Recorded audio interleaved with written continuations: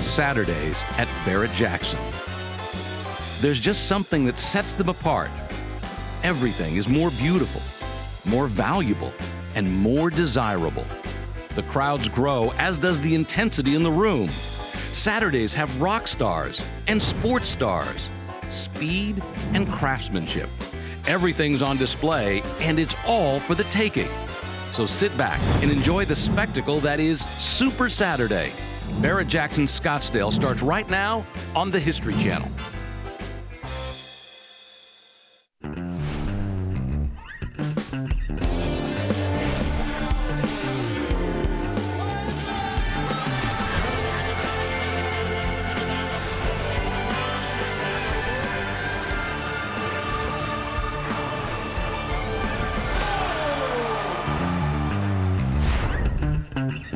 How do you make Arizona even hotter? Well, it's easy. Just add the hottest cars for Barrett-Jackson in Scottsdale. It's Super Saturday.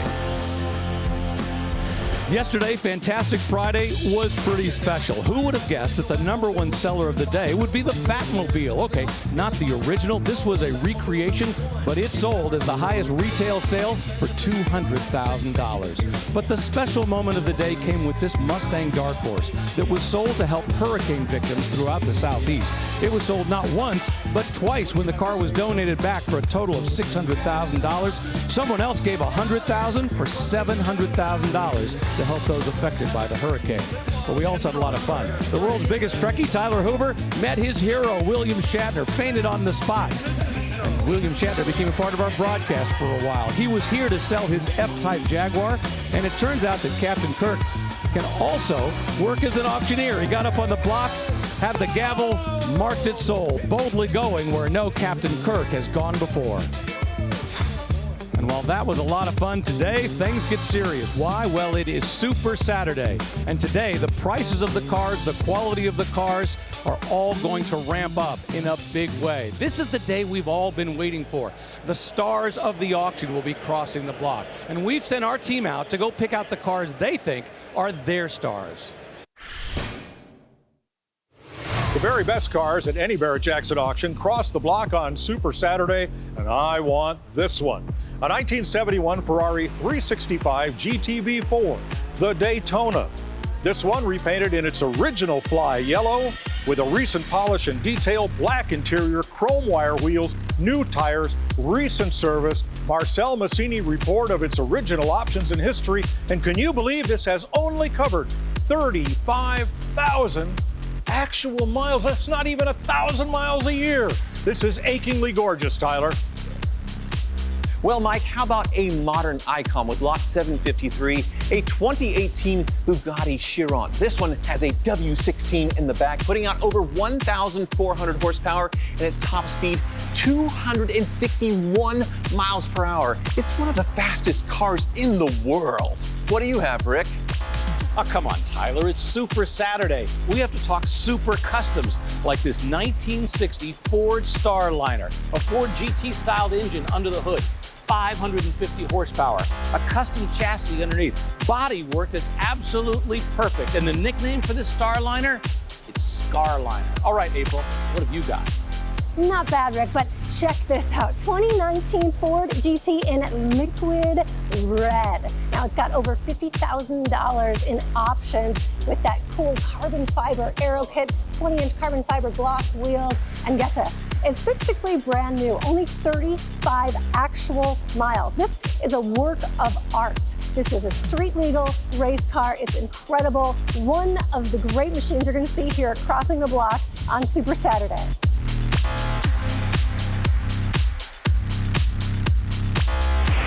So which one is going to be the top seller of the day? Well, I can tell you that the owner of this Bugatti, it's Canelo Alvarez, the only undisputed super middleweight champion of the world. He's not going to go lightly into the night, but he's got some competition beside him. This LaFerrari, well, it's owned by one of the biggest rock stars of all time, Sammy Hagar.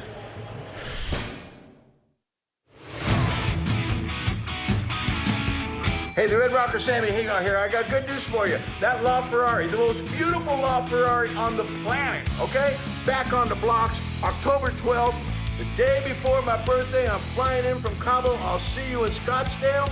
And guess what? It's got a brand new high voltage battery from the factory. Better than original. 55! Woo! I can't wait! Well, I definitely think that Sammy Hagar is going to rock this place when he gets up onto the block to sell his LaFerrari. But let's get to the auction. Cars that are going across the block right now, like this 1965 Buick Riviera GS. They only made 3,353 Grand Sports in 1965, and they didn't all get what this one did, the dual 4-barrel quads on top of that Buick Nailhead V8. Complete frame-off restoration. And as April Rose pointed out yesterday with another 65 Riviera, this was sort of a film star car. A Dalton, Patrick Swayze's character in Roadhouse, he bought one of these as sort of a hoopty to get vandalized when he went to his new Roadhouse. Obviously a big collector car now. $60,000, the sales price of the very first car that we're going to see cross the block during our coverage here on the History Channel. In fact, we are going to be here for 7 full hours today on the History Channel, all the way until 11 o'clock Eastern time tonight. So you're going to want to get yourself a cooler, get yourself some drinks, get yourself some food, sit right next to that TV because there's an awful lot of automotive machinery to enjoy. And coming up, 1974 De Tomaso Pantera GTS, one of just 138 models built that year of the GTS.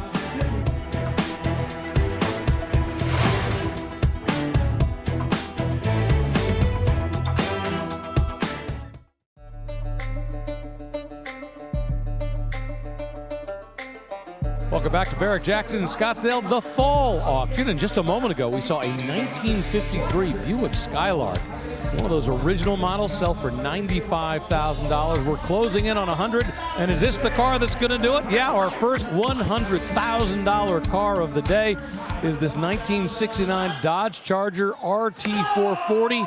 And that's what it hammers sold for, $100,000.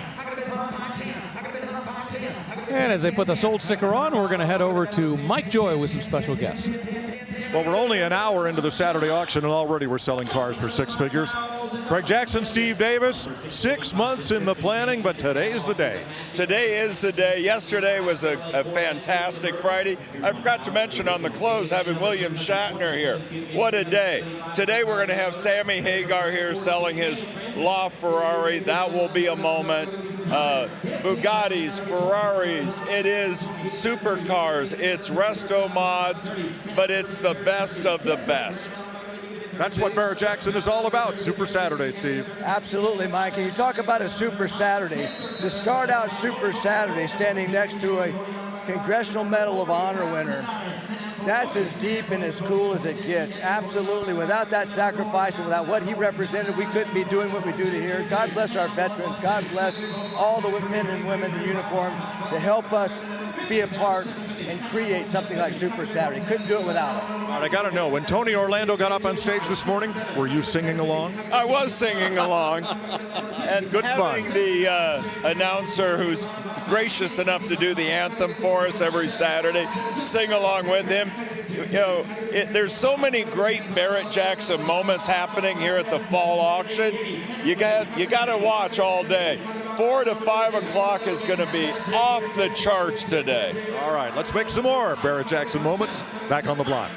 All right, thanks a lot, Mike. Yeah, what Greg Jackson was alluding to was the fact that Tony Orlando, that's right, the singer, was here this morning as part of a tribute to our veterans, raising money for veterans, and he sang Tie a Yellow Ribbon Around the Old Oak Tree, which is a song that a lot of the veterans have connected with over the years. Well, we closed in and again on another $100,000 car potentially. This is a 1965 Corvette with fuel injection. Yeah, first year for 4-wheel disc brakes on the Stingray, both coupe and roadster.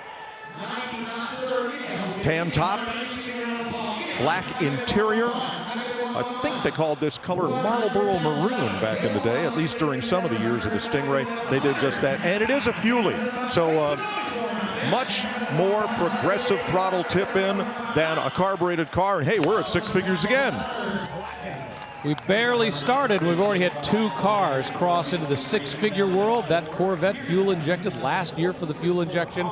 $100,000. Now let's head out to the McGuire staging lanes where we find April Rose. Hey, Rick. Yep, I'm in the staging lanes. This is where it's at, where the party is. All the consigners can come here, give their last looks, last details to the cars right before they roll across the block. And guess what? We have a Cybertruck. Oh, yeah. Now, when these first came out, they were almost doubled MSRP. Now, this one's pretty cool. It's got a green, apple green wrap to it, massive windshield. It's just such a cool, futuristic look. But check out these tires and wheels.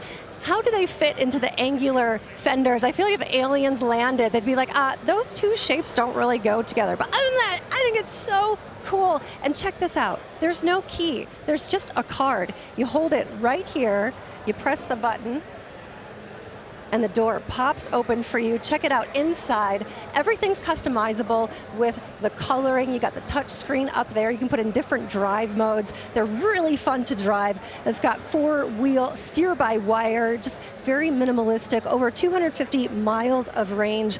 But I got to tell you, there's different settings you can put for the horn, different horn noises. And our buddy Elon Musk, the first noise you can program, it's a fart noise. Okay, so he's got a little bit of a sense of humor, which is pretty cool. This is going to be a fun truck to watch. Rick, the future is coming your way. It'll be up on the block, but will they push the horn? That's the question. We'll find out when they get up here. How about a Kaiser Darren? That'll be up on the block before very long. We're going to take a quick break, but we'll be right back to Scottsdale. The all-new line of Barrett-Jackson merchandise and apparel is now available. From road rallies to the office, there are many stylish options for the car lover. Available year-round or online at shopbarrettjackson.com.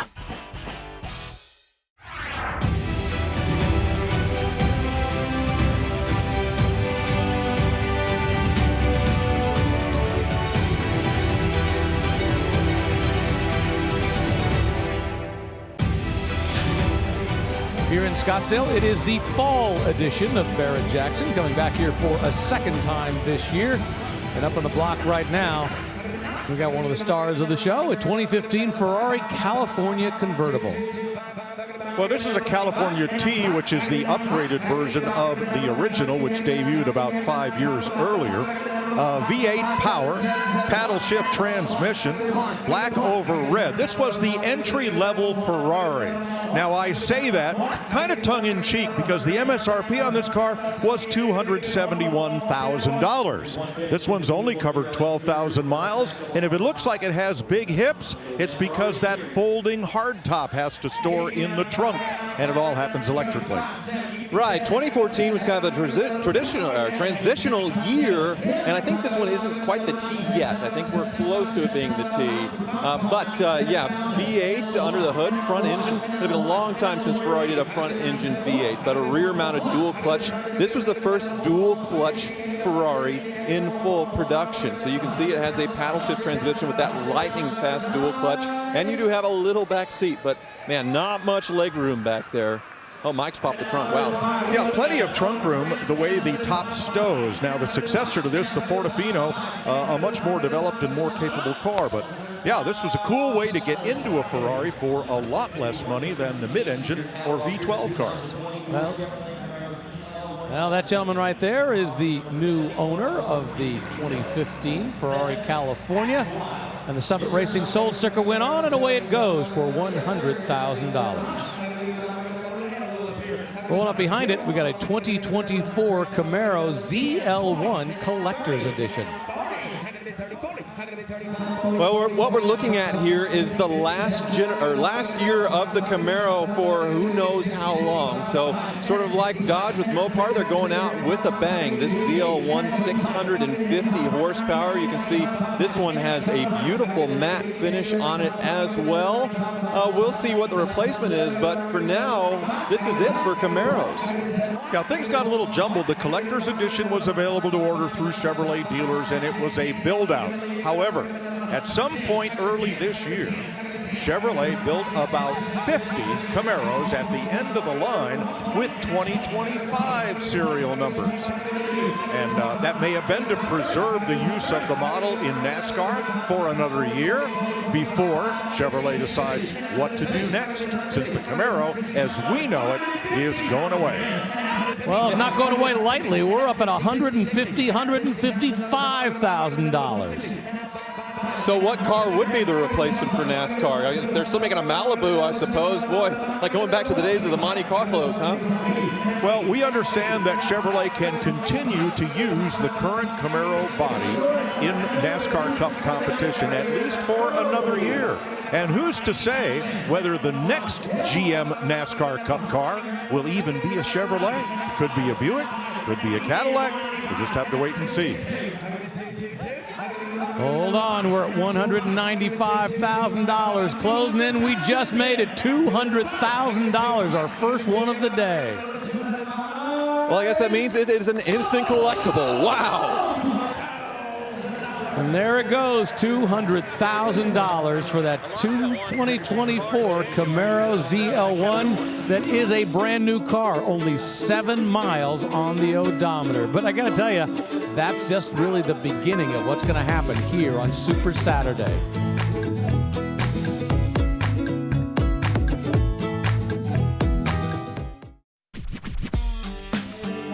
You like pickup trucks? Check this one out. A 1951 Ford F1 Custom.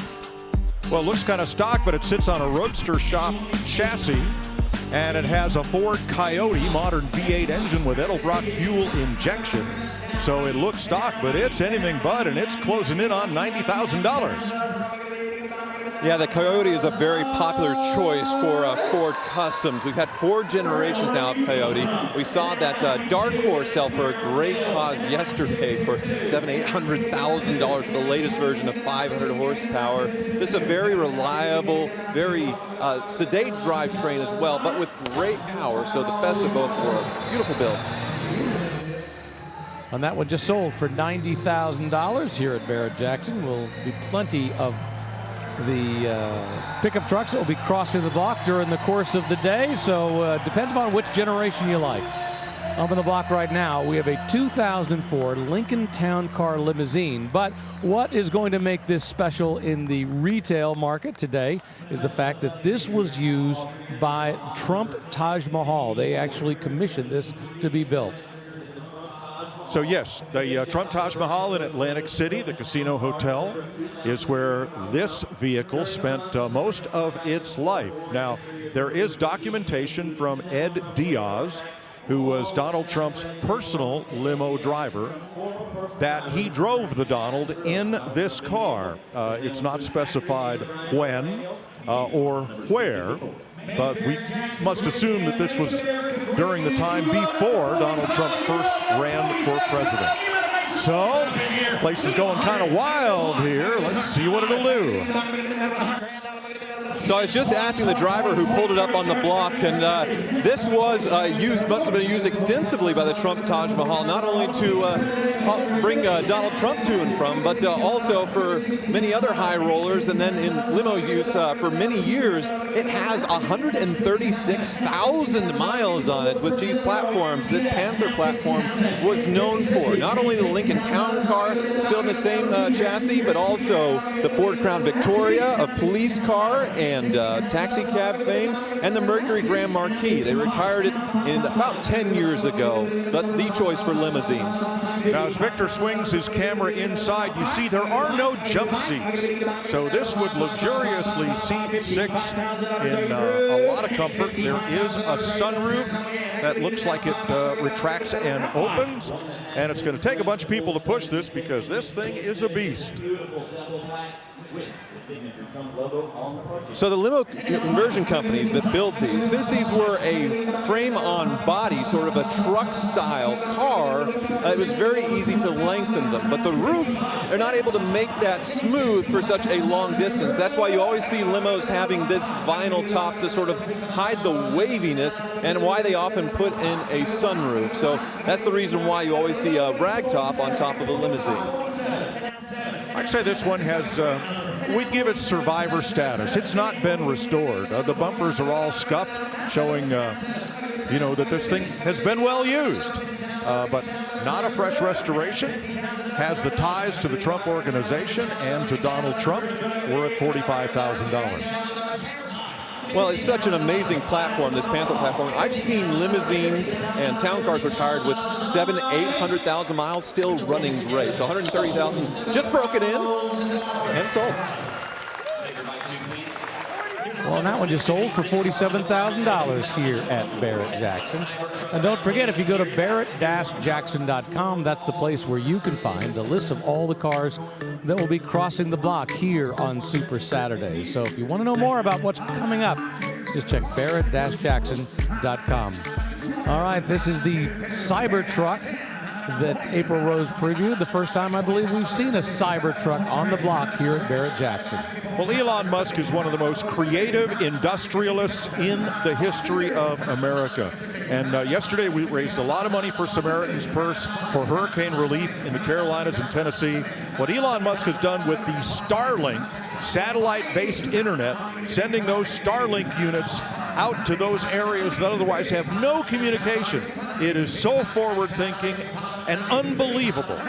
Well, here's unbelievable part two, the Cybertruck. Why make a pickup truck that looks and operates just like everybody else's? Be distinctive. I don't think anybody expected this, however. Right, it's one of the most polarizing vehicles to come out, say, in the last decade. A very, very unusual sort of, futuristic, but sort of retro-futuristic design. The body panels are all stainless steel, just naked stainless steel, and then people can wrap them whatever color they want to protect that. That's what's happened here with the green. But as far as the technology goes, you have a battery pack with a range of a little over 300 miles. You have steer-by-wire, which means there's no steering rack, power steering. It's electric, and computers control the steering. So a little just 90-degree angle is sort of lock to lock on the steering wheel. With the Cyber Beast, the acceleration is somewhere in the 2-second, like hypercar range. This is a Foundation series, so not the Beast, but currently it's a little over its original MSRP, which was $102,000. Now over at Porsche North Scottsdale, Roger Penske's dealership, about 2 miles from here, Brad Levine's got a Porsche 911 Turbo in Gelb green, yellow green, a special order color. Looks just like this, and boy, it's just as large and in charge. Well, this one is $107,000 large, so $107,000 for this Tesla Cybertruck from 2024. Coming up, a 1971 Dodge Challenger Hellcat Custom. That's right, the Hellcat 6.2-liter engine, 700 horsepower, put into this 1971 body.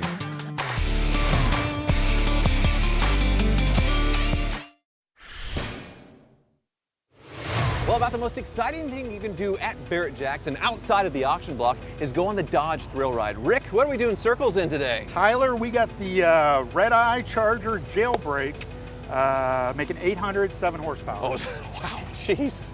Let's roll. You ready? Yeah. It's a hot one out there. A little warm. You gotta stay hydrated. You need a drink? I'm good. I'm plenty hydrated. All right, Tyler, you ready for this? I'm ready. Hang on to your water. Yep, got it. Counter the G-forces here. Whoa. Oh, that's cold. That's cold.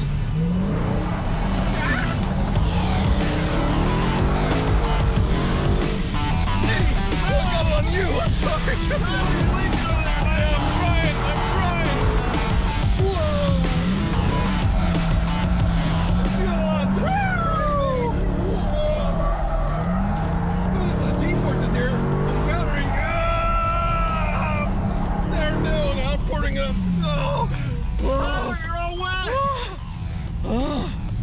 I'm refreshed. Woo! All right.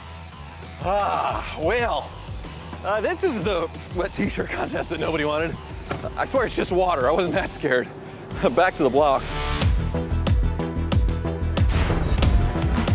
I'll tell you what, I still think Tyler had the right idea. It's been pretty hot out here this week, over 100 degrees most days, so getting a little extra water probably wasn't a bad idea. Well, we've been talking all week about the fantasy bid brought to you by Dodge. The overall leader at the end of this auction will take home a 2024 Dodge Hornet. So let's take a look at the leader overall so far. Connor H. just ahead of Thomas P., Bob G. All these guys have over 4,000 points. Plenty of cars that will cross the block, 12 of them today. We'll find out at the end of the day who the overall winner is.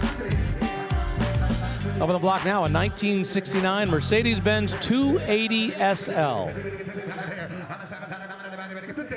A beautiful car and in a rare spec. The 2.8-liter six-cylinder engine that all of these had, but instead of seeing an automatic transmission, this one has a 4-speed manual. And very few of the SLs that came to America were so equipped. Yeah, absolutely. You see some of the older ones, the 230 SLs with much lower power with manuals. But this is probably the highest horsepower, high performance of the Pagoda style that you could get. And yeah, that 4-speed is pretty special. So they got nicknamed Pagodas because of the very tall roof line on these. It almost comically looking. It resembled what people thought looked like the Asian style architecture roofs, the Pagodas, especially with the hard top on. But this one, yeah, a beautiful restoration. You can see the interior just stunning. Our sold sticker girl, Reve, is going to put that sticker on it. She has a beautiful smile and legible handwriting. That's the requirements of the job. And for her, it's a family affair. Her mom is one of the Barrett-Jackson drivers who brings the cars to the block. Well, and she just wrote $45,000 on the sold sticker for that Mercedes 280 SL with the 4-speed. With that, we'll check in with April. Hey, Rick, we're getting low and wide. One of the wildest cars to come out of the 80s. 1988 Ferrari Testarossa in Rosa Corsa red. Of course, just the iconic color. You got the pop-up headlights. There's actually a little secret air intake right here, but the unmistakable side strakes hiding the air intakes on each side make this car just wide as possible, coming out, more aerodynamics, and all that air comes out of this grate right in the back. Now the heart stuffed in there, 4.9 flat, 12-cylinder mid-engine, giving you the best of the center of gravity right in the middle of the car there. It's better stability. And you didn't need a rear spoiler like the Countach. The aero drag was much lower on these. It gives it a much more aerodynamic look. Now I got to tell you, space is at a premium in these. So right back here behind the seats, it's made for luggage. Ferrari made actual custom luggage so you can fit it in here. You know, there's not too much that I want to do in this car other than take it fast down the road, Rick. Yeah, but just make sure you have just enough luggage that fits right behind those seats. 1970 Chevy C10 custom pickup, and I gotta say, Mike, I love this color. And I do too, so we'll give a shout out to the folks who did the work in Columbia, Tennessee. Jason Brooks at Hunter's Custom Paint and Body did this one. This was the 2023 C10 Nationals Truck of the Year. Full custom and gorgeous paint. Amazing on just about every level. $100,000. Somebody really appreciated the work. Now, right now, our top 7 cars sold today are in the 7 or 6 figures today. Another pickup truck behind it, a 1971 Chevy K20 Custom. Well, we saw what happens to the C10s and 20s. They get lowered because they start life as two-wheel drives. Here is a K20 1971 that has had a perfect customization when it comes to bringing the big bucks at Barrett-Jackson. 6-liter truck-based modern Vortec under the hood you would have found from the mid-2000s. This one has a 4-inch rough country lift as well, but the body, beautiful finish with that two-tone green metallic and all the modern conveniences. 33-inch all-terrain tires. Well done. Yeah, the look of this is as it might have come out of the showroom with that GM factory two-tone. The Summit White with any one of a number of colors as the main base body color. Summit White along the center and the center of the tailgate and the roof. Very, very sharp and distinctive. We've got an internet bidder involved in this one. As you can see, the folks who are handling the internet bid working on behalf of their potential buyer, making sure that the auctioneer knows that they've got a bid, and they're bidding against somebody on the floor. Nice upgraded interior, leather seat covers, although this does retain a bench seat, and it's had a Raptor or other spray-on bed liner applied, so you can actually go and use this to haul. Now, I may be wrong, but I think most K20s, if not all, were long bed, but you can do a short bed conversion, shorten the frame, get a shorter bed. We're seeing that a lot more with Barrett-Jackson because the desirable configuration, obviously, the regular cab short bed, what you have right here just has that great look. Well, and the parts, the aftermarket parts are available like crazy. Just about every part on this truck you can buy in the secondary market. Yeah, and also everything on the secondary market to upgrade the engine. They swapped to that 6-liter Vortec. They have wiring harnesses that are plug and play to the gauges to make it as easy of a conversion as possible. Came close to $100,000, $98,000 the sale price for a 1971 Chevy K20 custom pickup truck. No shortage of horsepower around here, both kinds. But of course, the ones we really appreciate, those are the cars crossing the block here at Barrett-Jackson, the Fall Edition.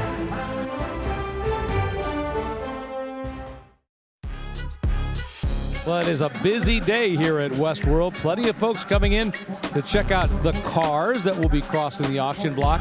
And that right there in the Salon Collection, those are the best cars that are going to do it. So welcome back to the Barrett-Jackson Scottsdale 2024 Fall Auction presented by Gila River Resorts and Casinos. And this is Super Saturday. And those cars you see right there, those are the super cars that will be crossing the block through the course of today's auction.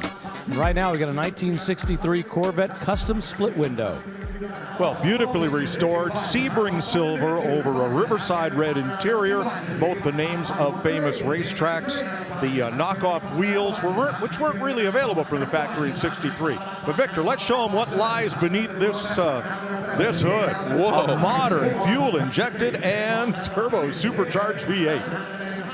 That is wild. There would have been a time where it would have been sacrilege to do this to a 63 split window. But yeah, if it wasn't a Fuelie, why not? But it does retain its Muncie 4-speed manual, the Rock Crusher, very stock looking otherwise. 100,000. And it just sold over the telephone for $100,000. Remember, you can make an arrangement with Barrett-Jackson to be on the phone. Some people like to do it by internet, but some people like that telephone connection, and Barrett-Jackson is happy to do that for you. And now all 10 of our cars in the top 10 are six-figure cars. Up there now, a 1988 Testarossa that April previewed. Beautiful car, mid-engine V12. The side strakes here, which were intakes for cooling. They called them cheese graters. The wheels are a nod to the original Ferrari Daytona Cromodora 5-spoke wheels. Beautiful Rosa Corsa over tan, manual transmission, and that big flat 12-cylinder engine underneath the bonnet here.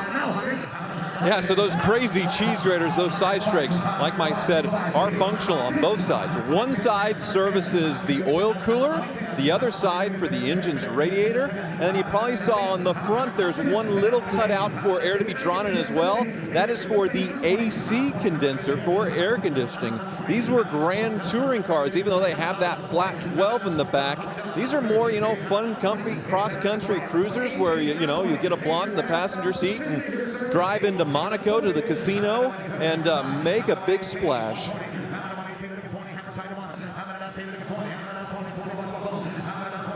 I've driven these, and they are very tractable, very easy to drive cars on the road. Big blind spots both sides. But then again, who's ever going to get close to you? Nobody. $118,000. That's the sales price for that 1988 Ferrari Testarossa.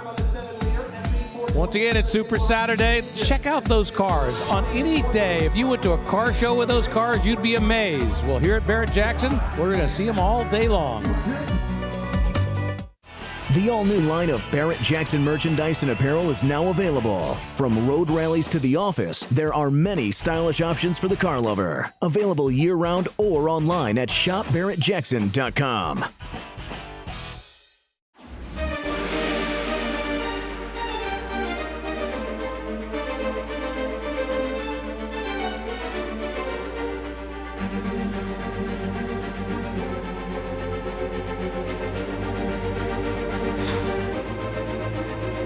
Getting hectic in here with all the cars crossing the block, and these cars lately have all been six figures. I mean, look at that. We just saw a custom 65 Mustang sell for $110,000 and that Testarossa for $118,000.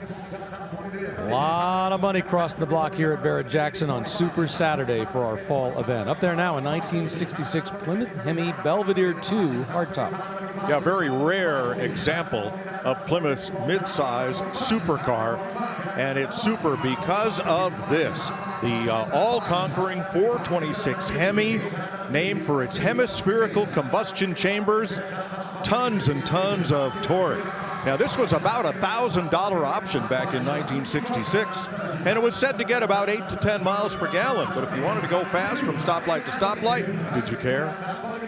Yeah, it's beautiful, and it is a sleeper, not just because the 426 Hemi looks, very hidden in this body style, but also when this car was restored, this person rebuilt the engine, which is supposedly numbers matching, with an open checkbook, and did all the internals, polished and ported heads, beefed up rods, and the dyno test, the dyno tune on the 426 Hemi was over 600 horsepower to the wheels, but you look under the hood, you would never know it's been upgraded.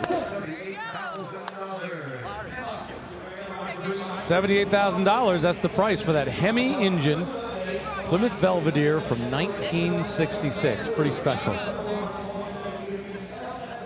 Well, let's take a look at what's about to cross the block on a McGuire's on-deck camera. In this case, it's a 1993 Toyota Land Cruiser, but this one's custom. We'll tell you more about it in a moment because it'll be up on the block very, very soon. And up on the block right now is a 1967 Chevelle SS Custom. Well, that's what it started out as, but somebody gave it a heart transplant and put in a 427 cubic inch Chevy LSX V8, made it to a Tremec 5-speed manual transmission. This one has been given a fuel injection treatment. In the back, it's been mini-tubbed, which means that the wheel wells have been enlarged to the inside to fit much larger wheels and tires than it was born with. Right, this is a crate motor, but the closest would be, say, the LS7 from the C6 Z06, but I imagine this one has way north of the 505 horsepower that those had. Yeah, and that tubbed rear, very important to get traction to it, but overall, the body, the lines on this thing, just gorgeous, flawless repaint, the interior mildly customized and upgraded, just a very clean build. The grill badge says SS427, and we see that repeated here on the trunk. That's a Chevelle that never existed back in this day. However, Chevy did make an Impala SS427 in 1967 and 68 that wore these badges.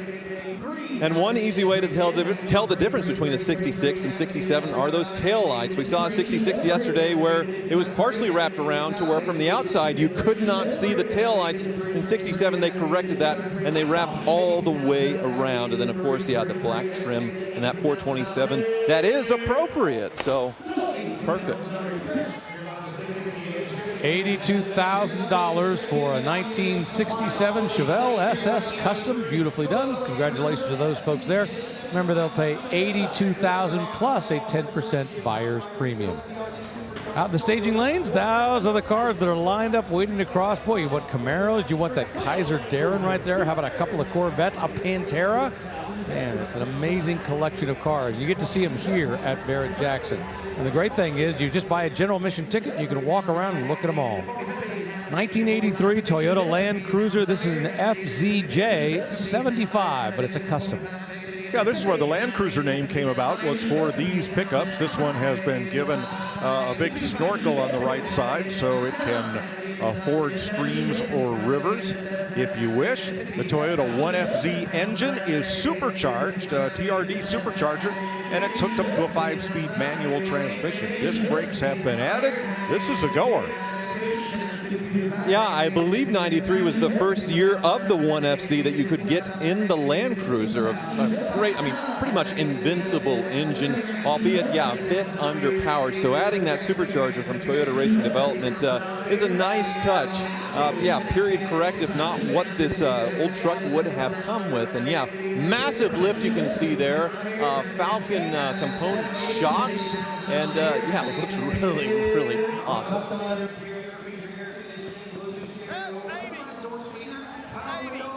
And yet the body is all pretty much completely stock. It has been given a bed liner treatment and spare tire and a modern interpretation of the jerry can. I would guess each of those might hold a gallon or so. Yeah, let's see. Yep, the door gets around that snorkel, no problem. And it has a very nicely upgraded interior. You have the manual transmission and the four-wheel drive transfer case right there, but some comfy bucket seats. Very nice.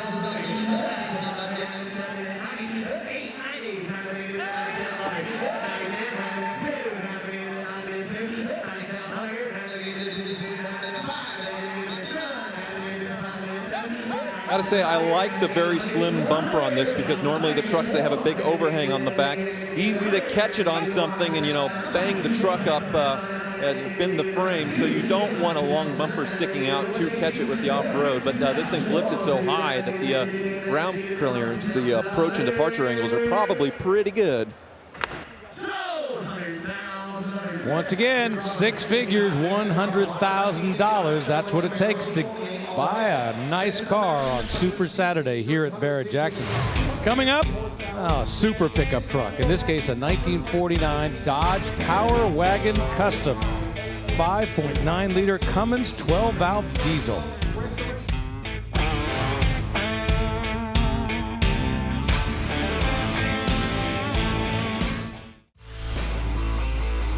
Well, moments ago, we got a new #1 seller on the day, a 1969 Camaro Z28 RS.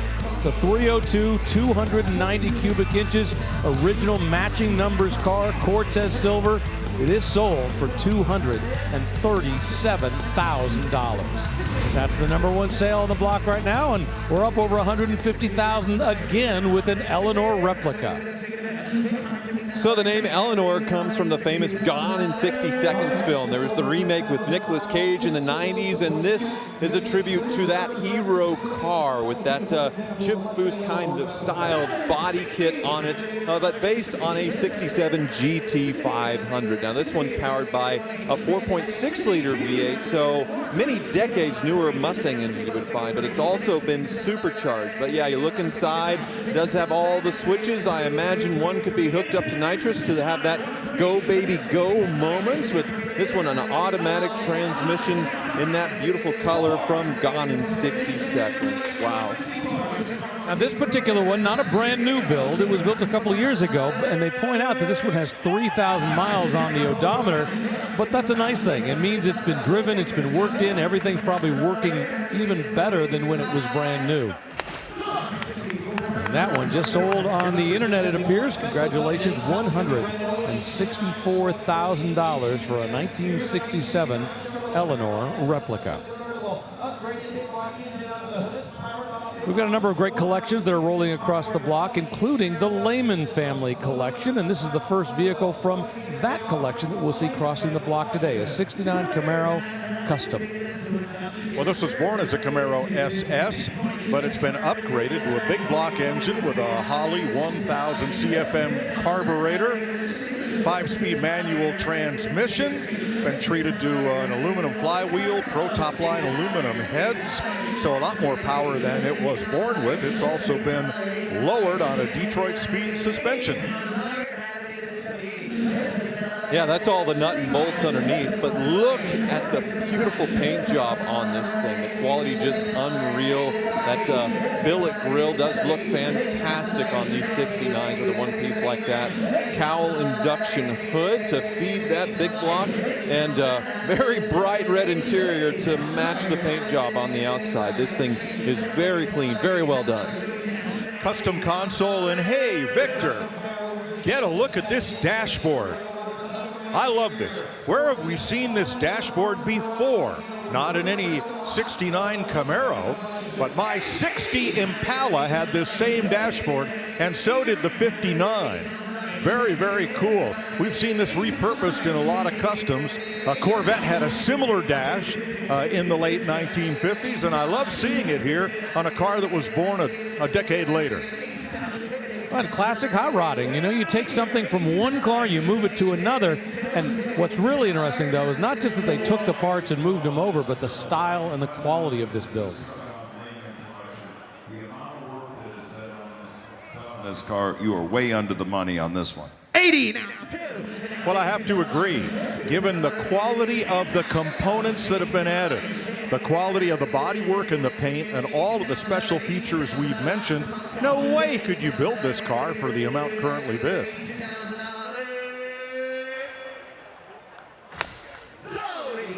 Well, there it goes, $80,000 for that 1969 Camaro SS convertible, part of the Lehman family collection.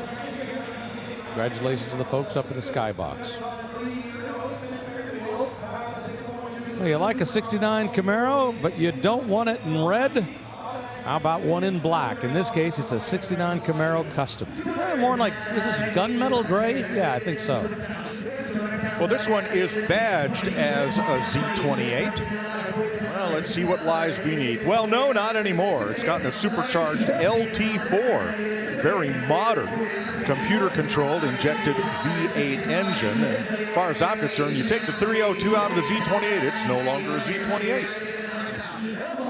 Well, I can't complain about this engine. If you're going to go custom, I think this is a great choice. You would have found it in the C7 Z06 or the ZL1 Camaros, and about 650 horsepower in those vehicles from, you know, the 2020s, late 2010s. So, yeah, I think a great choice of engine here on a beautiful car. And this never was a Z28, so let's be clear.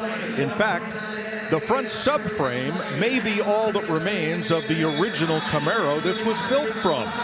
This has a brand new Dynacorn reproduction, Camaro sheet metal, the entire body, brand new glass, very sharp build, very little original 69 Camaro.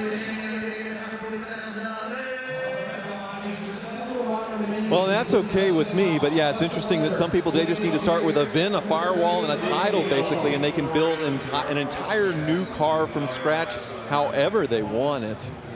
Here's Craig. It's got to be one rocket ship right there.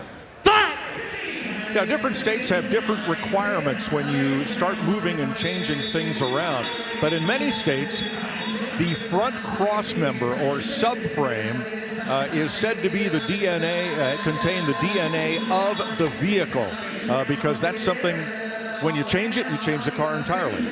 This one is titled as a 1969 special construction because of that. Exactly.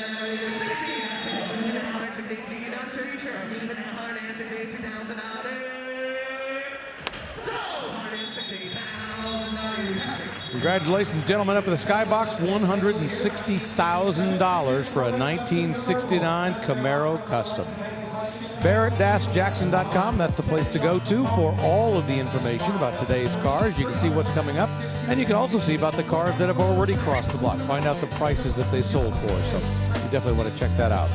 1967 Corvette Custom up on the block right now.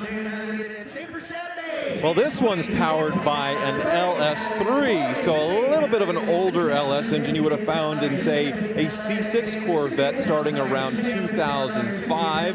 They've got a cover over the fuel rails to match and a pretty intake on it, so the paint match, I should say. But otherwise, yeah, this one looks like it was out of, say, a C6 Corvette and swapped over versus a crate motor. But yeah, beautiful second-generation Corvette body. Look at that beautiful interior, custom designed German carpeting involved with that saddle leather, and the paint is PPG Cyber Metallic Gray. Again, another car from the Lehman collection, and they just didn't like their cars stock. They wanted to modify and resto mod them, and beautifully done.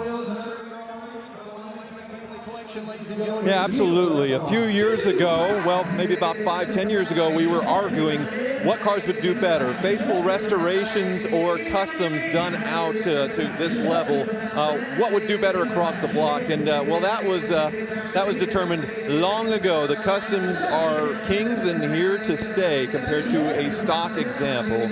And why not? I mean, there's so many of these 327 lower horsepower convertibles. A lot of them would have rusty frames and issues. The fiberglass body's nice, so why not do this? It doesn't hurt my feelings at all. I really like the quad exhaust. Very, I don't know, Ferrari-esque, you might say, underneath the license plate. That is not a feature that any 67 Corvette had from the factory. One thing they did have was that big rectangular backup light above the license plate. That was 1967 only.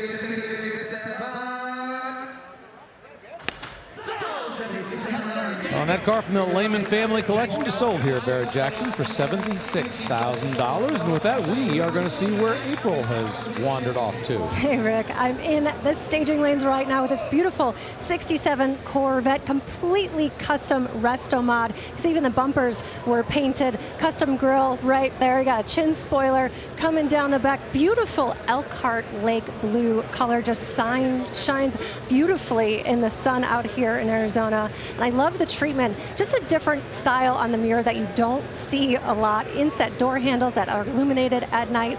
Take a look at the interior. That is just wild. Leather all around, completely digital gauges, just everything custom over the top. Now the Heart, an LS3 with stacked fuel injection, 6-speed manual. So much work went into this build. It's going to be fun to see what it goes for in just a few. Rick?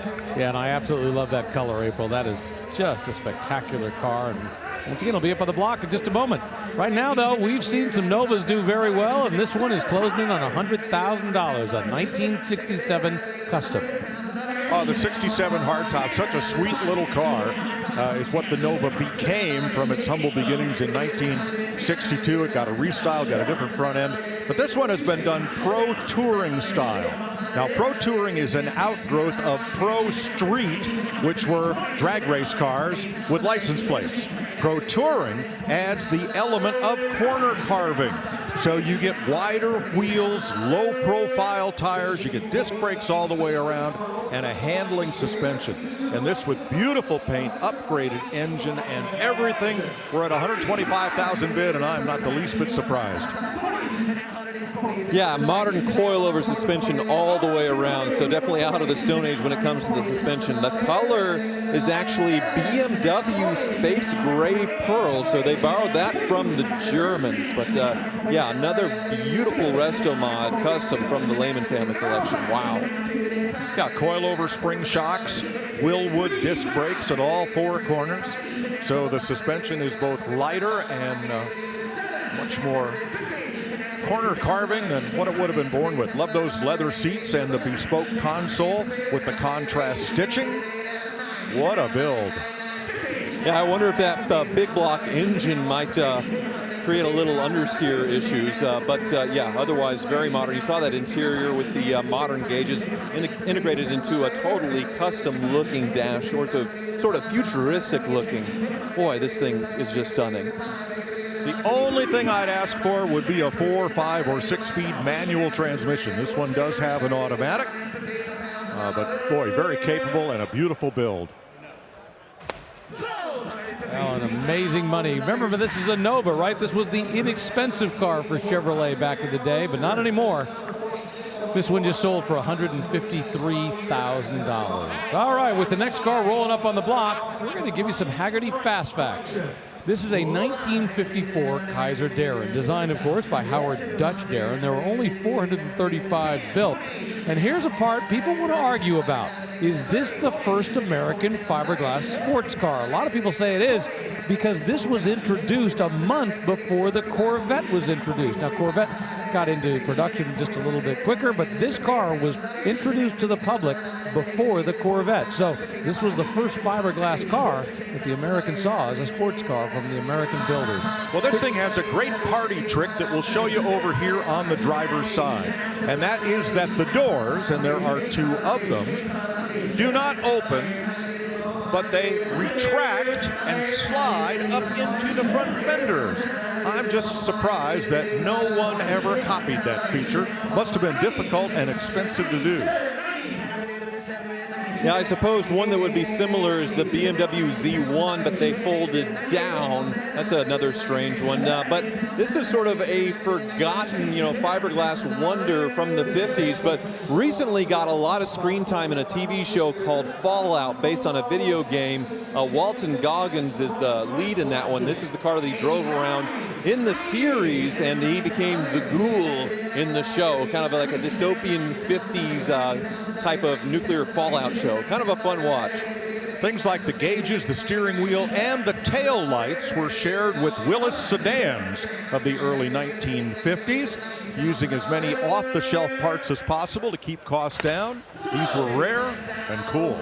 Only 435 of them made, $89,000 for that Kaiser Darren. Well, coming up in just a moment, we're going to see a 2020 Ford Shelby GT500 Code Red cross the block. Well, what does that mean? Well, that means this car is capable of getting 1,300 horsepower. We'll see it very soon.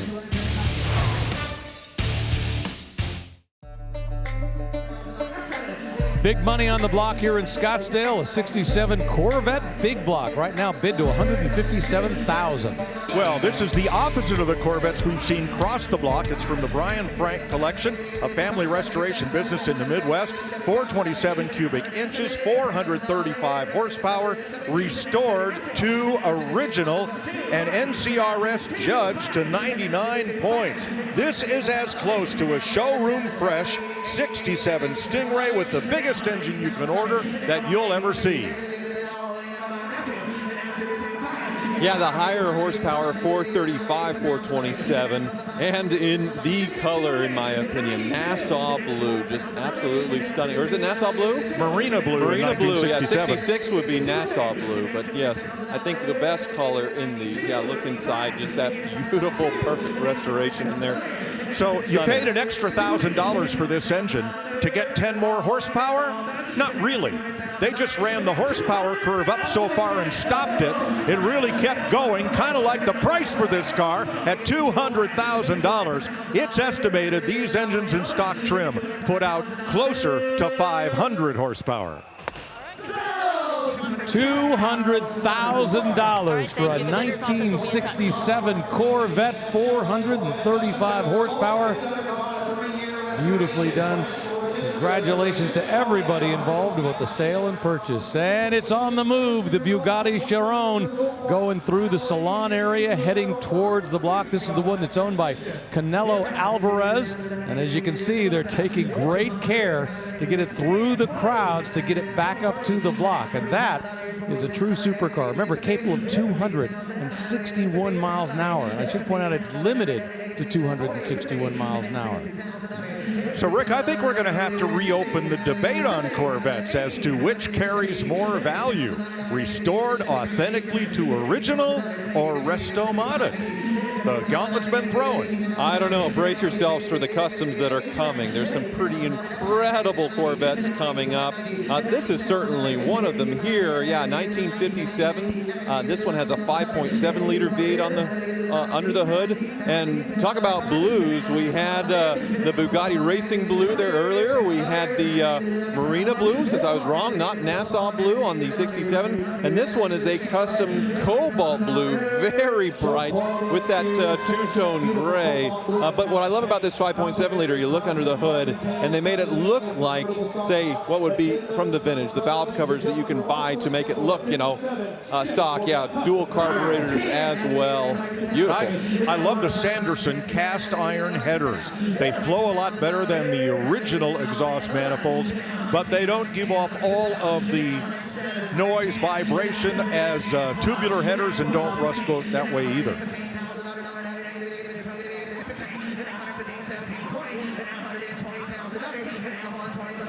Note the vertical exhaust pipes that exit out through the bumpers. Nice touch there. Yeah, and it looks like these are real. Nope, they are not real knockoff wheels. It was very, very well done, though. You can take those off standard lugs underneath. But yeah, I think going with a period-looking wheel on these resto mods, sort of like that, the knockoffs, is a great choice. It'll age much better than, say, putting on a modern wheel that in a few years looks outdated. So yeah, very well done, very loud cobalt blue color that is definitely popping on the block.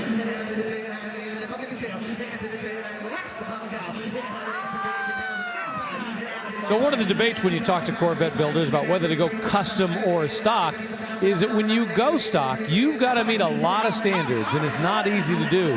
When you go custom, you can just have as much fun as you want, like this car. Paint it whatever color you want. Put whatever trim you want into it. I think a lot has to do with the bones of the car you start with, how much is original that is there, how much needs to be upgraded, how much can be saved and improved upon, and whatever provenance and history goes along with the car as well. Yeah, so often when you've blown an engine, you don't have the originality anymore, why not make it custom? Go have fun with it, do it to an extreme degree.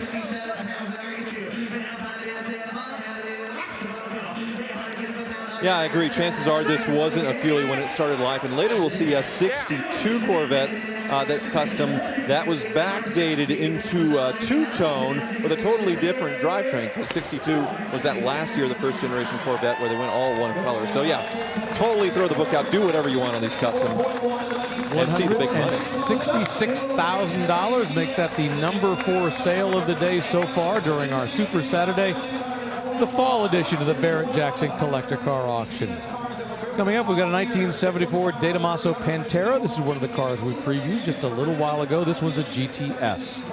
The Pantera debuted about 1972, sold in Lincoln Mercury dealers alongside the compact Capri made in Germany. But this is an Italian-American hybrid. Alejandro De Tomaso went into the car business, and his first two-seat sports car, the Mangusta, my dream car. Beautiful to look at, difficult to drive, evil handling.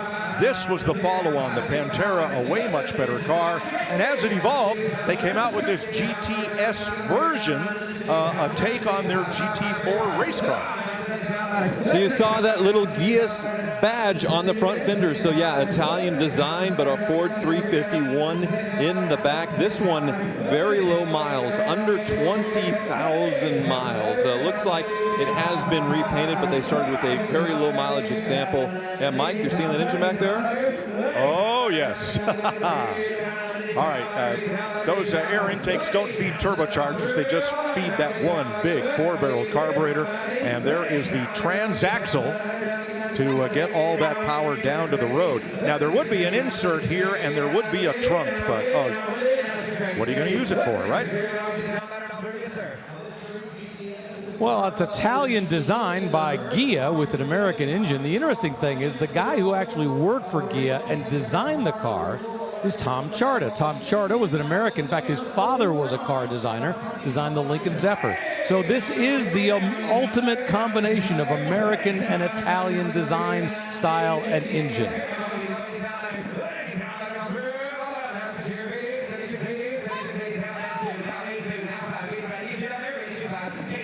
Yeah, look at that beautiful interior, and like I said, incredibly low mileage, showing 16,000 original miles. You can see the dogleg manual transmission there. All the gauges sort of focused on the driver a little bit. Yeah, I guess you could sort of call this the closest you could get to a Ford GT, the race car for the period, but with that mid-engine Ford engine behind you. But, you know, that Italian styling, a lot more comfortable than the race car. Beautiful. Well, I love it. We've got the bidder assistant up here on the block, Camille. She is working between two different bidders. And she goes from one guy. She's actually pointing, well, this is the other guy who's in on the bid. We got somebody on the muscle lounge up above. So we got three bidders who are looking at this, thinking about it. That guy's walking away. He's trying to get as far away from the bidder's assistant as he can, trying to make a point. These two guys now are making a deal between themselves.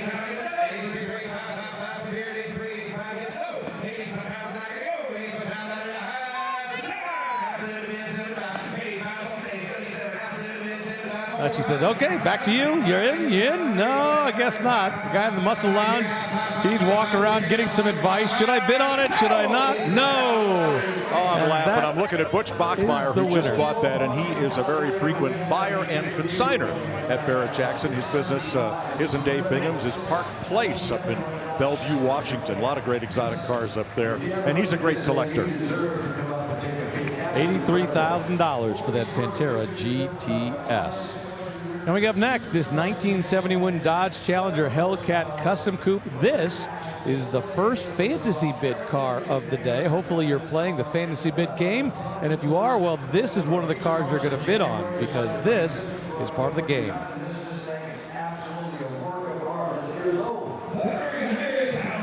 Well, this is really fun. I love this because it is subtle. On the outside, looks like a very stock Challenger, but under the hood, it's a Hemi, but not the Hemi you would think of. It's from something decades newer, say maybe 2014, 15, 16 Hellcat supercharged Hemi with over 700 horsepower. You see that big supercharger there feeding the Hemi. But then when you go up back on the outside, you have that very classic bright Mopar orange color. The wheels, the rally wheels that look stock, but they're slightly oversized. So this thing is subtle and extremely well done. So this was the E-body, new for 1970, shared by Plymouth with the Barracuda. Boy, gorgeous and brand new, everything underneath, just as it is up top. There's that Siamese exhaust for better flow. Everything underneath brand new. And I'm with April. I love the E-body Cuda and Challenger of the early 1970s. The later Challenger, the current Challenger, yes, sold in much higher numbers, and it kind of has that sideline tribute to the original, but give me one of these any day. I was always impressed at the way they were able to come up with the modern design. They came closest to any of the retro designs and looking very similar to the original one. And boy, this one's such a great design. A little bit bigger than its Barracuda cousin. Well, only in the wheelbase, Rick. This had, I think, a 2-inch longer wheelbase than the Barracuda. 130? Well, it's very cool that they integrated the modern Challenger shifter in there, so I wonder if it's running a lot of the ECU and components. You see modern suspension underneath coilovers as well, so it hooks up. You got it at well, that one just sold over the telephone for $130,000. That 1971 Dodge Challenger Hellcat Custom.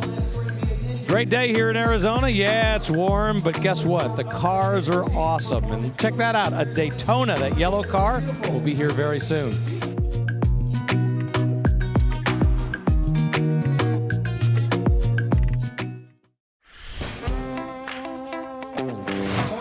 Well, we didn't see this coming, but we have a new top seller. This Volkel-built 86 GMC Jimmy with an LS3 V8 and a Stage 2 525 horse upgrade, everything in it brand new and redone. 270,000 Blazer bucks is what it took to bring that one home. Wow.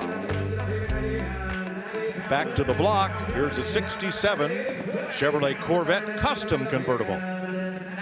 Boy, there is so much that is custom about this. Where do you begin and where do you end? I mean, April talked about this a little bit earlier, this beautiful Elkhart Lake blue color. But what I love is the fact that they've taken all the chrome off as well. And you can see they've graded out here, even the surround of the windshield up here. And looking at the rubber inside is absolutely fresh. So looks like a very fresh build. And I love the creativity they've done. Once again, take a look at these mirrors, totally different with the gray surrounds. They've paid attention to all the details. Well, you can't miss the power plant, though. Yeah, it's just beautiful. That LS3, just like the Blazer, but sort of backdated with the stacks on it, the vintage-looking valve covers, the presentation, just absolutely stunning inside and out. Wow. Nice little subtle detail back here, sort of this roadster-style tonneau that goes over the back. Just a little bit of rise coming up to the seats to match the height. Once again, all the details. And, you know, even look at the way this has been machined in the back for fuel cap, the way the screws go in there. Every detail on that is just so nice.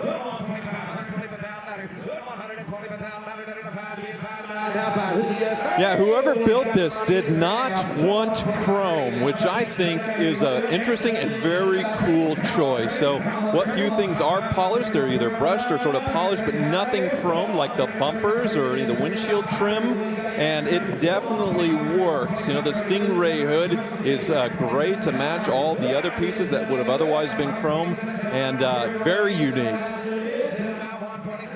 Well, 1967, of course, was the ultimate evolution of the mid-year Corvettes, the C2s. And this, while it has that same look, takes it all to a whole new level. And look at that grill up there, the machine work that went into making that grill. Yeah, and that little lower air dam looks totally custom as well. And once again, like I talked about, the knockoff-esque wheels, I believe those will come off and you'll see lug nuts, but the fact they went with a period-looking wheel, I think really sets these off and yeah, makes it sort of a timeless look that this car will be amazing in 20 years. It won't be dated. In the lower right of your screen, the auctioneer keeps shaking that gavel, but he never actually hits it until... No, he keeps going. Another bid, another bid. Well, there's no way that you could build this for anything close to the current bid. It's goodbye, I think. Okay, there went the hammer. $135,000 for that Corvette. Well, we've been talking all week about Fantasy Bid, brought to you by Dodge. The overall leader at the end of the auction will take home a 2024 Dodge Hornet. So let's take a look at who's in the overall lead so far. Thomas P, 44-47. And he is, wow, only 9 points up on Connor H. Elijah C, Bob G, Wade H, they're all right in there. So good luck to everybody playing. April. Hey, Mike, I'm in the staging lanes back again with this beautiful 57 Bel Air. Now, you know it's 57 because only these had a 7 in this tail fin area right here. This one is beautiful, finished in sinister black. You got upgraded digital gauges. Well, not digital, analog gauges, but they're still upgraded in the original pods. And a really cool banjo-style wheel. The fuel injection call out on the side, but I want you to see up front, okay? That's that fuel-injected 5.7 V8, and on the intake, they made it look like the classic Rochester fuel injection, which I think is a really cool finishing touch. Mike? Boy, that's a beautiful 57, and it's coming up shortly. Now, just rolling off center stage to put some pressure on the bidders is this 68 Ford Bronco custom SUV.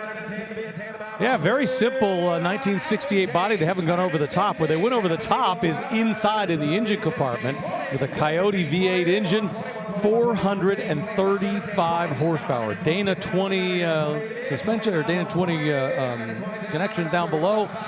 Really nicely done. I love the 68 body, this first generation. Yeah, Coyote 5.0 is the engine of choice for these Bronco conversions, most certainly, these customs. This one has a 2.5-inch lift, so a smaller lift, but big, big tires. These look like maybe 37-inch Cooper off-road tires, so definitely much higher than stock, to where you almost can't see the interior, which is beautiful. Sort of has a red and white houndstooth, nice sort of engine machined gauges. Yeah, just beautiful in there. I love the simplicity of the interior. You know, they haven't gone over the top and gone crazy with it. They've made it look nice and simple and subtle, but still, there's no question, every inch of this is custom. And they say this is 1968 sheet metal. I'm not sure it's all original 1968 sheet metal because it's all in perfect condition. Look at this. We've got Broncos selling for custom Corvette money at Barrett-Jackson. Well, that's certainly a trend that we've seen in recent years, and a lot of that has to do with how you do them up. The Coyote engine certainly seems to bring a premium, the right amount of lift, the right color, which I think this is sort of a vintage, what is the Heritage Blue? I think they're calling this Area 51 blue. Oh, okay. Yeah, that is a current Bronco color. It is a current Bronco color. What am I thinking of? The Shelbys, and they recently brought it back with the GT500 that Steve Davis has. Emperor Gray? Maybe. We're lost in the colors this week. I know. I'm so bad. There are so many options, and the problem is from Maybe one I'm year colorblind. from one year to the next. You know, you look back at some of the the Fords and the mid years. You know, the name will change from year to year, although it's essentially the same color. We're closing in on $200,000, and when you look at the build on this, how nice it is, you can understand. $195,000 for a custom Bronco. Wow. Lots of great dream rides still across the block here today. And here's one of them, this beautiful 1960 Chevrolet Corvette Custom, lot 740.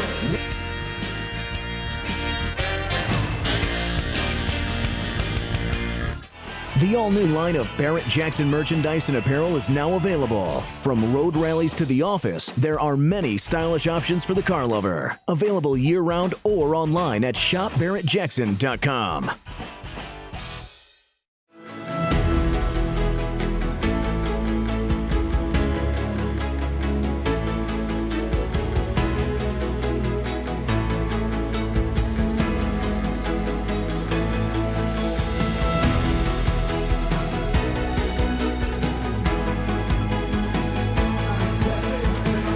If it looks like there's a lot of people here at Barrett-Jackson Scottsdale on Saturday, look at the crowd. All of the seats on the floor are full. The sky boxes are packed. A lot of folks walking around outside or in the salon or in the tents looking at cars, kind of wondering how much their dream ride is going to cross the block for. Like this, a 2018 Lamborghini Huracan Performante, currently bid at $205,000. Yeah, this is definitely one of my dream cars. So the high-performance sort of track-focused version of the Lamborghini Huracan, which is the most popular selling Lamborghini of all time. They made about 14,000 of these back 20 years ago. They only made like 2,500 Diablos and Countages. So yeah, very popular Lamborghini. Top speed 202 miles per hour. Hammer price $210,000. So here's one. Our next car is one of our fantasy bid cars. This is lot 683, a 1956 Ford F100 known as Blue Shadow. Well, it could be because the color, the paint that they used is actually a Volkswagen paint. It's Blue Shadow paint. So the color is Blue Shadow. They decided to name it after it. But boy, take a look at this engine compartment. You know, this has been beautifully done. You almost feel like you could stand inside if you had to work on this because there's so much room. Big modern engine. Love the stacks coming up. Really nicely done. I love the simplicity of the way the firewall has been shaved. Everything is just right. Look at the steering linkage coming down there, all chrome. It's either painted the right color or chromed. Yeah, that is a 238 cubic inch V8, and the other thing I love, you saw the spark plug wires, but otherwise all the wires neatly hidden behind the sheet metal to just have that show room or show car just flawless look under the hood. But then yeah, you go to the outside, and this paint is another just deep, beautiful choice. A Volkswagen color I never would have thought, but yeah, just stunning custom here. That engine is a Ford Lightning 5.8-liter V8 with Inglaze 8-stack fuel injection, built by Bob Pierce of BP Customs and Rods in Connecticut. Well, check inside the bed, the beautiful wood that's been done, and I like the way that they have, you know, secured the outer fender inside with a very stylistic look with these bright pieces right here. Just nicely done on every level. I mean, we're closing in on $200,000, but when you think about the work that's gone into this, whether it's the paint, the body work, or check inside, look at the leather work, look at that steering wheel, that really cool dash. Yeah, the tack cleverly mounted inside of the speedometer, it looks like, so you do get both in there. Controls for vintage air, so all the modern comforts. And yeah, row your own gears with that manual transmission. Boy, what's not to like? What's really interesting is they used the original chassis and they modified it, stressed it up, so they actually didn't just start with a custom chassis on this thing. $192,000 for that beautiful 56 Ford F-E Custom. Well, the salon cars are beginning to make their way toward the auction block. Here's Sammy Hagar's Ferrari LaFerrari in that one-of-a-kind ivory paint, making its way out of the salon to the staging lanes.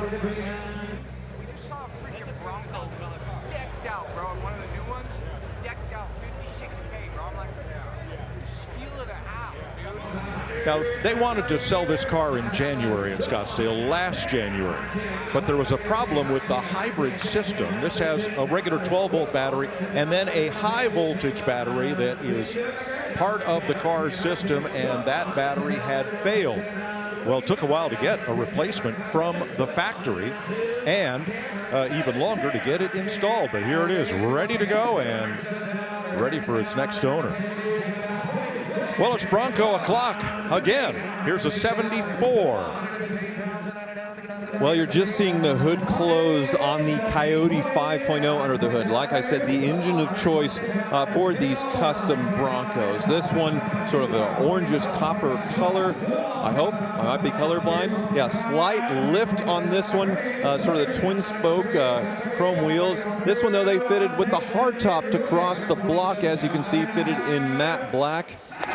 Beautiful. $125,000 is the hammer price. Well, we've been talking colors, and one of those I mentioned was pepper gray, and here's an example of pepper gray on this 1968 Ford Mustang Eleanor Tribute. Here's Steve Davis. With the Eleanor Licensing Group, this is the real deal, folks. Not a replica, but the real Eleanor. Do not miss your opportunity to buy one of the most popular, most incredible movie cars of all time. Here it is. Everything's been dialed in. Ford 9-inch, 5-link suspension. You name it, gone in 60 seconds. Go, Shane. Well, and it will be gone in about 2 minutes here at Barrett-Jackson. This one, a fresh build, 750 horsepower coming out of the engine that's underneath that hood. Made it up to a 6-speed manual transmission.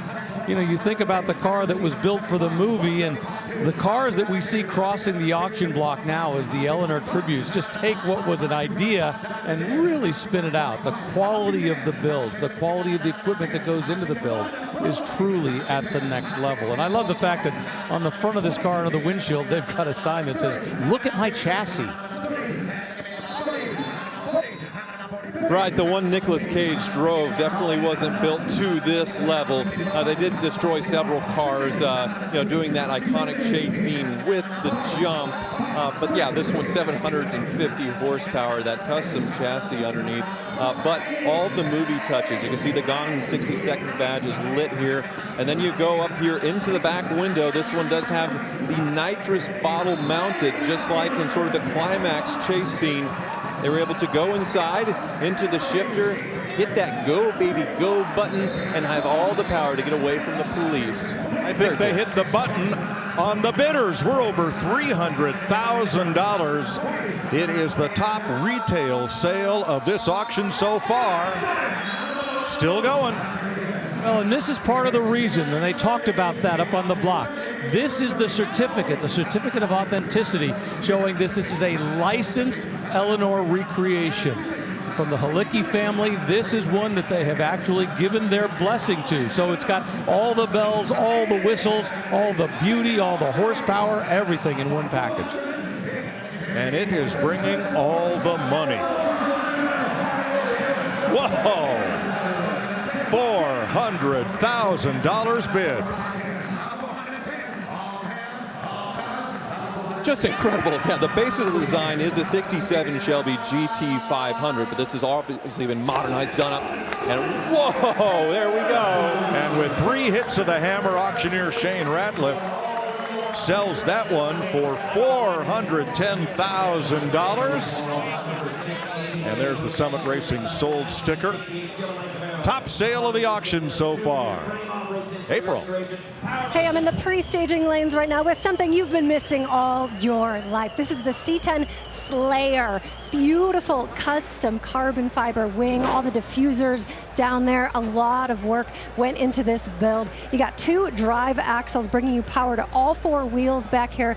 I love these custom billet 20-inch wheels in that bright candy apple red. And check out that handbrake right inside here to match it. It is just such a fun ride. And up front, you got the sweetest blown LSX engine. I mean, this truck's got its own Instagram with over 100,000 followers. You're gonna see it on video games. It is all over. It's gonna tear the roof off when it comes through the block in just a few. Mike? That is wild, April. That's hard to believe right there.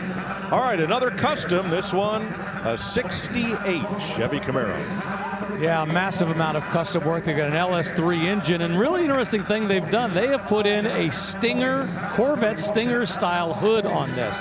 And they've actually closed it off. There's no venting that goes into there. You look at the work that's been done around here, but you look at it and you're like, wait a minute, where did that hood come from? Yeah, that's that Corvette Stinger hood.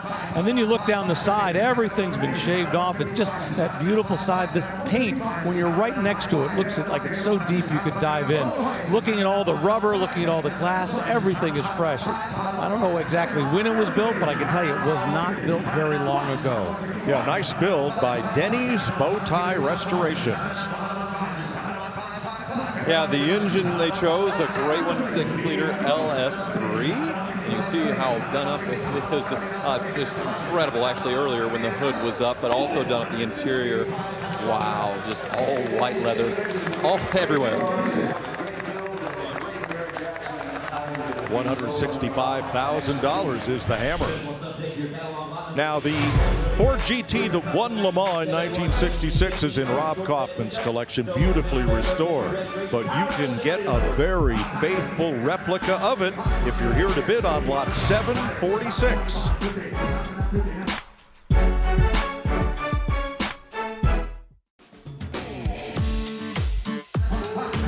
Welcome back to Scottsdale, where our fantasy bid, brought to you by Dodge, continues. The overall winner gets a 2024 Dodge Hornet. There's a Dodge just rolling off the block, that beautiful Dodge Challenger with an engine built by Timmy Petty of Petty Enterprises in Level Cross, North Carolina. That car's had 1 repaint in 1989. Those are a couple of reasons why it just brought $250,000. So Elijah's opened up a bit of a lead in our Dodge fantasy bid, which will continue throughout the day. Good luck to everybody.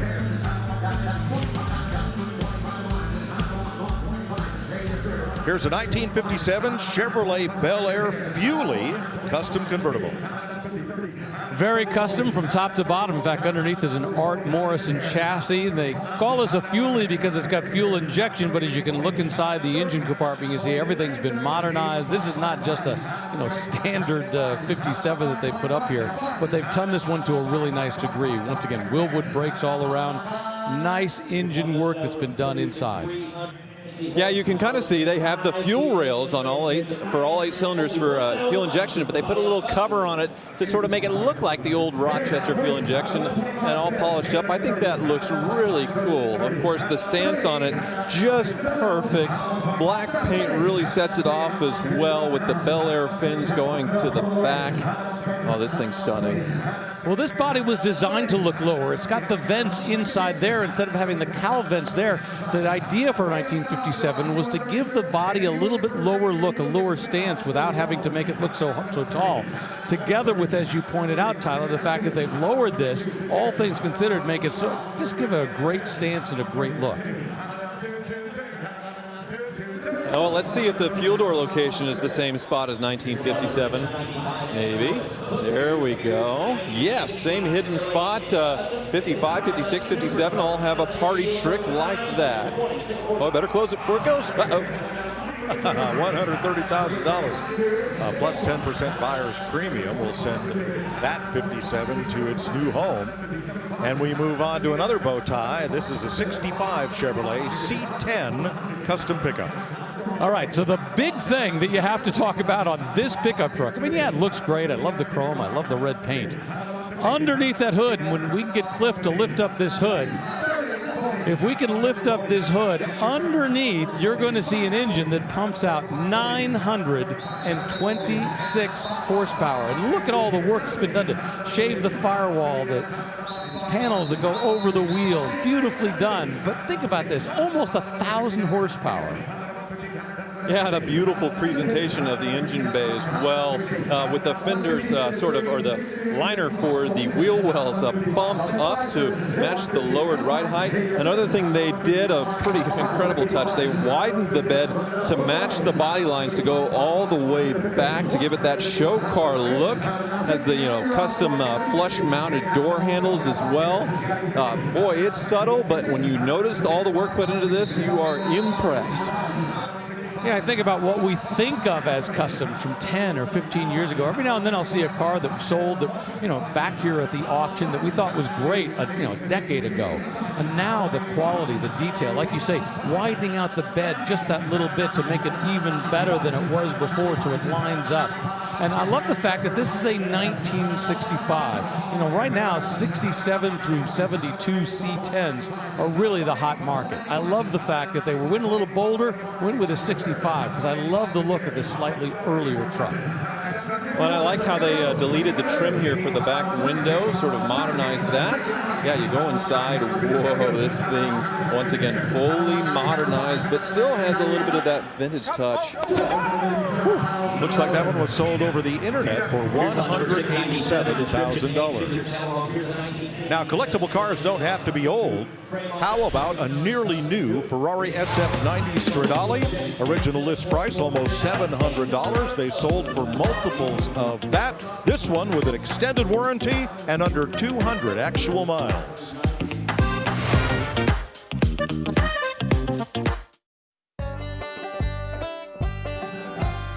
Packed house here at Barrett-Jackson Scottsdale. This big tent stretches over half a mile, and it is filled with collector cars, some of which have crossed the auction block already, and many of them are headed there. Before they get there, they roll through the staging lanes where potential bidders get a chance to talk to the consigners, lift the hood, lift the trunk, open the doors, check them all out, and figure out what they would like to bid on cars like this, a customized 1955 Chevrolet Nomad. Yeah, nicely done. I love the gray color on the outside, but underneath that hood is a 376 cubic inch engine capable of producing more than 1,100 horsepower. But what they've done is they've actually tuned it down to the point where it's only running about 750 horsepower. So they're not going for the maximum. They're taking kind of a subtle approach to this. And look at that turbo system. Well, it's not a turbo system. It's a twin superchargers. Absolutely wild. So, yeah, with the intercoolers there in the front. But, yeah, both sides to get that engine potential. So, yeah, the fresh air coming into the forced induction, into the intake, not coming off the exhaust on this one. But, yeah, beautiful Nomad body. Once again, that flush-mounted handles, just perfect executed custom body on the outside, and on the inside just a wild and crazy engine.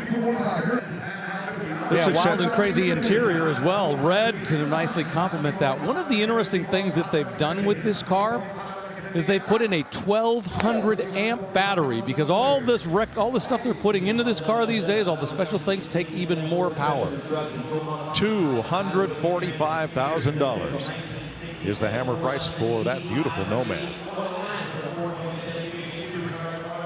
Next is a 1967 Ford Mustang GT500E, the E for Eleanor, one of the last original supercharged cars completed by Unique Performance and Chip Foose under license from Shelby. Yeah, this one's up on the block. I remember maybe almost 20 years ago when we saw a 500E go across the block, an Eleanor type car that sold for, I remember it was $115,000. And we were just awestruck at the fact that we could get that much money and see that much money go across the block for one of these Eleanor recreations. Now, I'll tell you what, $115, that is the entry price. I mean, we're going to blow past that so fast because these things, they're blue chips all the way. And the fact that they can bring the kind of money really goes to the quality of the builds that we see. And whether you look at it on the outside of this one, beautifully black done, and we see so many of the, the peppered gray. This one black with the gray inset stripe in the middle. But I think about how far we've come in the last 20 years. So why is this one, well, that's good money, closing in on $200,000, not bringing as much as the last one? Just the little details you look at. For example, that last one had a really cool, inset where they had a gone in 60 seconds that was lit up in the back. This one's got a nice GT500E sticker on the back, E-plate on the back. But there's so many details in that last one. This is a great car, but that other one took it to the next level. Well, we're getting there. We're at $190,000 bid for this one-owner Mustang.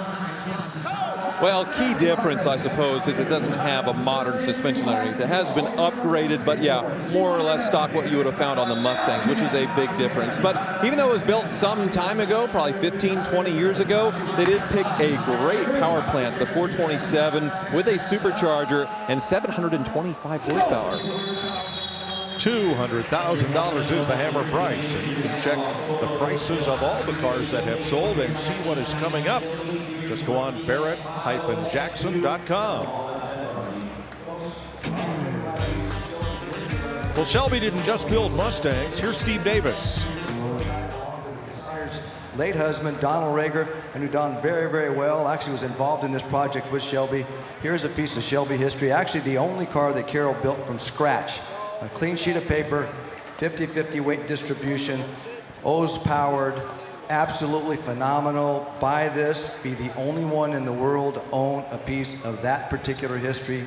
Prototype car, CSX 50X2. Unbelievable. So the prototype car for the Shelby Series 1 is finally coming out of its original owner family. 12,000 miles on it, and it's about to have a new owner.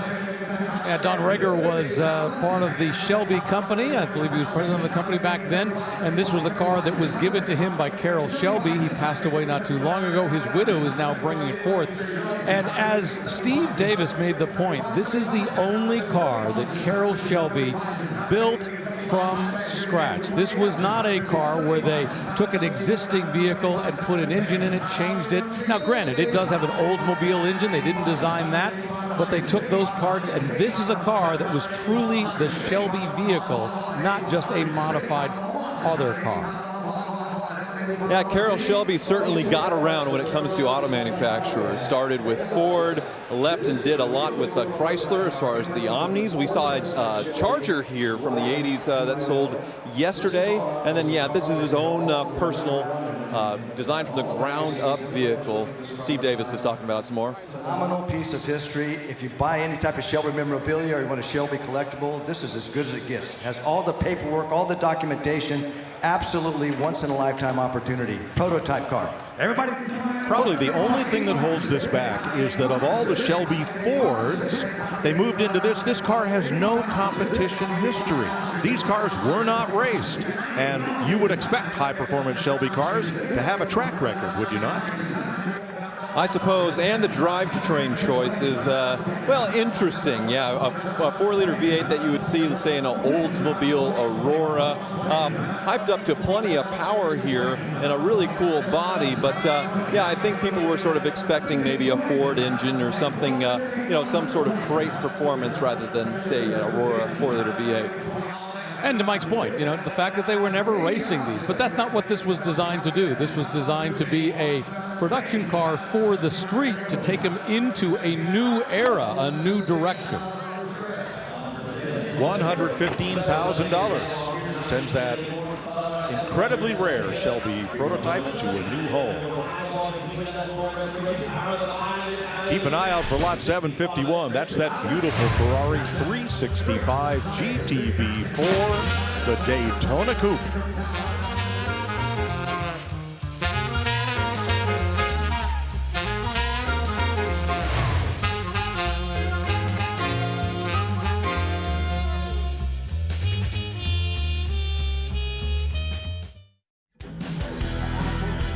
Back here in Scottsdale, the fall auction. Well, get ready to rock because look what has arrived in the staging lanes.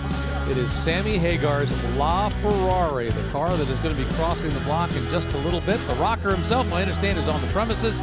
He will be here. And don't forget, it's his birthday tomorrow. Maybe they'll be singing him happy birthday before this day is over.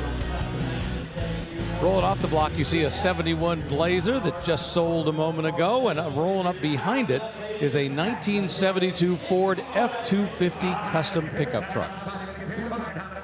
So it's powered by a 7.3-liter Godzilla crate engine and a modern 10-speed transmission tuned to over 500 horsepower. The 7.3, darn near invincible diesel, just a legend that was discontinued around 2003. So a great choice of engine there. And it's finished Wimbledon white paint on a great, obviously, chassis choice or cab choice. Very rare crew cab in 1972.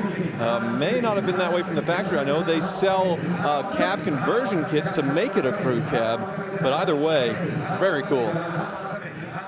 Underneath Dana 60 axles, we got an RS4 chassis that's been put underneath. All kinds of work that's been done to this. And boy, look at the number. I mean, I sometimes wonder how the crew cabs that are, not quite the classic, 67 to 72 C10s are going to do. This one's closing in on $200,000. Well, the passenger door was just open. You saw the power running boards come out, which is a nice touch. It's just the little things that get added. When it all adds up, it turns into big money. But look at that cranberry interior. You have the front and rear bench seats. Looks like vintage air added. And now at $200,000. Wow. I love the fact that this Ford crew cab is pulling this kind of money because normally that's not what we're going to see. We're going to see it for others. This is a beast of a truck.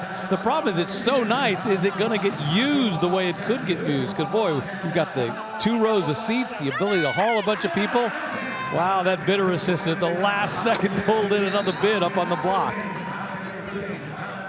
Well, I misspoke when I saw a 7.3-liter. I assumed it's a diesel, but I think it's just a big gasoline engine on this one, which, fine choice. A big crate motor, and the modern solid axle. You see the coilover suspension, so all the right upgrades. Wow. And looking underneath, boy, it looks just as nice underneath as it does on top. It just sold for $212,000. And I think that means, as of now, to get into our top 10 here at Barrett-Jackson on Super Saturday would take at least $200,000. Well, the next vehicle, I'm not sure I could call it a truck, a car, whatever the heck it is, rolling up on the block is one of our fantasy bid vehicles, a 65 C10 Custom. Let's listen to Craig Jackson. It drives, it is user-friendly, it runs on pump gas. Very unique build on this. It's a one-off. I can't say anything else about it. The awards that it's won multiple times at SEMA, and the list of everything they did to it just goes on and on. Originally designed on CAD, built to, I think, the top and the A-pillar is the only thing off an original C10. Everything else has been fabricated. Just a work of art. Well, say hello to the C10 Slayer. You see those stacks up top coming out of the hood and the supercharger underneath. Yeah, good for 900 horsepower. They gave it a wide body treatment and, of course, slammed to the ground. You see all the extra aero on the body. Just wild. Wow, already at $100,000. But yeah, like Craig said, the only thing that probably looks stock on this thing is the cab itself, but it's all in a matte finish. But then when you work your way to the back, that is where things get totally crazy. This is a 6-wheel conversion, but it's not just 2 wheels powering it. It has a pass-through rear differential, so all 4 rear wheels get all of that power, and it's engineered beautifully. You see the 4 coilover suspensions in the rear, no bed, just a big rear wing. Wild machine. 200. And this is the way you want to see it. If you put a bed on this truck, it would hide all of the beautiful fabrication and craftsmanship that is evident here. Wow, look at the big diffuser and air tunnels in the back. Not that this needs any ground effects for downforce. Yeah, obviously something that resembles a tailgate in the rear, but it's a totally custom-made piece since obviously there's no bed. But yeah, listen to that engine, just incredible. You see the fuel cell here in the back. That's about the only thing this thing hauls is fuel. I imagine it goes through it pretty quickly. You can take a look inside. You have deep bolstered bucket seats and that shifter setup with a grab handle so you can pull that down, lock the brakes, and drift it. Well, if you want to drift it, it'll cost you $300,000 because that's what the C10 Slayer just sold for here at Barrett-Jackson. A wild, wild custom built out of that C10 Custom from 1965, and it just cranked it to $300,000. That is now the number two sale of the day. Behind it, we got something a little more mundane. We think it was pretty over-the-top custom until you saw what you just saw. This is a 71 Chevy C10 Custom. Well, certainly a lot more, I don't want to say pedestrian, but let's say a lot closer to stock is this 71 C10, an ultimate build winner at Cruisin' for Charity and a multiple award winner. This one has an LS swap, 376 cubic inches, a Magnuson supercharger, 6-speed automatic transmission, custom paint by Born Vintage in Bakersfield, California. Yeah, that supercharger just isn't coming out of the hood in a sinister fashion, so we're so blown away by the previous one. But the quality of this one is also very astounding. You see the bed has been lifted up and made shallow to fit the fuel cell and the custom suspension underneath. A lot of pretty little touches on this one. Beautiful paint job, and that chrome flawless as well. Love it. I noticed an interesting detail with these LED tail lights is when they applied the brakes, the LEDs lit from the bottom up. They just didn't come on all at once. Boy, did they sweat the details on this. Yeah, and I like the side exit exhaust coming out of the bed. Just very, very well done. And you can see there's even a little bit of extra stamping there. I mean, this is a lot of custom metalwork. I'll tell you what, if you thought the C10 craze that we saw this last January might have faded by now, not at all. That one just sold here at Barrett-Jackson for $195,000 for that 1971 Chevy C10 Custom. Behind it, a beast of a truck, a 1949 Dodge Power Wagon Custom. Wow, look just how gleamingly gorgeous this is. I can't believe this thing is as old as I am. Well, it certainly had a lot more work done, and is it gorgeous? It's a 49, frame-off restoration completed this May, and this one has a 6-liter Cummins turbo diesel. Right, it's the modern Cummins 24 valve on this one, so something from the mid-2000s or newer, a legendary engine in the Cummins world. 4-speed automatic, so a modern powertrain in what was a pulling powerhouse back in the 1940s. These would buy these for the Forest Service or very rugged areas, used as tow trucks or whatever. They were just an invincible, huge beast back in the day and lend themselves very well to customization like this. Beautiful dark gray with diamond stitched interior, tilt steering column. Wow, this is just so well done. It's a truck I would never look twice at in stock form, but wow, what a beautiful build. Well, of course, this evolved out of the military trucks from the World War II, and this Power Wagon line started up in 1945 and then moved through. The Power Wagon name, of course, gone on for a long, long time. But it's an evolution of a military truck in civilian use, and it just sold here at Barrett-Jackson for $200,000. All right, you want some serious horsepower from a Mustang? Well, let's listen to Steve talking about this next one. I think, Craig, everybody's coming down the road This next car is very, very special. It's a Shelby Code Red, and I'm going to have Gary tell you all about this. We love the Shelby folks. Gary's a good friend of Barrett Jackson, as well as a good personal friend. Gary, tell us why this thing is unique, and tell us a little bit about the backstory, how this thing came about. Thanks, Steve. I can't thank you and Craig enough. Well, let's get right into this car. I've worked for Carroll Shelby, or Shelby American, for 28 years. The last 16 years of Carroll Shelby's life, we were together. In 2005, we sat down for a product plan that planned out the next 10 years. This car was part of that. Obviously, it wasn't this car, but we had a plan to build a twin turbocharged V8 GT500 base car that would make over 1,000 horsepower. In 2008, we did exactly that. You never saw it. You saw it in a magazine once in a while, but the car was really not sorted. It really wasn't ready to go in production. It was monstrously fast with over 1,200 rear wheel, but it didn't have the ability to put it down. This car is what Carroll wanted to do and knew that technology would get there. So what this one is, twin turbo, 5.2. The first thing we do is we gut the whole car right from the beginning. It is built front to back, and it is one bad boy, 1,350 horses. One of our customers took this car, there's 30 of them over 3 years, all sold within minutes. He took his car out, it went 850s at 161 miles an hour, just the way it was delivered. And if you don't believe it's on YouTube, it's quite entertaining. Yeah, you can actually see it on the internet right now. So it's bad boy. Well, he said it all. Imagine that. You can get 1,300 horsepower. That's if you use ethanol. Pump gas, you'll only get 1,000 horsepower out of it.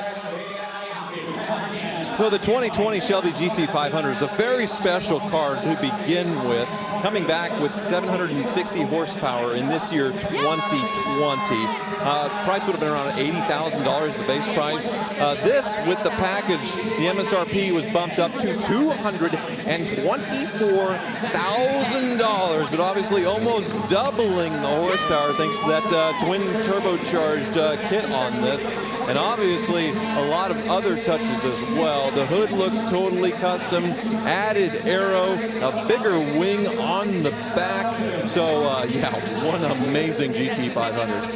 And as Gary Patterson, who's the president of Shelby American, mentioned, they only built 10 per year for 3 years. So there are only 30 of these in existence. And here's Steve talking. And this is one of the bellwether cars right here, coming from Shelby. You heard Gary tell you the story.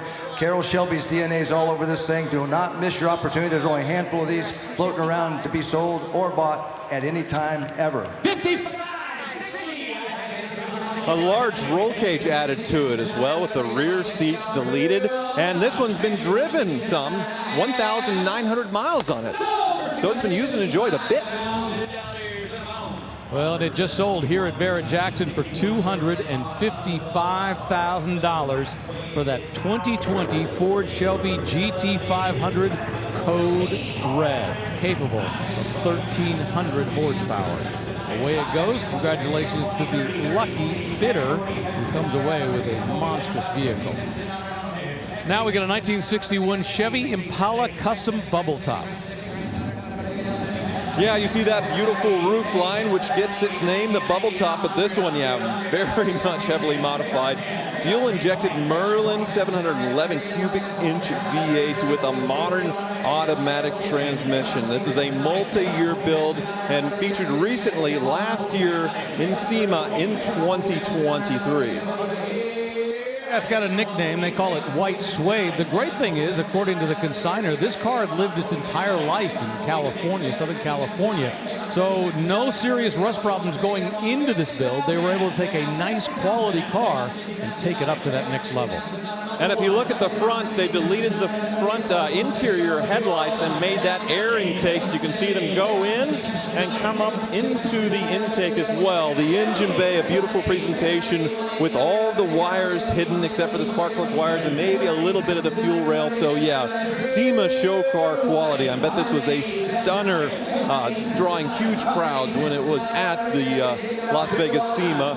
Down the side, you can see the side pipe exhaust, and they even cut into into the body a little bit to integrate that, but the beautiful original stock Impala trim. And of course on the Impalas, you got the 3 taillights in the back, or I guess 2 and then the reverse light. Yeah, 950 horsepower is what this thing is capable of doing. It's got that Hogan intake, fast fuel injection that you saw, Lemons headers, got 4-inch side exhaust, Spin-Tech mufflers. And it just sold here at Barrett-Jackson for $175,000 for a bubble top.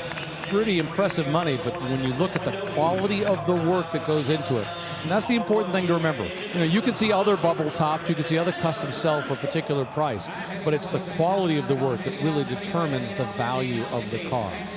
All right, got another custom up there. In this case, it's a 63 Corvette split window.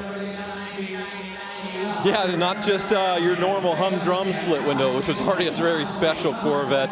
The power plant astounding on this one. So it has the LS9 from a ZR1, which would have been over 600 horsepower. And you can see it inside the supercharger on top. Once again, another beautiful presentation in the engine bay with everything tucked away on the silver body, red interior. But yeah, 63, the only year for that split window. And this one, a beautiful Radical Custom. I love the combination of colors. I mean, they've got the exterior, that brilliant silver. That's actually a Mercedes color. And inside, that red interior is a Porsche Can-Can red. So they've taken some interesting touches to go in different directions with the custom that they've built right here. Yeah, I like that they optioned it with a manual transmission, and then they did the quad exit exhaust to look just like, say, it was on a C7 Corvette. Why don't you go around and take a look at the interior? Holy moly.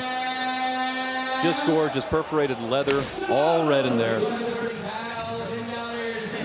Well, just 550 miles on it since it was finished, and it just sold here at Barrett-Jackson for $230,000. That split window custom, spectacular one here at Barrett-Jackson. Remember, it's Super Saturday. This is the time when all the best cars are crossing the block. You want to break into our top 10 right now? It's going to take at least $210,000. The #1 car sold so far, well, that was a Eleanor Tribute for $410,000. Right now, we got a 62 Corvette custom convertible. Well, this one has some famous ownership history. Previously owned by heavyweight boxing champion Evander Holyfield. He sold the car in 2012, and you can see it is a 62, but it has a lot of the older C1 Corvette parts on the front. The toothed grille, all of the chrome that the 62 lost, and it's two-tone. Powered by a GM LS3, an automatic transmission. So, yeah, it was built some time ago, celebrity ownership some time ago, but was it done well? It looks like it is brand new, and it's not that different from what people are building today, fresh in 2024. Yeah, for example, it has the custom Art Morrison chassis, which has become the standard for a lot of people when they're reworking these. It's got independent front and rear suspension, adjustable ride height. It's got RideTech coilovers.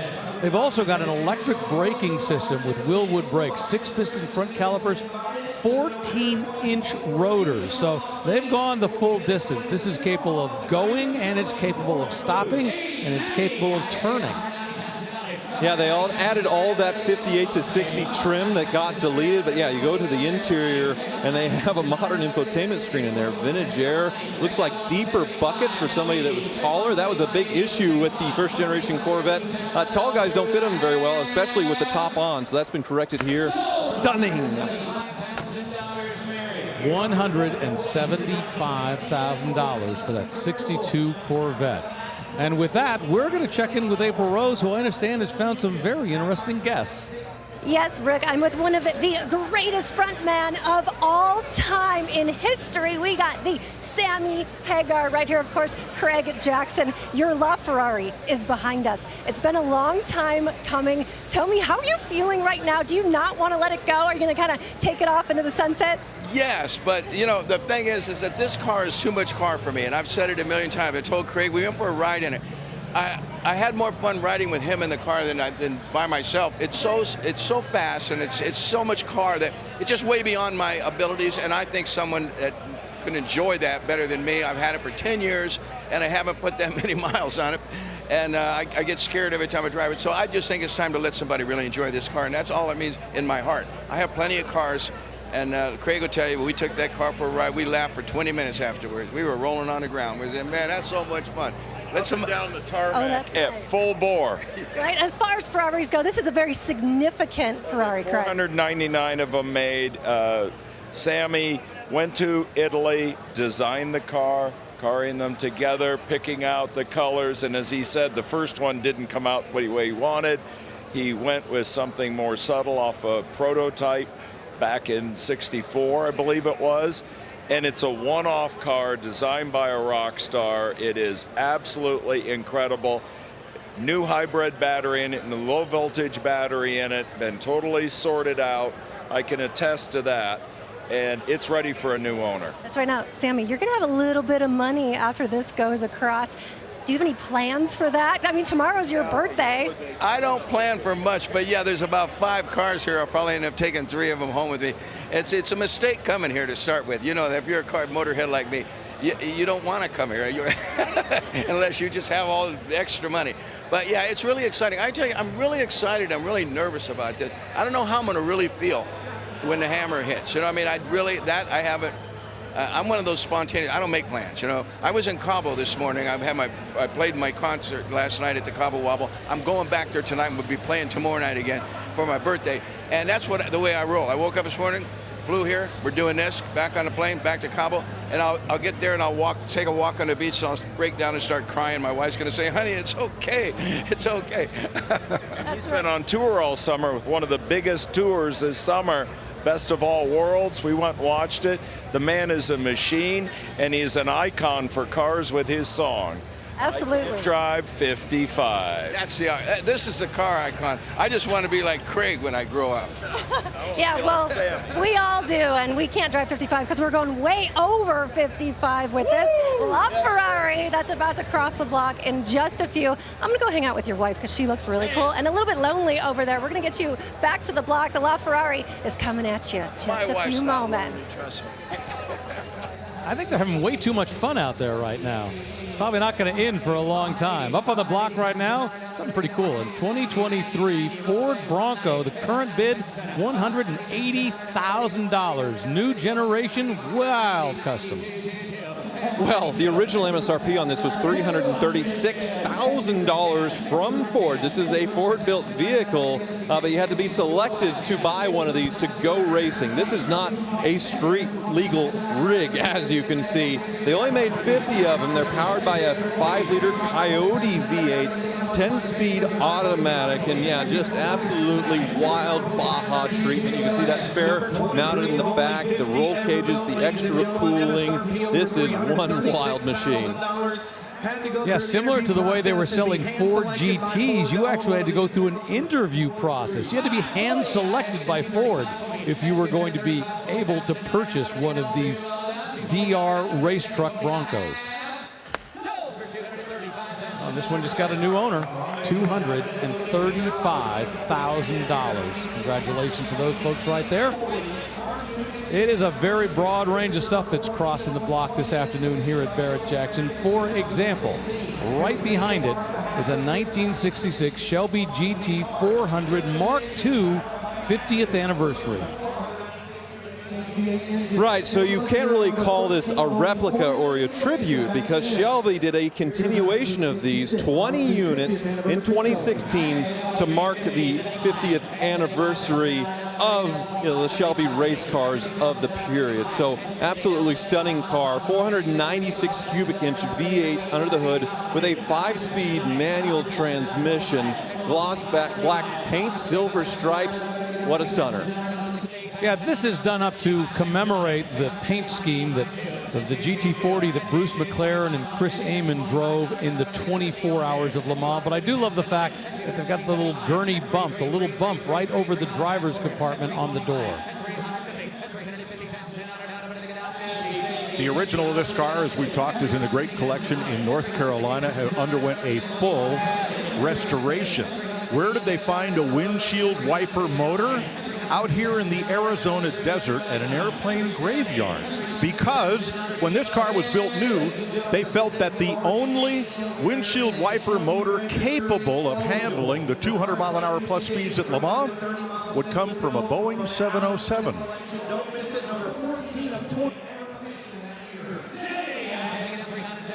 Well, you see that beautiful center exit exhaust and that V8 engine mounted behind your head, and a very low vehicle. That's why they have that gurney bump right here for the taller folks like Dan Gurney.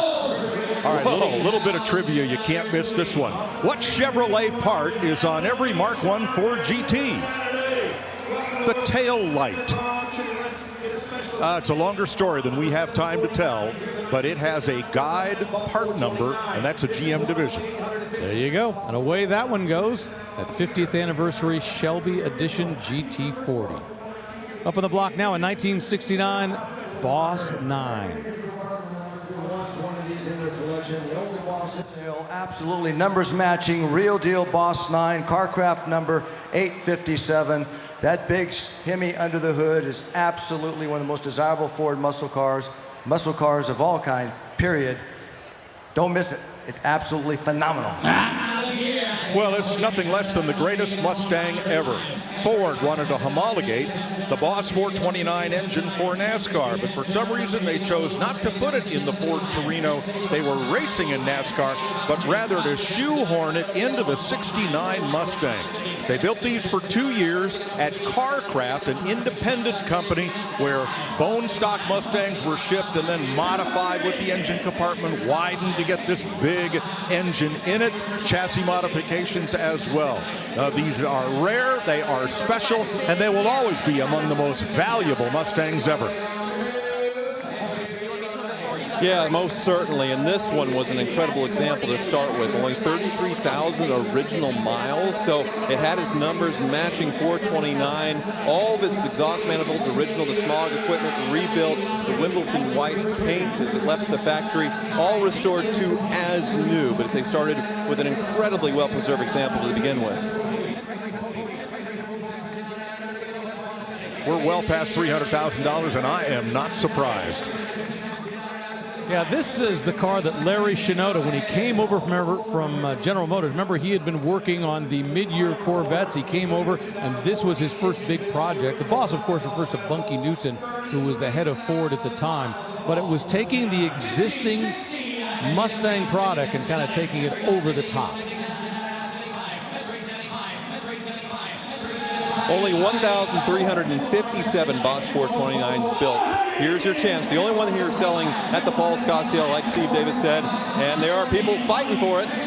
Yeah, we just tied as the #1 seller of the day, and I have a feeling it's not done yet. We'll see. Yes, it is now the #1 seller and still moving.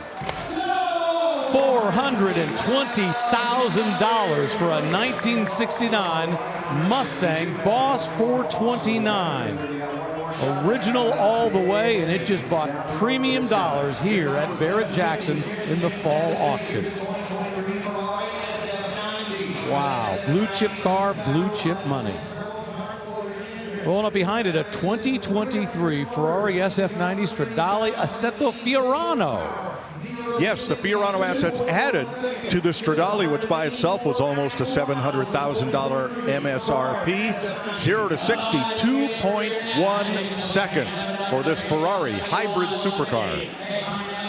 Yeah, hybrid system is the name of the game. Like the LaFerrari of 10 years older, here is the latest iteration of it, combined 986 horsepower with the battery helping the twin-turbo V8 in the back. And then, yeah, the latest continuation of the mid-engine V8 Ferrari. Incredibly high MSRPs, almost $700,000, but they are stunners. Well, we've already got a new #1 seller. We're at $430,000. So as special as these are, they are production cars. So much so, in fact, that the consignor says he purchased an extended warranty for this car that is transferable to the buyer. That warranty alone was about $8,000, but boy, worth it. If if you're going to go for something this complex. Oh, I just got the tail end of that engine. They're a bit quieter at idle thanks to those twin turbos, but then they really open up. Take a look inside. What I love about these, look how deep that V8 is mounted for that low center of gravity, and you can see it through the transparent bonnet. The turbos are sitting behind it here on either side, and then it's a dry sump lubrication system, so that is the oil fill right there. What engineering, beautiful. Of course, the Fiorano package refers to the test track for Ferrari Fiorano that sits across the street from the Ferrari factory. And then, you know, all the latest technology inside as well. You can see the LED gauge cluster with all the information, the instrument binnacle and the paddle shifters, dual clutch transmission, a little over 2 seconds, 0 to 60. Just incredible. $480,000 for that 2023 Ferrari SF90. With all the special editions, almost $700,000 new. I know it seems expensive today, but it's actually quite a deal. Beautiful. It's going to roll off to a brand new owner here at Barrett-Jackson, the fall edition in Scottsdale. Well, Super Saturday is just getting rolling here on the History Channel. We still have 4 more hours of live auction action to go. So buckle up, because I can tell you, it is about to get crazy here in Scottsdale.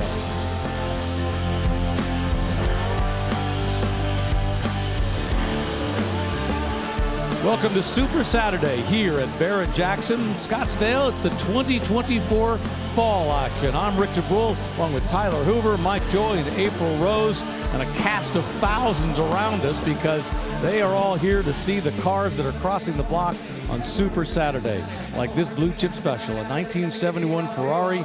It's a Daytona Coupe. Well, this car does have a racing pedigree, not this particular example, but Ferrari Daytonas were raced around the world. They held the record for the Cannonball Baker Seat Assigning Sheet Memorial Trophy Dash with Dan Gurney and Brock Yates. Highly prized then and now. V12, front engine, rear drive, 5-speed. And this one completely gone through, and a Marcel Massini statement of what it was born with and what it has now. Great provenance for this car. I'll point out the 72-spoke Barani wire wheels. They were optional, or you could have the Chromadora 5-spoke alloys. These are beautiful. Wow, what a car. Yeah, that naturally aspirated V12 had the mid-300s in horsepower, amazing exhaust notes. And these were actually a convertible version of the Daytona. It was made popular in the television show Miami Vice, but it was a replica. And Enzo Ferrari was so mad that he sent him Testarossas for the TV show to replace them. But here's the real deal, just sold.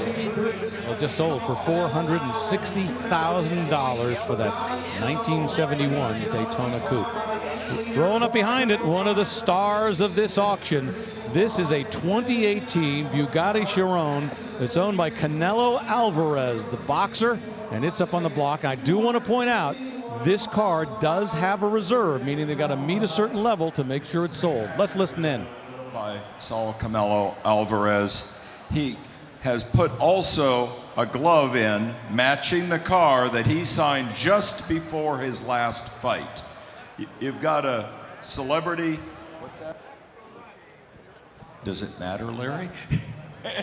There you go. I can tell you these are some of the most awesome cars ever built.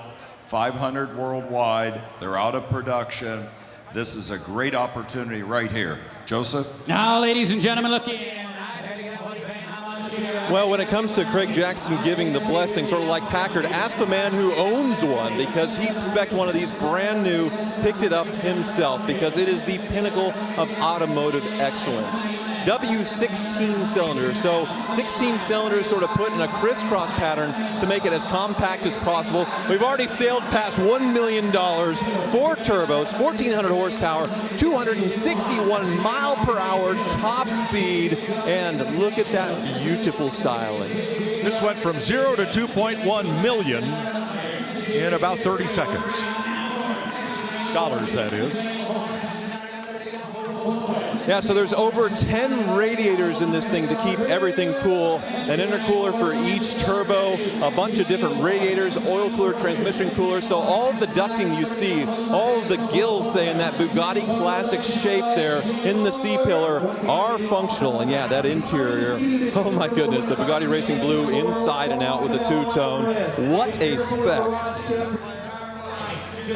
Now, according to the video screens here in the hall, the reserve has not yet been met. We're at $2.3 million. All this carbon fiber, this gleaming midnight blue over rapid blue paint, the interior to match. Just what an incredible piece. This car has $93,000. This is an expensive car to start with. It has $93,000 worth of options just on this car. I did not hear sold, so I am assuming the car did not meet reserve, but yeah, we will update you if that is incorrect. Yeah, it appears it did not sell, but you never know what's going to happen as it goes backstage, so stay tuned. It's very possible a deal could be made. Coming up, well, this is it right here. I love this car. The 1960 Ford Starliner Custom Coupe. That GT Ford GT engine under the hood. It'll be up on the block very soon.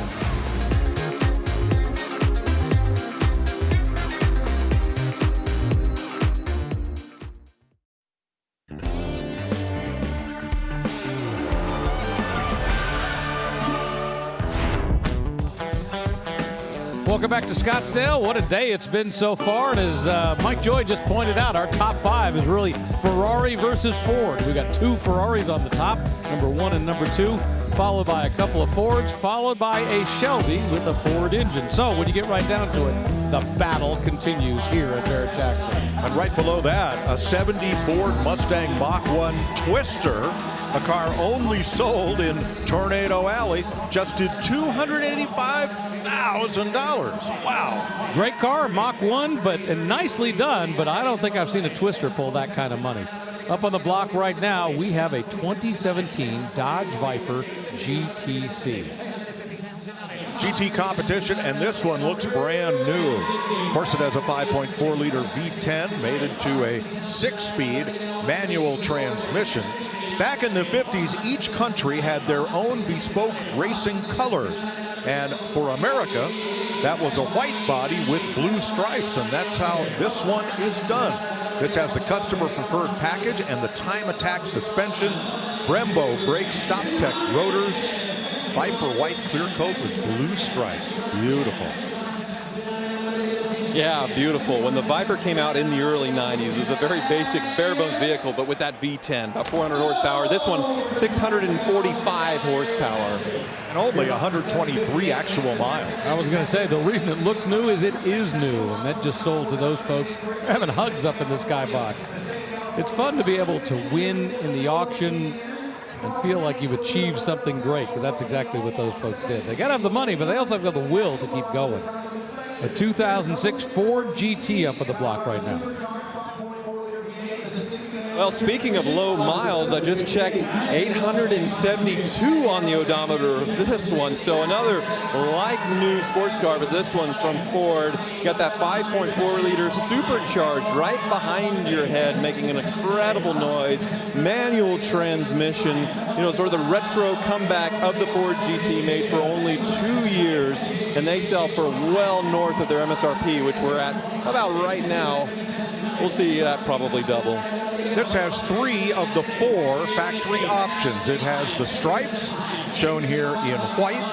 It has the red painted brake calipers on all 4 wheels, and it has the Macintosh stereo. The only factory option missing here are the BBS forged alloy wheels. These are the standard wheels.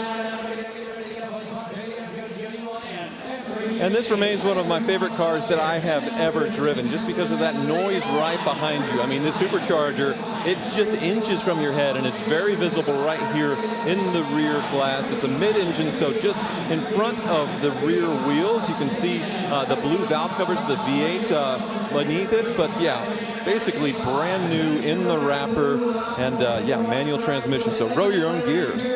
Great cars to drive. These things on the highway just eat up the miles effortlessly. No, you don't want to back out of a parking spot in one of these. Rear and three-quarter vision is non-existent. But my high school buddy Bruce Daly bought one of these new, and he's put over 30,000 miles on it. Just loves it. You have to be careful with the doors, too. They were very accurate in their tribute. You can bump your head on that, but yeah, beautiful. $385,000. Are you ready for this house to rock? Well, it is my honor to welcome Grammy winner, Rock and Roll Hall of Fame inductee. He had just finished up his Best of All Worlds tour, which was one of the biggest ones of the summer, doing the Van Halen catalog. I went to it. It was phenomenal. He has received his star this year on the Hollywood Walk of Fame. He, as we think, single-handedly ended the 55-mile-an-hour speed limit. He's the former frontman for Van Halen, the Red Rocker himself, Mr. Sammy Hagar. Give him a warm Barrett Jackson welcome. Sammy, welcome. Woo! Damn, this is exciting. I was just on stage at Cabo Wabo last night, and I'll be back on stage there later on tonight. But this has got energy like, wow, this is like, yeah, this is like a real rock concert. How you doing? I just want to say my wife who got out of the car with me, she doesn't come with the car. You see what I'm saying? Now, let's see how this crowd is. Let me just test them out. I can't drive! Craig, are we having any fun yet? We are having fun. We always have fun together. Tell us about the car, Sammy. Well, I've had it 10 years, and I've only got about 1,100 miles on it. Every time I take somebody for a ride in it, they won't ride in it again. And it's just overpowered for me. I mean, I'm getting elderly, and I'm starting to like my old 350 horsepower Corvettes and things like that, you know.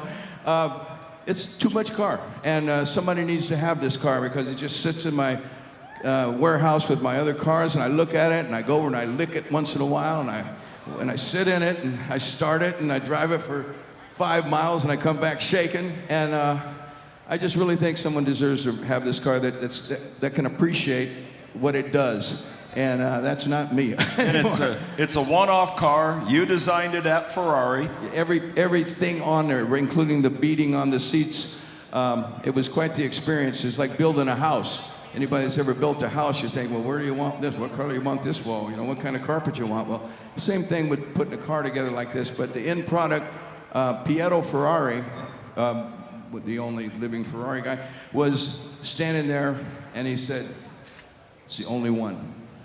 And it's beautiful. So I think it's not a La Ferrari, it's the Ferrari. And yeah, I don't know how I'm gonna feel about this, but let's see what happens. Well, let's go for it. It is one of 499, a one-off car, low mileage, has a brand new high voltage battery in it. That's a big deal. That's a big deal.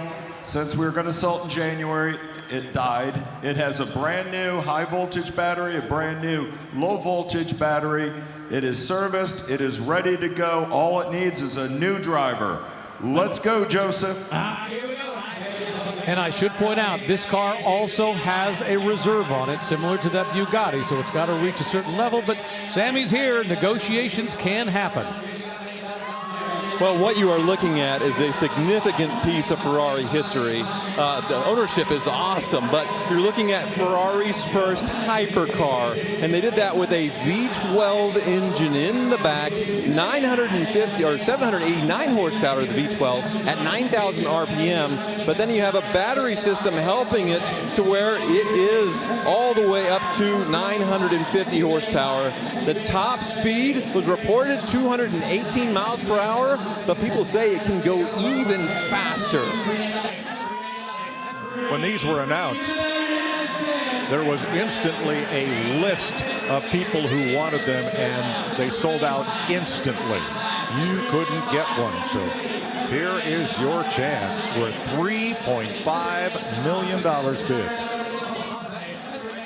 And like Craig said, just under 500 of these built total. And yeah, the 0 to 60 under 3 seconds. The acceleration unreal, because off the line you have that electric battery helping you, and then that V12 kicks in. Just a crazy machine. Now tomorrow, Sammy will turn 77. I can't believe that he's the same age as old people. He wears it well. Closing in on $4 million for this LaFerrari. And Sammy, because of his status, he was able to go to the Ferrari factory and spec it. He walked around the museum, saw a vintage race car in this color and said, oh my gosh, that is perfect. Let's do that all the way. Most of them you'll see in Rosa Corsa in red. So this one, that one-off color, makes it even more special. Yeah, that frame of the interior leather is dyed to match the exterior with a dark colored piping, as he described. Well, here we are, 4.1 million. Sammy and Craig are talking it over. Sammy's running, saying up, up.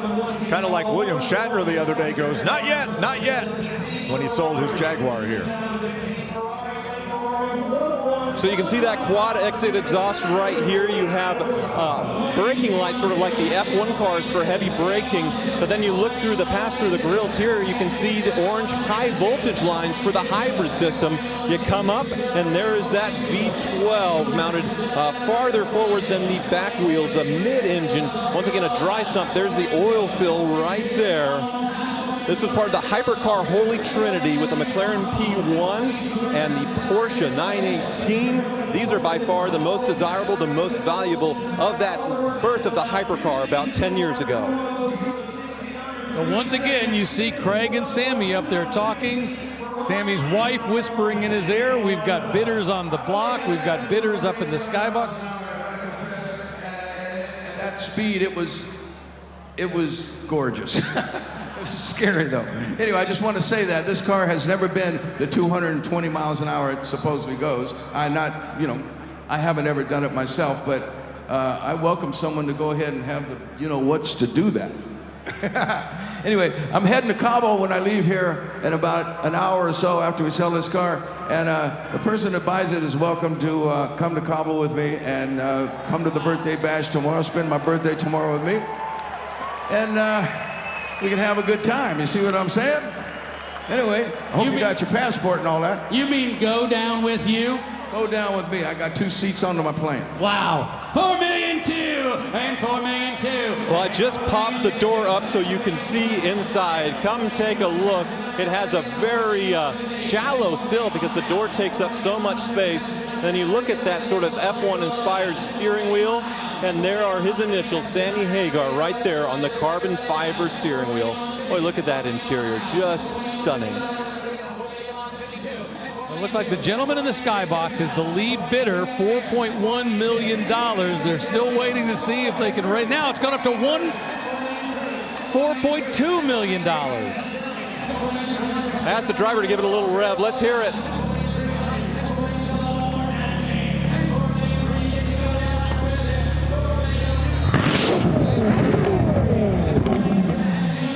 Whoa, holy smokes. Current bid, $4.25 million for a 2015 LaFerrari. You see Sammy Hagar up there. What's he going to do? All right, the reserve is off. The car will sell.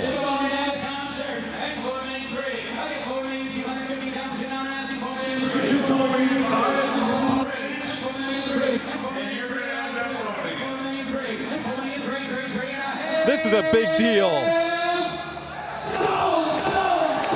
Wow. Muchas gracias, amigo. And let's always say $4.25 million.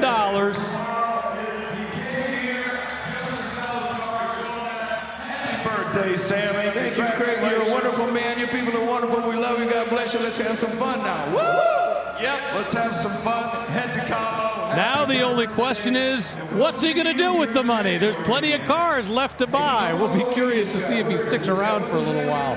What a great moment here at Barrett-Jackson on a blue chip premium car. Great to have Sammy here who could negotiate and lift the bid. Well, he did say there were 5 cars here that caught his eye, and he figured he'd probably go home with 3 of them. So we'll see. Yeah, rarely do you see a LaFerrari being offered to the public, let alone auctioned off like this. May never see it again. Pretty incredible. All right, let's take a big, deep breath and focus on the fact that we have yet another car up on the auction block, a 2022 Ferrari SF90 Stradale Assetto Fiorano. Another one. This is the second one we've seen today. And this one with over $220,000 in Ferrari options. Sticker price, $742,000. This one only has 5,600 actual miles, but the sticker price was irrelevant. You couldn't get one. You couldn't buy one in the secondary market. They were unobtainium. Yeah, once again, this is another hypercar with a very high MSRP. A combined 986 horsepower on these, 2-second flat 0 to 60. So they took the technology of 10 years ago we saw in LaFerrari, refined it, proved it to this. $742,000 the MSRP, way less than the LaFerrari, less than half, but you get all of that technology. And this one's been driven and enjoyed a little bit, $5,600, or 5,600 miles, I should say, sorry. And the great thing about this is a series production car that comes with a full Ferrari manufacturer's warranty. Yeah, full warranty and a top speed of 211 miles per hour. So yeah, a very, very spicy sticker on this one. Ferraris are famous for their options going through the roof. Yeah, this one, $220,000 in options. Holy smokes. You buy a new Ferrari, it comes with 7 years of complimentary maintenance at your Ferrari dealer. I forget the length of the actual manufacturer's warranty, but I do know it's unlimited mileage. But in reality, most people don't drive their new Ferraris that far. There's a few, and I always admire those who do. Yeah, most certainly. Yeah, we're taking a look at the interior. Once again, the latest infotainment technology inside. You can see the shifter in the center console down there. We're going through the aero. The front aero is pretty neat on these SF90s if you come to the front. It's sort of a front air dam that feeds in through here and comes out the nose for a little bit of downforce in the front. All functional, that style. Well, that was a close one. He actually had the gavel in the air. He was bringing it down, and the bidder assistant came up and said, no, I got one more, $5,000. And away it went up to $545,000. Dueling bidders on the block on either side.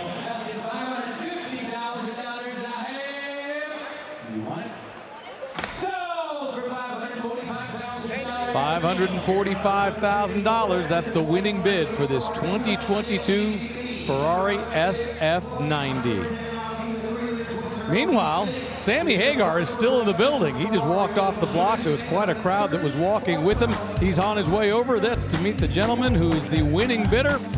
Hopefully making plans to fly down to Mexico tonight to celebrate Sammy Hagar's birthday tomorrow in Cabo San Lucas down in Mexico. We'll be back to Barrett-Jackson right after this. The all-new line of Barrett-Jackson merchandise and apparel is now available. From road rallies to the office, there are many stylish options for the car lover. Available year-round or online at shopbarrettjackson.com. Well, moments ago, the big moments continued. A 2023 Ferrari 296 GTB crossed the block, less than 1,400 miles on the odometer, and it sold here at Barrett-Jackson for $330,000. Meanwhile, up on the block, big money for a 66 Corvette Custom, over $200,000 bid. Todd Compton Classic Corvettes built this one. Not a stock color, Blue Mountain Mist.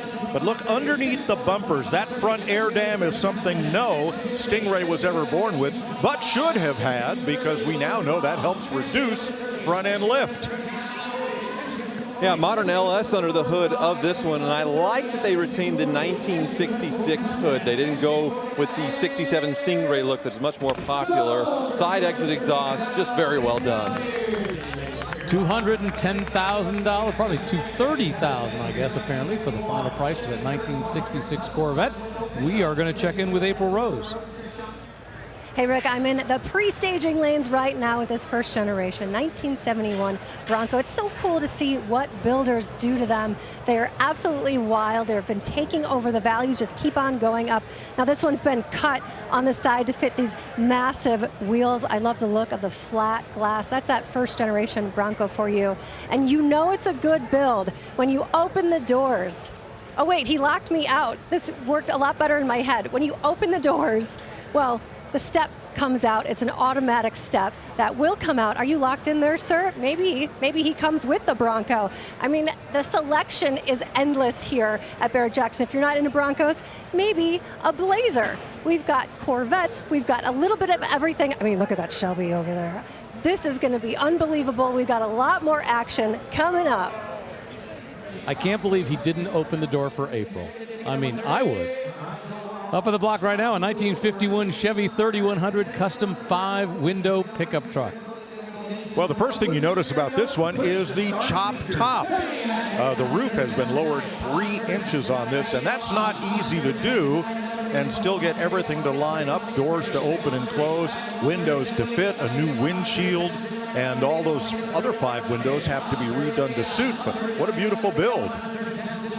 Yeah, absolutely. 525 horsepower LS3 under the hood. And also what's been chopped is the bed. Well, it would have been a wood, I suppose. The wood was all chopped out, and now they have a bump out for the lowered suspension to fit the axle. They gave it sort of a satin finish, unlike, but the same color as the rest of the truck. I think it's a really nice touch. Yeah, great stance, great power plant. And yeah, on the running boards, they have a side exit exhaust sort of cut in as well. So a lot of cool little touches.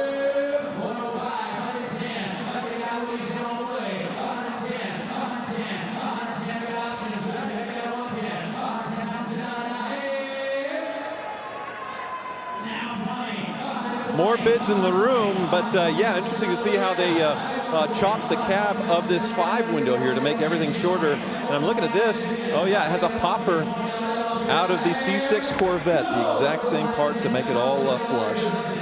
Well done. $110,000 for that 1951 Chevy 3100 custom with the chop top. We got a Ford GT rolling up behind it. This one's from 2019, and this is one of our fantasy bid cars. Hopefully you're playing the game, because this Ford GT is going to roll up on the block right away.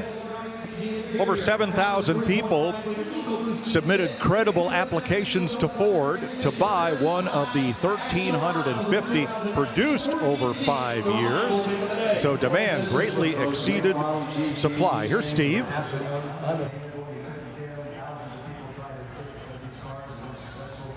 For sale on the secondary market. They're all gone. They're not going to be produced like this again. The seller, Joseph.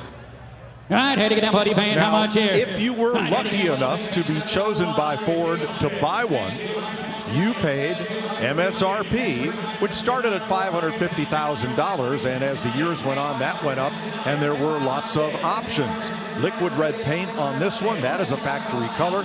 The stripes were extra. Great interior. Some of these have carbon fiber wheels. This one does. And that was an expensive option. Most of them got the $15,000 titanium exhaust. But if you bought a new Ford GT, Ford kept the title for 2 years. You could not sell it to prevent flippers, and the goal was to get these cars into the hands of people who would enjoy and drive them. So here's one that's finally for sale.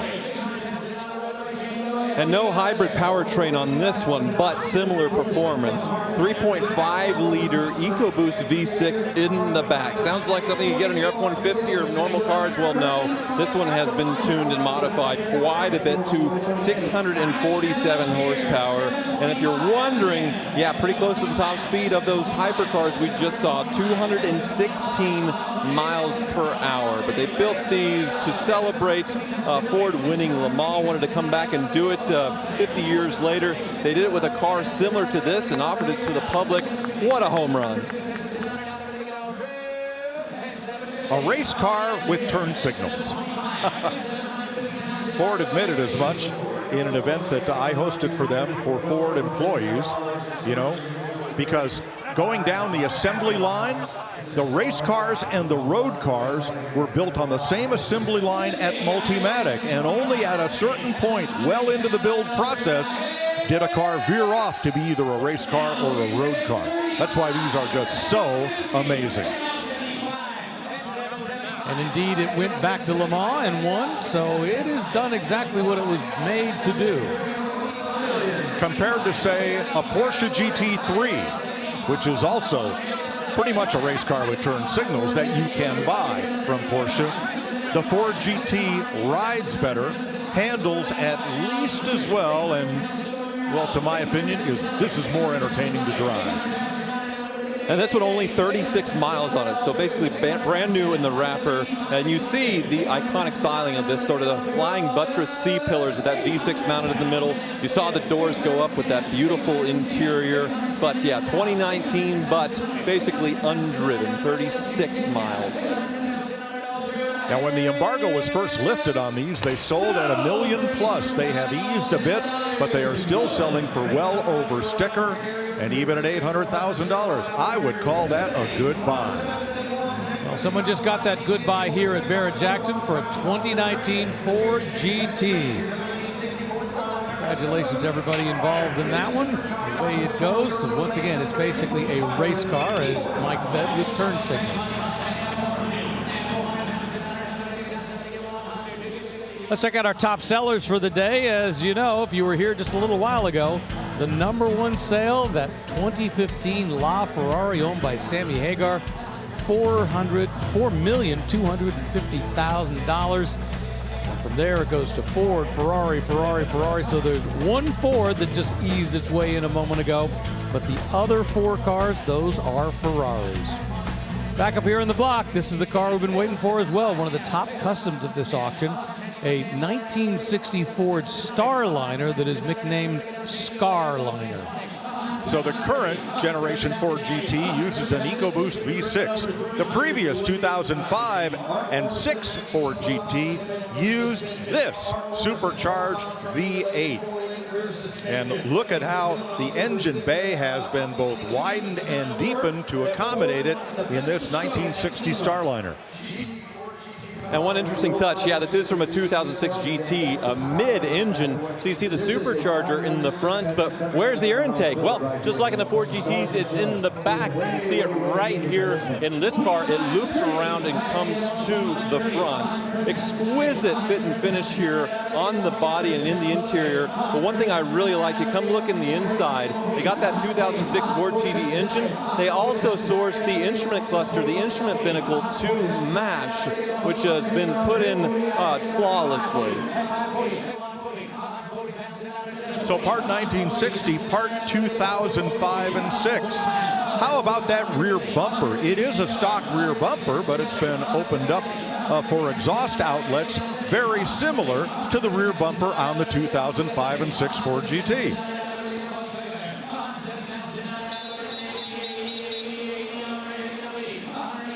This was the era of the horizontal fins. Chevrolet doing the same thing. In this case, the Ford Starliner with those fins to the side. Up until this point, the fins had been standing upright, and they went for something different and stylistic in terms of the way they do it. You got to remember, everything was about the space age. Everything was about aeronautics, and that's exactly what they were trying to evoke with the look of this wing coming off the back. Here's Steve talking.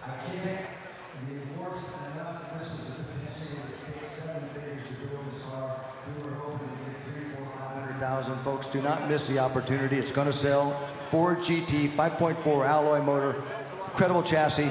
Jay, just a buy. 75-80. I'd had to get down 175. Yes, an incredibly creative and unique build. I don't think I have ever seen this engine choice in a custom Ford, period. A lot of effort gone in to make it work, and a lot of changes to the body that's already flawless as well. Tubbed in the rear with some very wide rear tires, so that power hooks up as well. One gentleman on the block talking to a potential buyer. That gentleman represents buyers, so his job is to convey exactly what's going on and work with that bidder's assistant. And we've got somebody else up in the skybox nodding his head no, but let's see. Away it went. The gentleman on the telephone. $205,000 for that 1960 Ford Styliner. Wow. You know, we're barely midway through the day here. Not in McGuire's staging lanes. There's plenty of cars left to cross.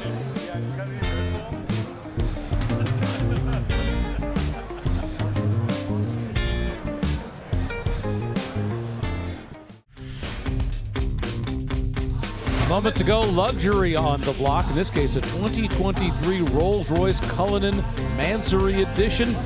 Big V12 engine, 563 horsepower. This sold for $360,000. And in fact, that is what it will take to break into the top 10 of sales here at Barrett-Jackson during this fall edition in Scottsdale.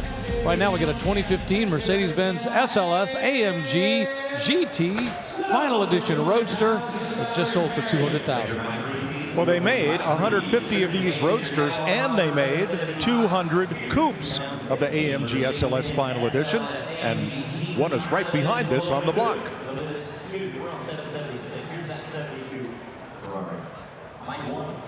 All right, well, let's check out our Dodge Fantasy board. Well, we're going to that in a moment. Well, first we'll talk about this car. Well, here we're doing everything here today. We got the Dodge Fantasy bid.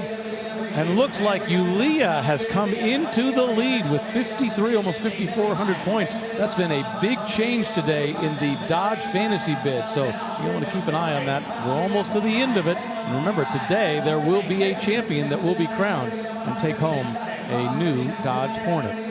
All right, this is the matching of the set, 2015 Mercedes-Benz, but this one is the Gullwing edition. Obsidian black, and there are the Gullwing doors. Just like the Mercedes 300 SL Coupe that was so successful in Europe in the 1950s. Gloss carbon fiber hood and wing. Again, more coupes than Roadsters were built for this final edition. Let's see how this does. Well, it's already doing better than the Roadsters because people do prefer the Gullwings. It was the second coming of the Gullwing from the iconic 1950s car, and it had an amazing power plant. 6.2-liter V8, badged up to a 6.3, normally aspirated in the mid-500s when it came to horsepower, and an incredible noise.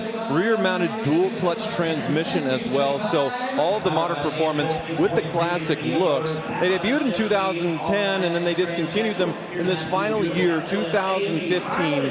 The AMG GT is what replaced it, which was a lower price car with a turbocharged V8. So instant classic, I think, right here when they discontinued them. Oh, I agree. 19s in the front, 20s in the rear, 5,000 actual miles. Well, and $270,000 for that gentleman right there. Congratulations. Wearing his Formula One shirt, his Ferrari hat, and now he's got a Mercedes Gullwing. We'll take a break and come back to Scottsdale right after this.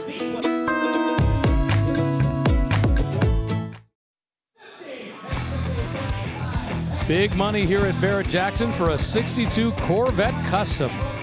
Yeah, Decked Out Customs is the company that reimagined this late Gen 1 Corvette. Non-stock colors, beautiful build on an Art Morrison chassis. Just gorgeous. Yeah, just crossed 500 grand. Yeah, that custom chassis progressed with an LT4, so the supercharged V8 under the hood. Big power. 1962 Corvette Custom Roadster just sold here at Barrett-Jackson for $500,000. And the Summit Racing sold sticker goes on, and away it goes. You see it there, $500,000. Holy cow. Let's take a look at what's about to cross the block on our Meguiar's on-deck camera. And this is a 2020 Jeep Gladiator Rubicon. It's a launch edition, and that'll be up on the block in just a moment. We'll see it sell. Meanwhile, we got a 1963 Corvette custom split window. Wow, big book of restoration receipts and dyno sheets for this LS, supercharged LS swap. Said to be 700 horsepower on this 63 Stingray body. Yeah, to fit that big supercharged V8 on the under the hood, they added the hood from the 66 big block with that big bump out. Nice touch. I love the racing style side exhaust too, with the headers coming out. All four exhausts are on each side going into one. And yeah, that iconic split window in the rear. You could get those header exhausts back in the day. The company was Custom Headers, and they sponsored Tony DiLorenzo's SCCA Corvette effort and then their Trans Am effort. I've got a set of them on my historic Trans Am car. And boy, they are a fiddle, both to keep everything all put together and to keep from dragging them, you know, on the Dragon's Teeth and Turtles they keep putting on these road courses. They look great, but they're a bit much to deal with. Way it goes, $150,000, arm up in the air. Congratulations to those folks for that custom split window with that huge supercharged engine capable of pumping out more than 700 horsepower. Now, this is the car we saw in our on-deck cam. It's a Jeep Gladiator Rubicon Launch Edition, but a lot of custom on here. Yes, everybody wanted the Jeep Gladiator pickup to make a big comeback, and it did when Jeep finally introduced it. And instantly, people started modifying them and changing them and lifting them. And the result, very similar to this. Now, from the factory, they never offered a V8 or haven't yet with the Gladiator, all Pentastar V6s. They did have the 392 Hemi in the Wrangler, but this one has been modified. You can see the sticker, a Helephant engine in it. So 1,000 horsepower supercharged Hemi under the hood. They got it to fit in there. You see the big lift with the massive tires. Just a crazy build here. Used to be the Ford Mustang was the most modified car sold as far as people personalizing them and modifying them to taste. But I dare say that the Jeep Wrangler and Gladiator has taken that crown from the Mustang, because you see very few of these anymore that are the way they came out of the dealership. A lot of personalization and a huge aftermarket support for these. And that's the important thing, not just aftermarket support, but companies that produce things that are easy to put on so you can do it at home. We got Steve up here talking about the car. It's been dialed in and over 1,000 horsepower. Except for the bid right now, it's not 1,000 horsepower worth. 90! Well, it only has 730 miles on the odometer, so essentially a brand new truck. Well, you see that updated rear end to handle the power. And yeah, Mopar wants it on the party too, and we'll sell these crate engines for people to create this on their own, but won't sell it from the factory. Well, we thought it sold. The hammer came down, but another bid came in at the last second. So now we're up to 90,000. Thought it had been sold at 85, but it kept going. Remember, just because the auctioneer sounds the gavel doesn't mean it's over. The auctioneer is the captain of the ship. Well, I think this is a great buy right now, because a new sticker on a stock Rubicon, about 70 grand. So for 30 more, you get a Helephant. There we go, $95,000 for a 2020 Jeep Gladiator Rubicon. All those custom touches.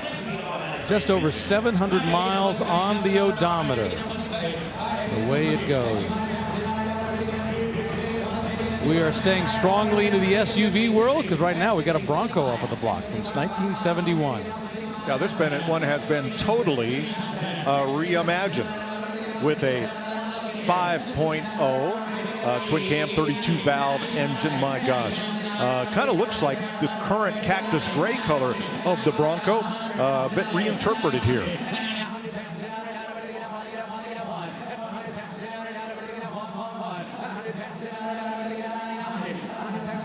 Well, what a day it's already been here on Super Saturday at Barrett-Jackson Scottsdale. The quality of vehicles just never, ever disappoints. In fact, there's nothing quite like it in the collector car world.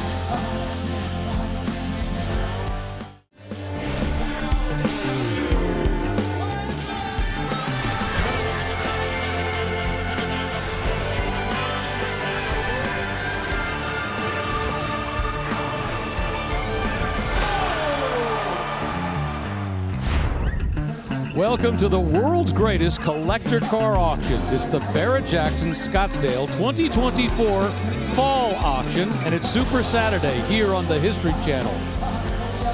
The best cars of the week crossing the block, and up there right now, we've got a 1971 Bronco Custom. Beautiful and kind of an ice gray metallic. This one has been lifted. It's got huge wheels and tires, but everything is gloss and polished to, I would say, $150,000 standard. That's where the bid is. Yeah, speaking of fresh, only 100 miles since it was completed. Yeah, Coyote-powered V8, 3-inch lift with 17-inch matte black wheels and those off-road tires. So another clean Coyote-powered Bronco fresh build across the block, $160 the current bid.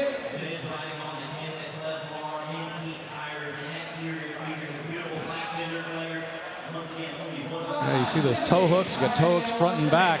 The question is, are you being towed or are you towing somebody? Because the way this is set up, you got plenty of power to get yourself out of just about any situation. Plenty of lift, too, to avoid all the big problems. There are companies that will build you a Bronco like this on a repro chassis with a repro body, and new, well, they're more expensive than this one. Well, this one just sold here at Barrett-Jackson for $170,000 for that custom Bronco. All right, you say you're not much of a Bronco person, more of a Blazer guy? Well, we got a deal for you right behind it. A 1972 Chevy K5 Blazer Custom. Well, when these things were new, the Bronco was smaller. The Blazer was a full size, what came to be known as a sport utility. And boy, this one is large and in charge. And again, we have kind of a very light gray, but polished to a high gloss, and an LS swap with a whole lot more horsepower than this truck ever knew. Yeah, most certainly. And yeah, very, very clean engine bay presentation. All the wire tucked in nice under the intake for that show quality. But what's different about this one is all of the chrome deletes. So matte finish on the bumpers. Grille would have been chrome from the factory along with the slats there. It is not here. The only bit of chrome you get is on the K5 Blazer badge and I guess the fuel cap. But otherwise, they went with a matte black finish throughout. And I think it's a nice touch.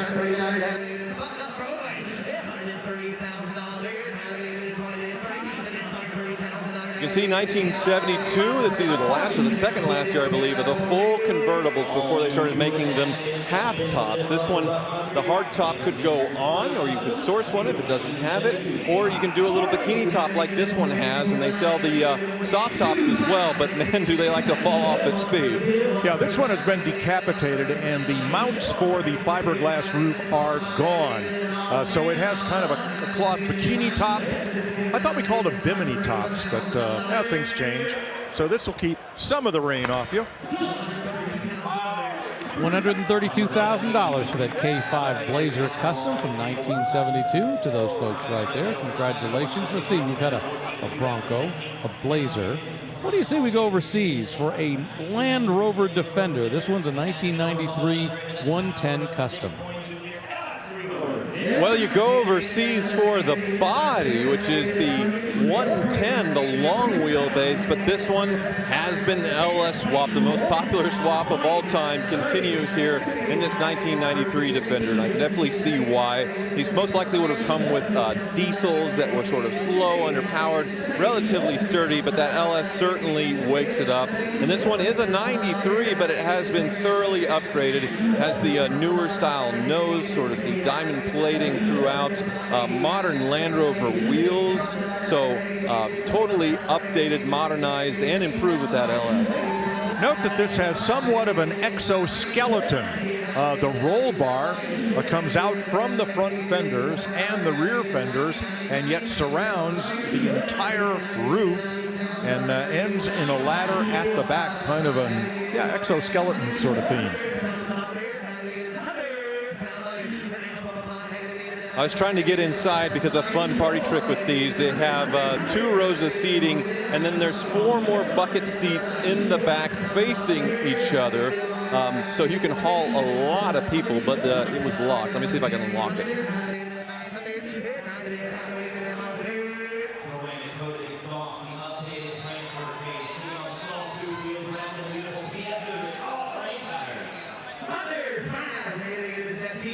It has a manual key, which we're not going to take out of the ignition and scare the driver. But yeah, you do have the old ladder on the back, which is popular with these Land Rover conversions. That's integrated into the full, I guess, exoskeleton, you would call it, a roll cage to keep everybody protected. Aluminum body on these things, so they do not rust.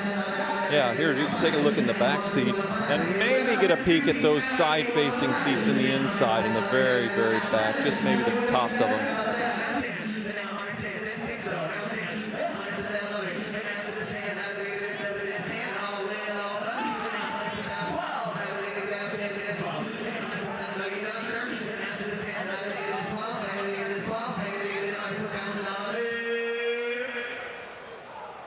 So let me get this straight. It's a Defender 110, and it just sold for $110,000 here at Barrett-Jackson.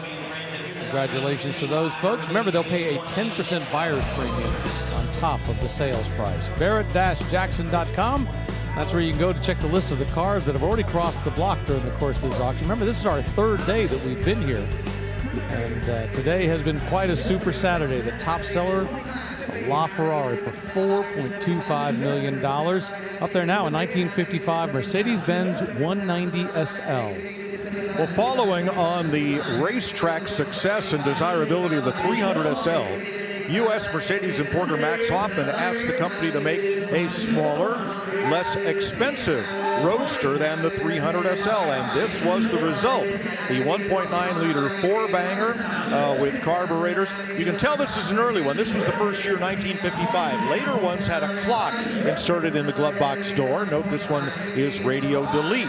2 seats plus a little bit of a jump seat in the back. If you pulled up one of those carpeted panels, you'd find room for somebody to sit side saddle. My dad had one of these.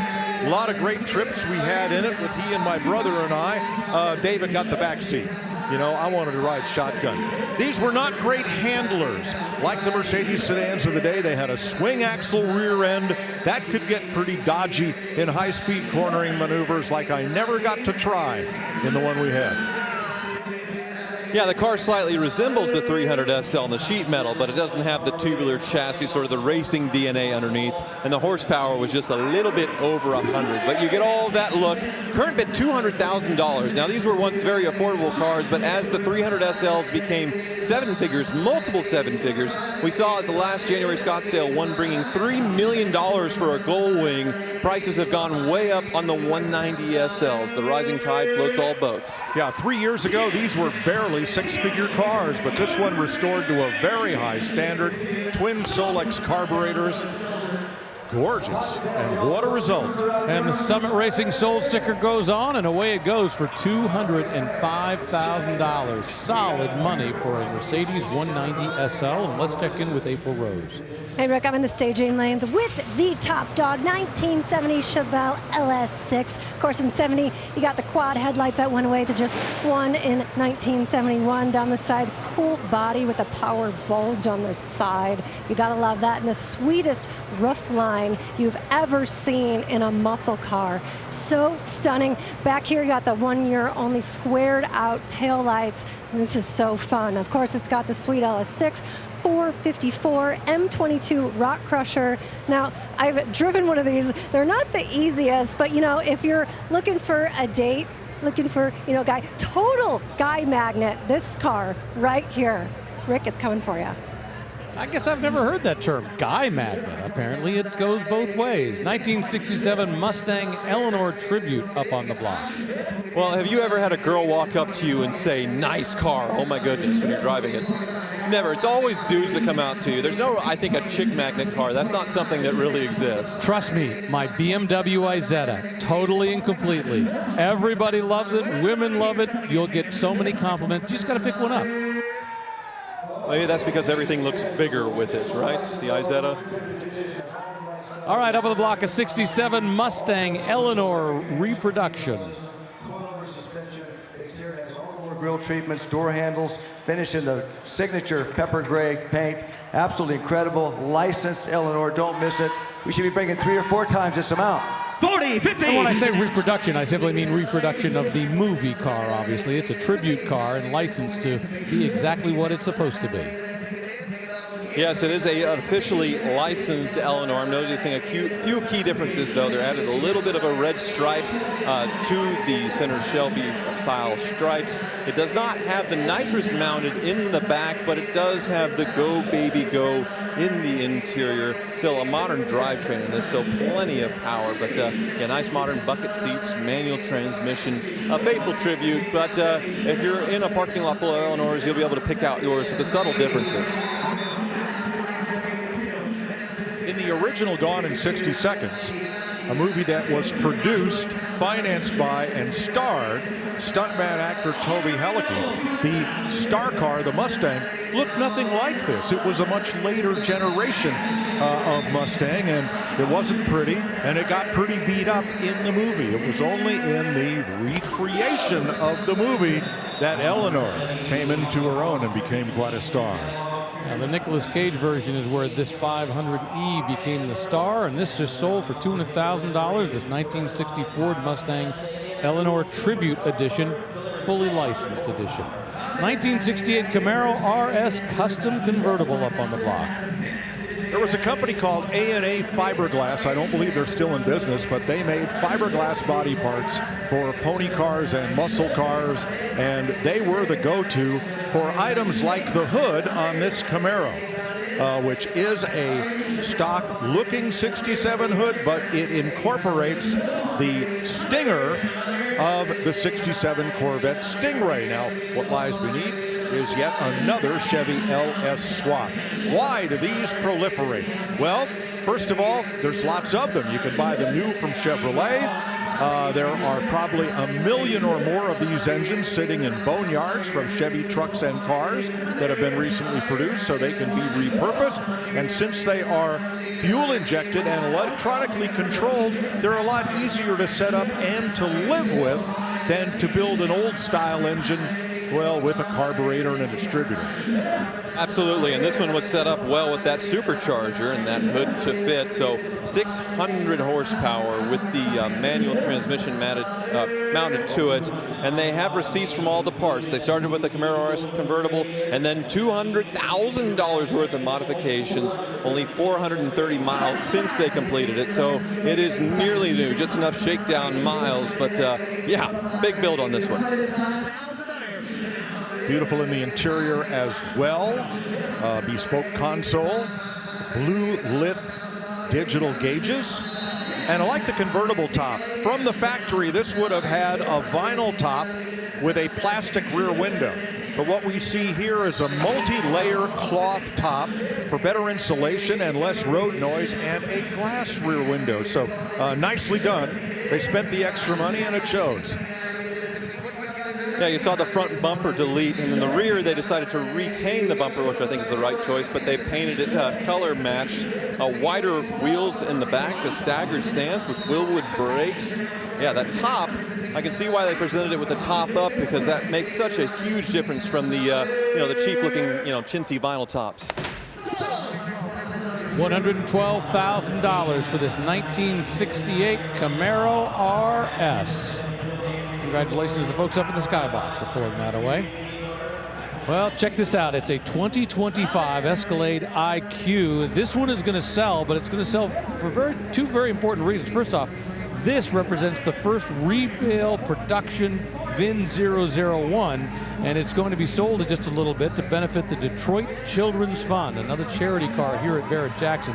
It's going to raise some big money. Yesterday, we saw a car for hurricane victims that raised about $700,000 here in the room. And up there right now, a 1959 Chevy Impala Custom.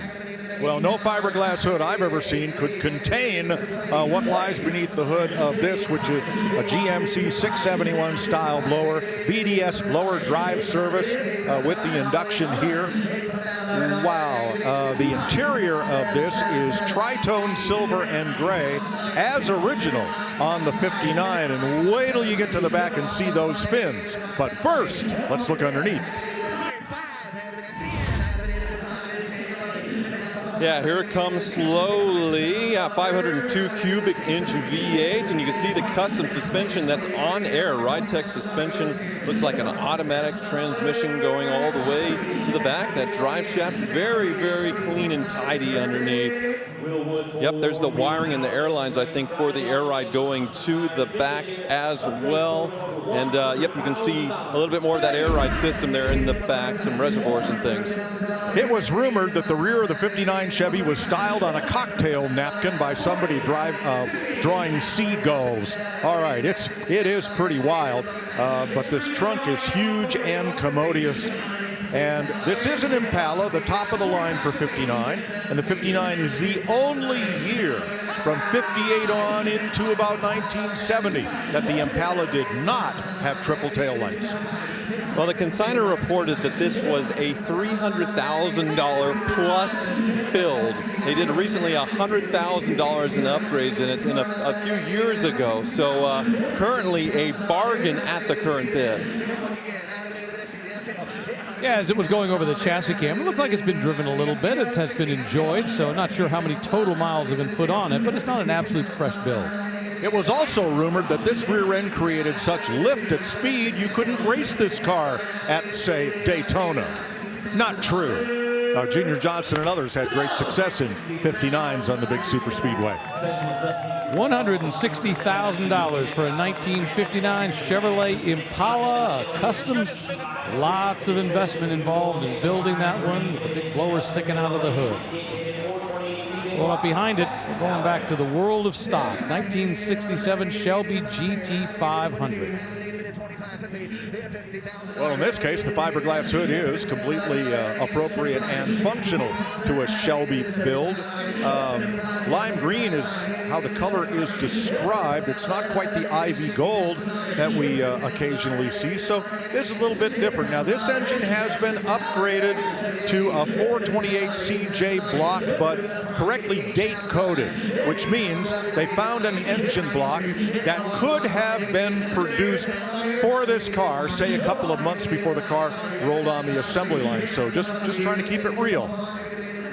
Yeah, not a numbers matching engine and an older restoration showing, but I think it has the right amount of patina that it just looks sharp, like something I would want to buy and drive. And they added air conditioning, which is pretty important if you want to drive around here in Arizona. But yeah, sort of a cool patina. I imagine it's had repaint, but looks like a survivor.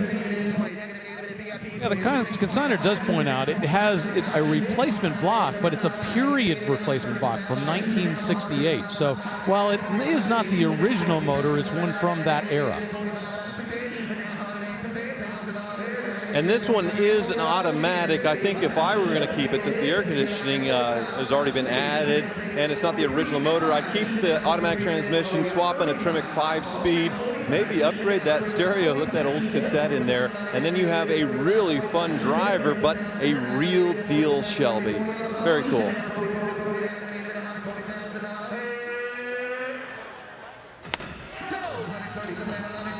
Very original, $135,000, and the bidder assistants get a big hug from the Shelby with the Shelby jacket. Guess he knew what he came to buy today. And he got himself a 1967 Shelby GT500. Coming up, we're going to see a 1970 Oldsmobile 442. This is a W30 numbers matching engine, 455 cubic inches. We'll see it on the block before too long.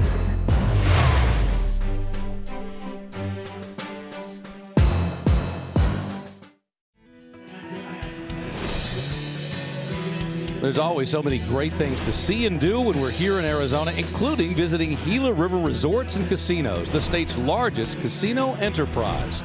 At their flagship property, Wild Horse Pass, there's something for everyone. This 4-diamond resort includes more than 450 rooms and 9 restaurants and bars to choose from. They also offer an array of entertainment options, from gaming to concerts to sporting events. At Gila River Resorts and Casinos, you do you.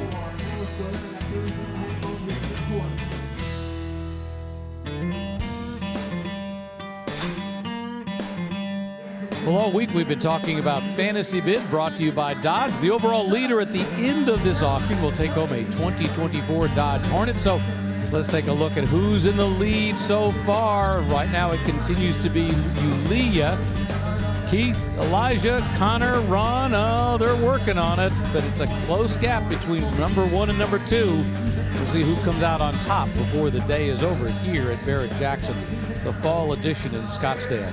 1971 Ford Bronco custom SUV up on the block. Yeah, another baby Bronco with the perfect mods, Coyote engine, slight lift, all murdered out, all black. Way it goes, $137,000 to those folks there. Congratulations.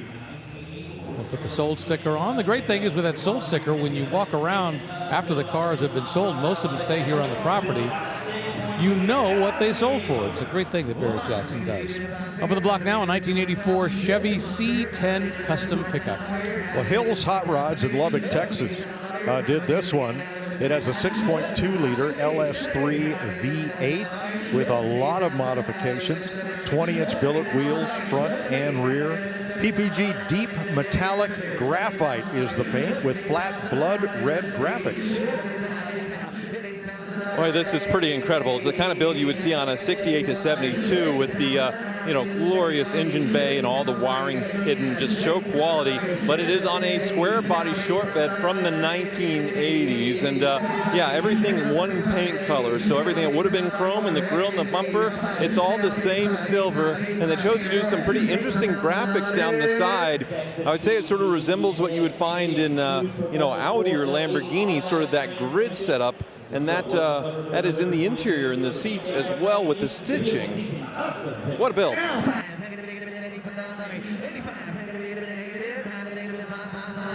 Come back around to the rear and you can see the taillights have been deleted on the square body. They've mounted it in the bumper, just nice and neat in there. And rather than doing a gloss finish in the bed, which would always collect dust, they chose to do the same color but in a matte finish, which does look great.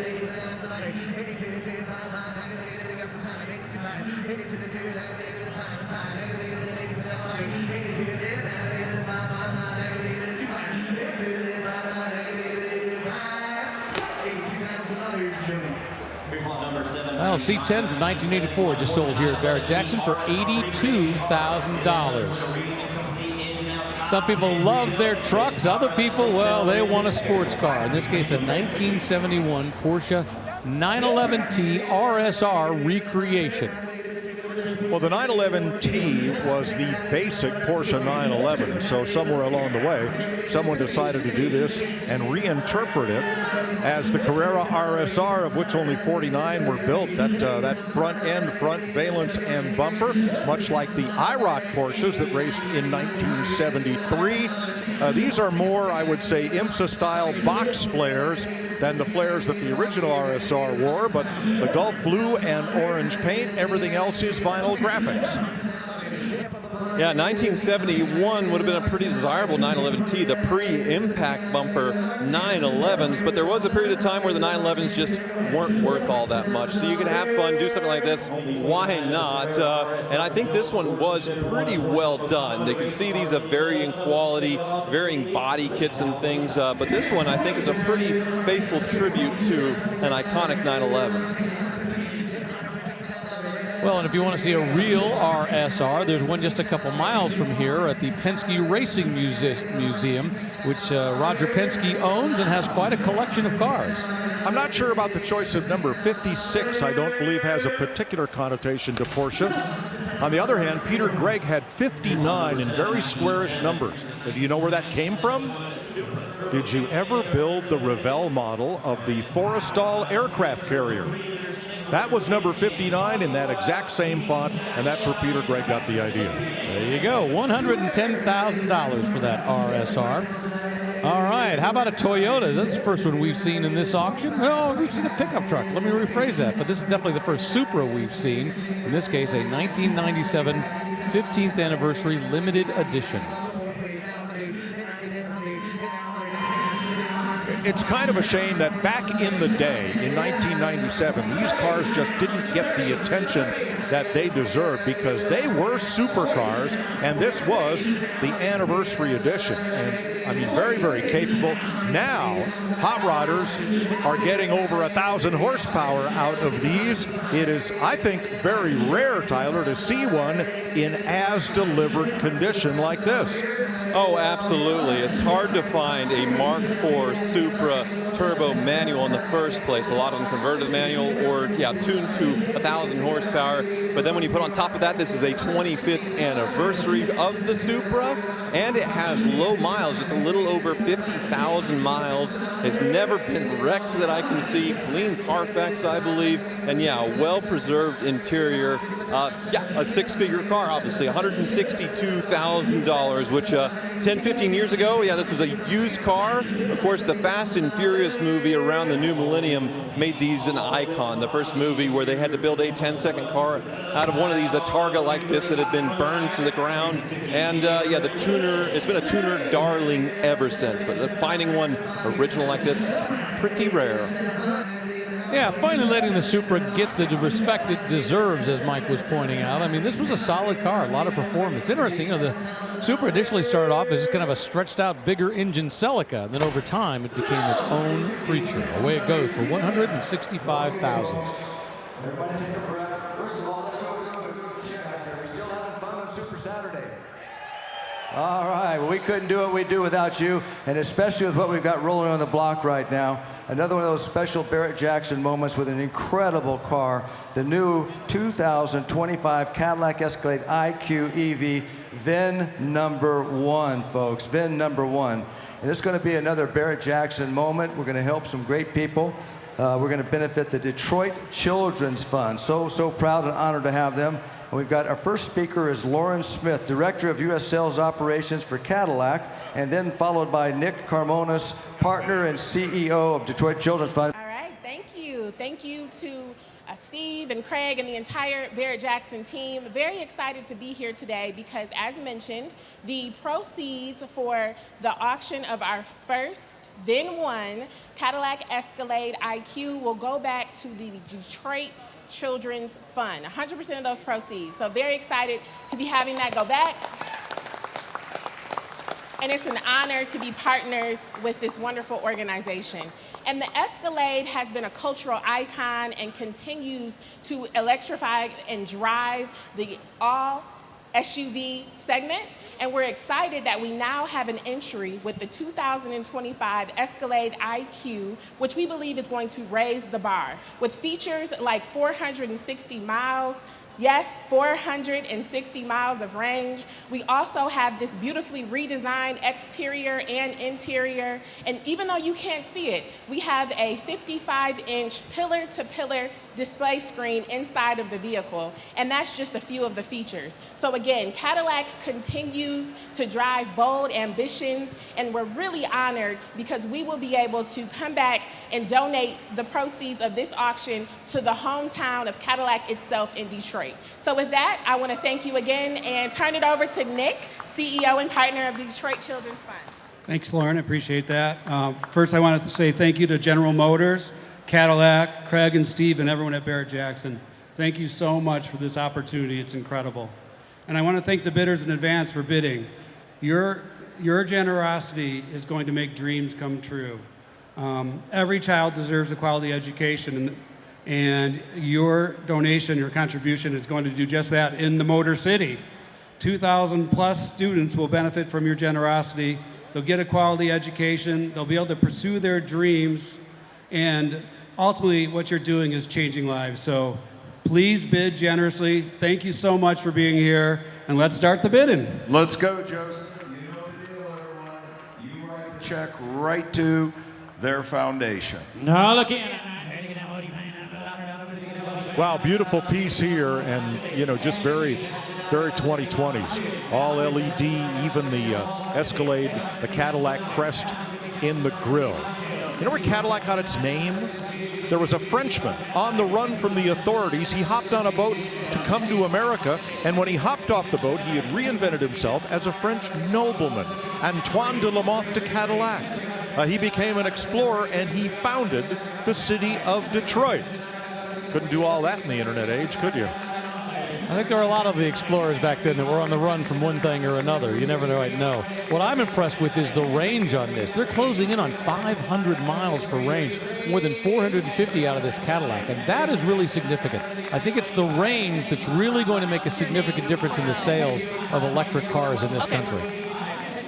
Well, how they're able to give that range is just with a 200 kilowatt hour battery pack. For reference, like a Tesla Cybertruck we saw earlier, about 130 kilowatt hours, so twice almost the battery size, which is going in between the wheels and underneath of this thing. Yeah, the total horsepower around I think around 750 horsepower, and yeah, completely different chassis than the gasoline Escalade. 750 horsepower, 785 pound-feet of torque. So really nothing in common with the gasoline Escalade on this one with anything. Totally different platform shared with the Silverado EV and say the Hummer EV, and they're going to go a long way with this one. The starting price MSRP is $130,000, but now we just hit $500,000. Wow. And that's what's significant. Once again, every penny going to benefit the Detroit Children's Fund. This is what we see Barrett-Jackson do so well. Raise money for great causes,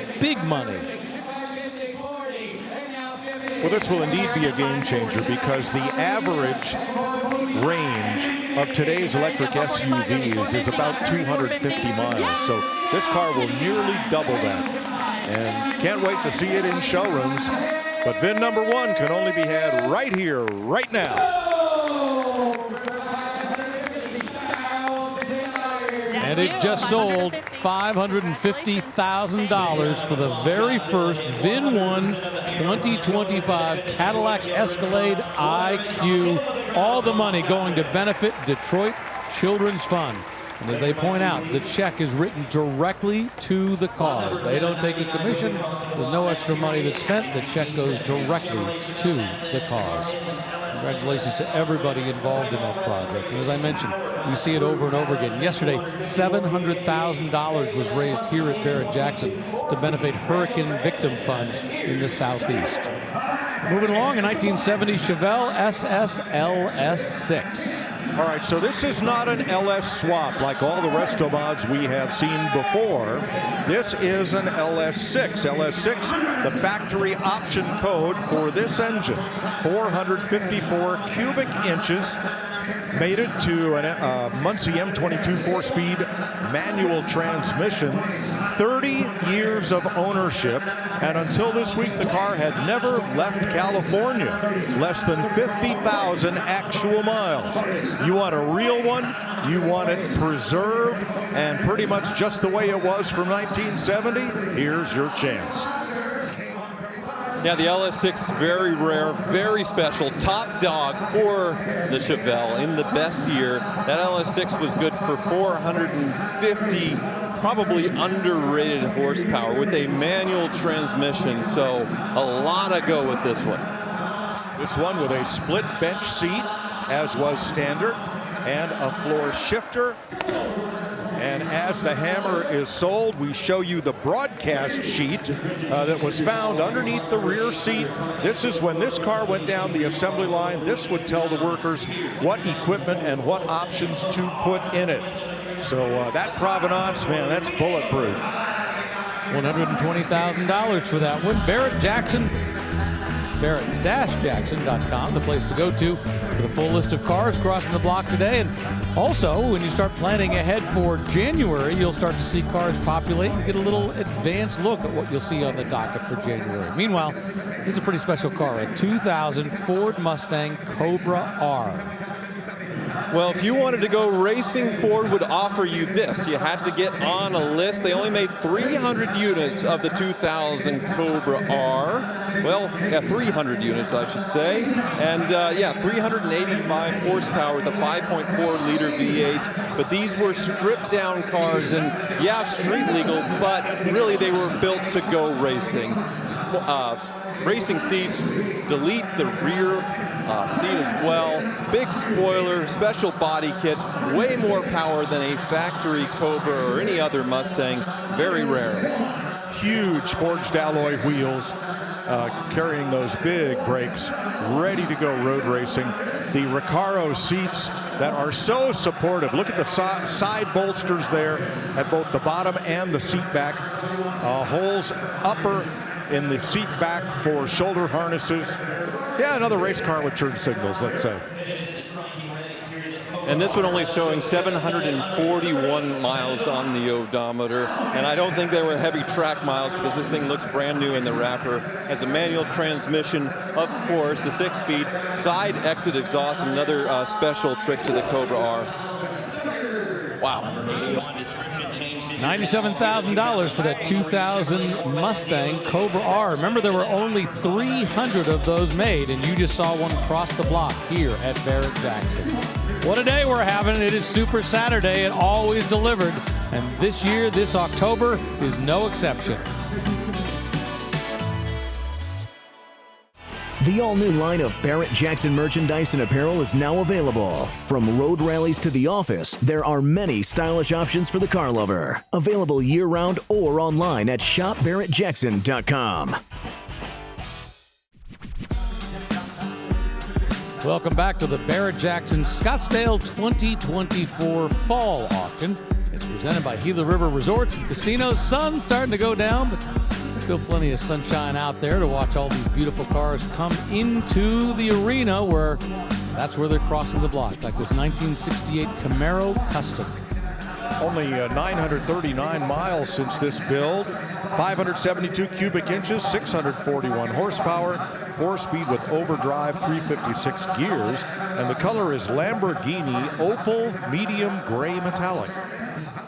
Well, you want to talk about subtle. Look really closely in the paint right here, and there's just a subtle bump where a rally stripe would be. I don't know if it's a slight shade difference or different coats, but there's the outline, sort of the ghost of a rally stripe, but all in the same color. Very unique.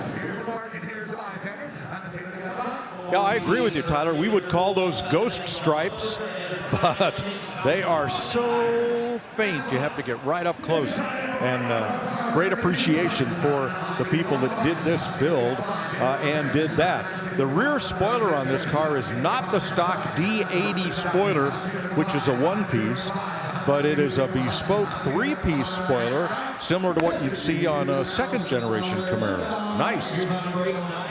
That one just sold $62,000 for a 1968 Camaro Custom.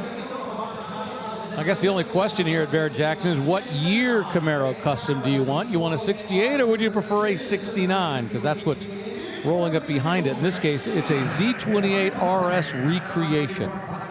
Yeah, we'd call this a tribute. It does wear the Z28 badges and stripes. It has the Rally Sport front end, but this was a much more pedestrian Camaro when it rolled off the assembly line.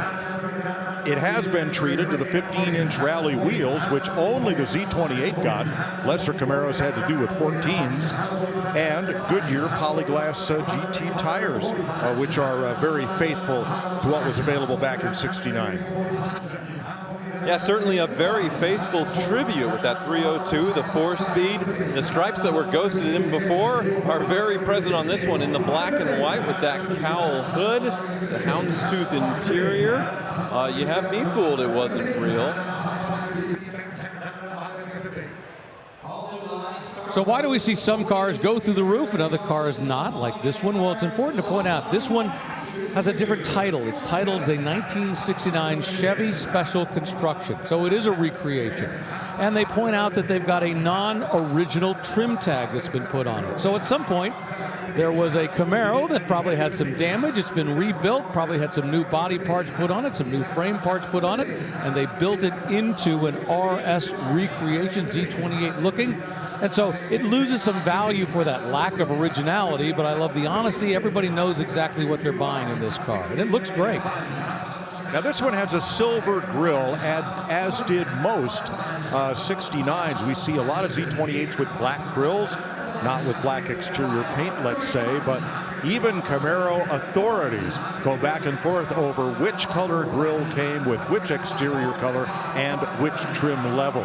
But looking under hood, this has the as-built hose clamps, hose, part numbers. I mean, it's a very, very faithful build.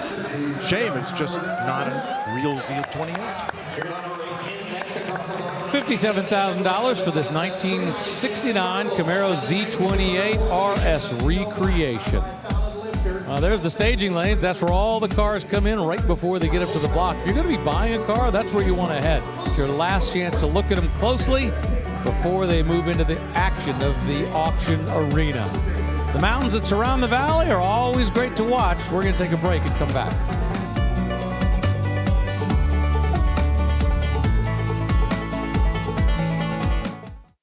All right, for the Automobilia this morning, we saw a 1960s Superman coin-operated kiddie ride sold for $11,500.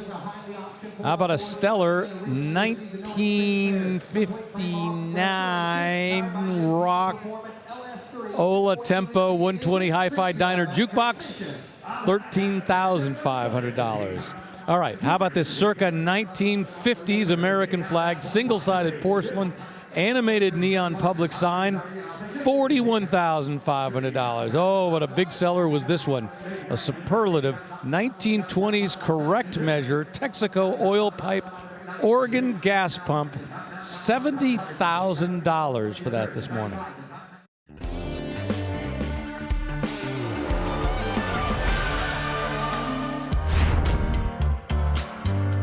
Back here in Scottsdale, the fall edition of the Barrett-Jackson Collector Car Auction. There you see the last 3 vehicles that were sold crossing the block on this Super Saturday. And up there right now, we've got a 2020 Hummer EV Edition 1 pickup up on the block. I think it's kind of a cruel joke that General Motors Hummer, which was the symbol of conspicuous consumption, the name got reimagined for these electric efficient vehicles. But this is Edition 1, 2022 GMC Hummer pickup. When these came out, they were impossible to get. Yes, they're large and in charge like the original Hummer, but the mission here, completely different. Well, General Motors is known for its platform sharing with a bunch of different models. Well, we saw that Escalade IQ, the electric Escalade earlier. This is the same platform. It started with the Hummer EV, 1,000 horsepower, but similar, over 200 kilowatt hour battery. The Silverado EV is a recent application as well, along with the GMC Sierra. But this one, yeah, the brawniest, muscliest looking one of the bunch, but the lowest range because of the aerodynamics to make it look like that classic Hummer. At speed, you know, your range is into the 200 somewhere, so that is one limitation versus the Silverado and the new Escalade. 1,000 actual miles on this one, and I'd love to see this in crab walk mode where it will move horizontally into parking spaces. $82,000 for that 2022 GMC Hummer EV Edition 1 pickup. And away it goes. Well, let's take a look at what's about to cross the block with a Meguiar's on-deck cam. In this case, it's a 1969 Mustang Mach 1, but this one is a custom sport roof. We'll see him up on the block in just a moment. Meanwhile, we got a 1970 Olds 442 W30 that we previewed just a little while ago. Yeah, this is one of the more desirable versions of the 442, the W30 option with the dual scoop hood and particularly the inner fender liners, which are plastic and are red. Does that add any function? No, but it really looks kind of cool. But the W30 does add a lot more performance to the 442. Well, here's one shocking thing that I saw disclosed from the consigners. Had one respray, that was in the 1990s, a full rotisserie restoration back then, and they started with original numbers matching, all original sheet metal, and basically a really nice surviving vehicle. But this was back in the 1990s when they redid this, and it's showing very well now. Now today, a rear window defroster is a grid in the rear window glass. But in 1970, it was a fan-driven, hot air blown defroster that sat in the rear parcel deck here, like this. Now, they did also say that they did go through and sort of recommission this, reseal the engine, new head gasket, so it has been freshened up. but I don't think it really needed to be redone again. I don't see any flaws in the paint since they started with such a nice body. Everything's straight. There's no filler to sort of crack underneath with time as it goes by. So yeah, starting with a high quality platform to begin with, and the results are something that lasts. Wow. $125,000 for a real deal 442 W30 1970 Oldsmobile. 455 cubic inches underneath that hood. 1969 Mustang Mach 1 custom fastback, and what makes this interesting is the engine in this.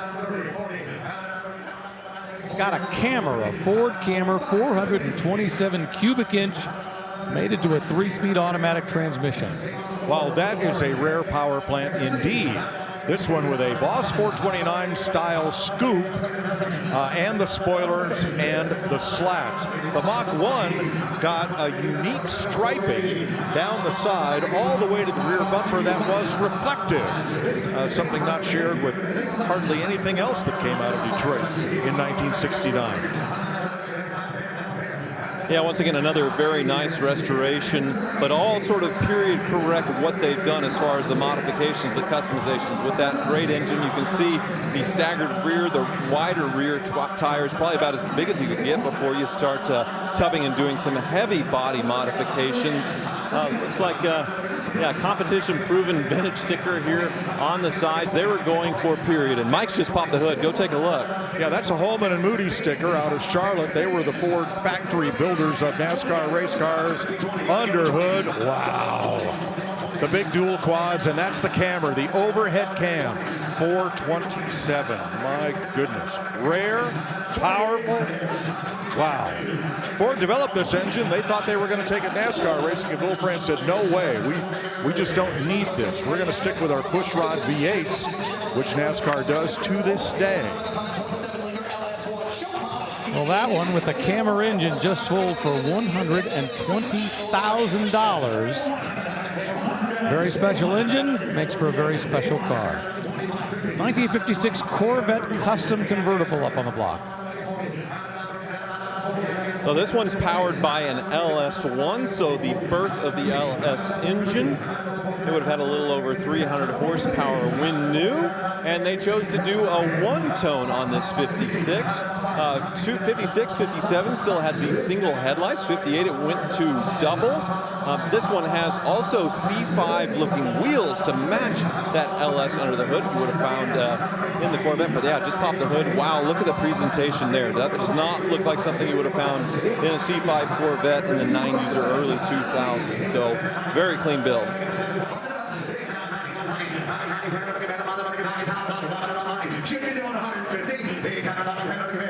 Well, definitely not a color that you would have seen on Corvette back then. I think the only red was a true red. They didn't have a maroon like this.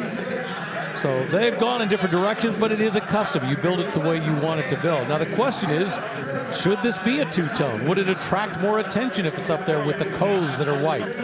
Well, the contrasted coves were always an option, so you're correct either way. $90,000 for a 1956 Corvette custom. Away it goes to new owners. Big LS1 show polished V8 engine underneath the hood. We're going to take a break here at Barrett-Jackson, but I got to tell you what, this auction is always a great opportunity for families to get together.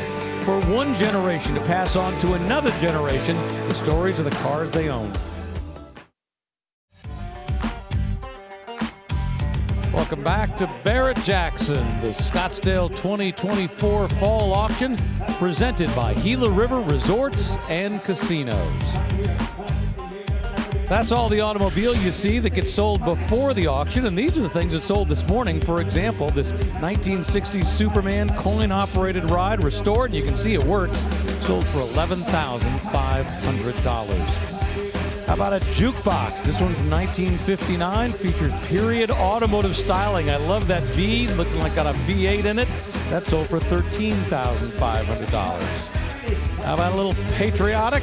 Yeah, that's right there, that 1950s American flag, single-sided porcelain, animated neon. That sold for $41,500. But check this out, a 1920s, it's a Texaco oil pipe organ gas pump. Now it's called a pipe organ because of its brass organ looking fuel dispenser. This sold this morning for $70,000.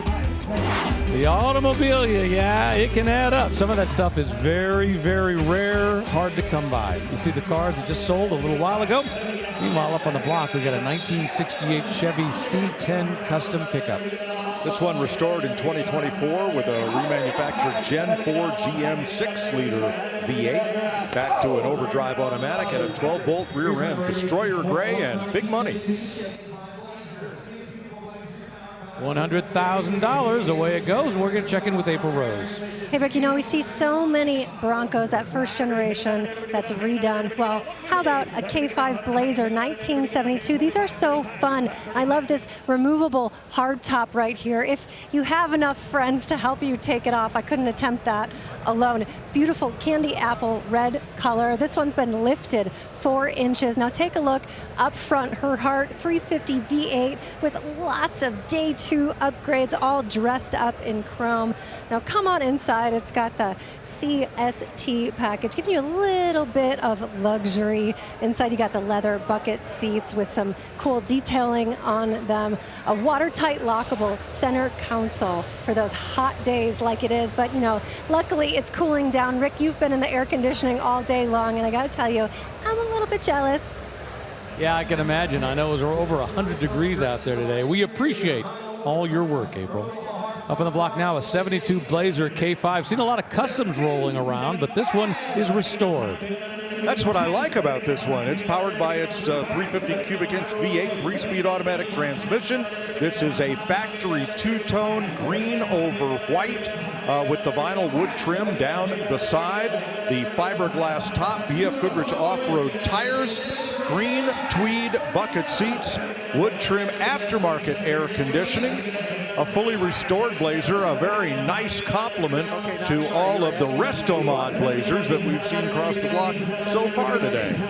We've got a phone bidder involved in this one. You can see the gentleman right there. He's dealing with somebody on the other line who has made arrangements in advance to do a phone bid. There's multiple ways you can bid. You can do it in person. You can do it over the internet. You can give the auction a maximum you want to go up to. But a lot of people like to do it over the telephone so they can actually be a part of it all. I like this. This is the one you want. Oh my gosh, that rear window is heavy, and it should latch right there. Hope it doesn't come down on my head. So you can open the tailgate and see just how much room you've got back here, even behind the rear seat. And look at the Silverado-style embossing on the panels that starts up with the door panels and goes all the way back. You know, today you want to drop the tailgate on a Blazer. You just push a button. Everything happens electrically. 90 deep or Wheaties. Gosh, this thing's heavy. He's getting his workout, putting that back together. $75,000 to that gentleman right there. Walks away with a very nicely restored 1972 K5 Blazer. Camaro time. In this case, a Z28 from 1969.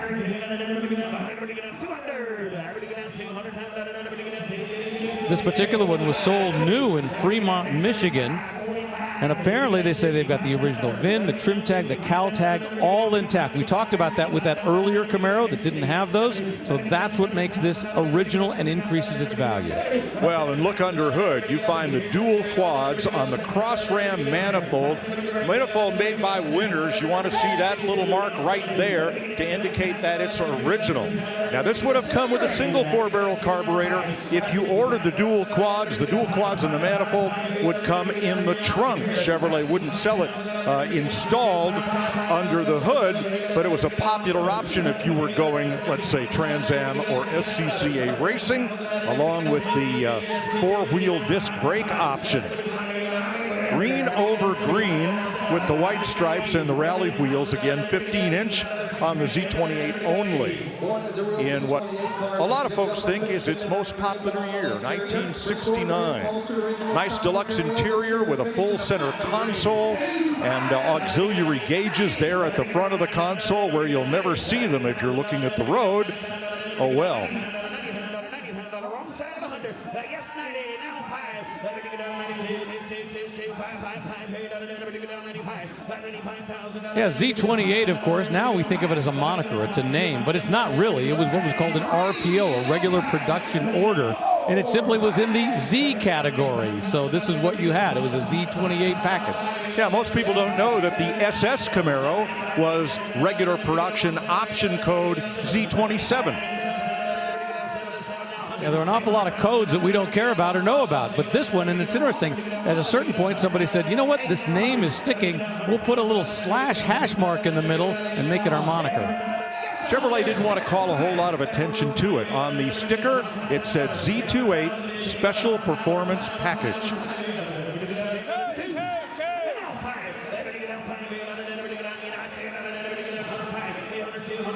The Z28 emblem has the slash between the Z and the 28, as it did in 1967 and 8. Beginning 1970, the slash went away. $102,000 for that really nice Camaro Z28 from 1969. But coming up, it's Mustang time, a 1971 Boss 351 with a factory 330 horsepower, 4-barrel V8 engine, 4-speed transmission.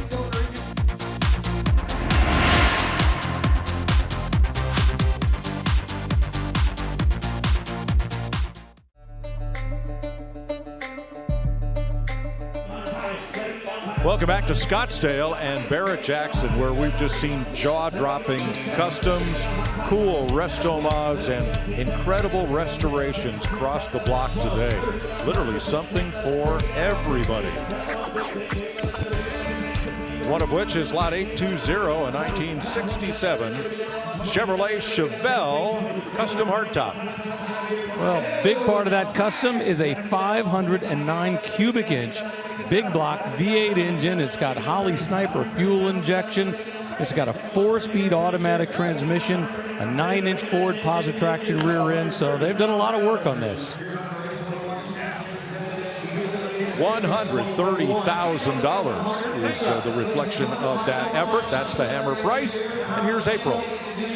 Hey, Mike, the sun has set. Things are cooling down, but we still have a lot more cars to see. We've got Camaros, Chevelles, Yenko recreation behind me. So much to see. If you ever have a chance to come to Barrett-Jackson, you have to do it. Put it on your bucket list. Now, I'm falling in love. 1960 Thunderbird. These are when they got even bigger than those baby birds. And you got Thunderbirds all over. The logos just painted everywhere. Well, that one's not painted, but here we go. We got the gun sight and the Thunderbird in there. Let's see if you can count how many there are. Now, I love the look of this door handle, sort of that arrowhead shape. And this is fancy. The door locks are covered by this sort of stainless chrome finish so that moisture doesn't get in the key and mess it up. Come on back. We've got fins. They're beautiful, tilted a little bit on the outside, and we're also still in the jet age with these sort of turbine-looking taillights and another Thunderbird emblem on the back. Just such cool styling. Now you see such minimalistic cars going across the block. The new ones, back in the day, these were old school, good looks, and I'd love to see them here at Barrett-Jackson. Thanks, April. On the block right now, a 2021 Shelby F-150 pickup. Yeah, 775 horsepower under that hood. Pretty darn impressive. And, you know, just this week, they announced the next generation, the Shelby Ford F-150 Baja Raptor truck that is kind of the next generation coming out of Shelby. So there's quite a combination of things coming out of that world. Yeah, this thing has 900 horsepower, and it does it on pump gasoline. It's a V6 engine in the Baja Raptor and a V8-powered Shelby Raptor R. Both of those were introduced to the public this week here at Barrett-Jackson. That's one of the great things about these events. Not only do you see the collector cars crossing, but the new stuff as well. Well, let's go back to the block for this 2024 Jeep Wrangler Unlimited Rubicon 392 Final Edition. Now this may look like a custom Jeep, but it's not. This is totally 100% factory, and they were commemorating the end of the 392 Wranglers, the end of the Hemis. When this generation of Wrangler came out, they said, we can't figure out how to stuff one of those in there because of the crumple zones. It's too big of an engine for us to put a V8. Safety issues with all the acceleration as well with a Hemi engine on a high center of gravity vehicle like this. I don't think we're going to do it. But a few years later, well, they did, and that was the Wrangler 392. The sticker prices started around the current bid, $80,000. This one probably a little bit more with that final edition options. And of course, now the Hemi is gone, so gone are the 392s. It's always amazing what can't be done at one point in time, and then a few years later they figure out, well, maybe we can do that. And obviously, it all boils down to interest, and there's certain things they want to do. In some levels, it's making money, but other times, it's a halo car, something that brings attention. $82,000, the hammer price for that Jeep. And you can go to Barrett-Jackson.com to see the sold price of all the vehicles across the block here. Those prices will include the 10% buyer's premium.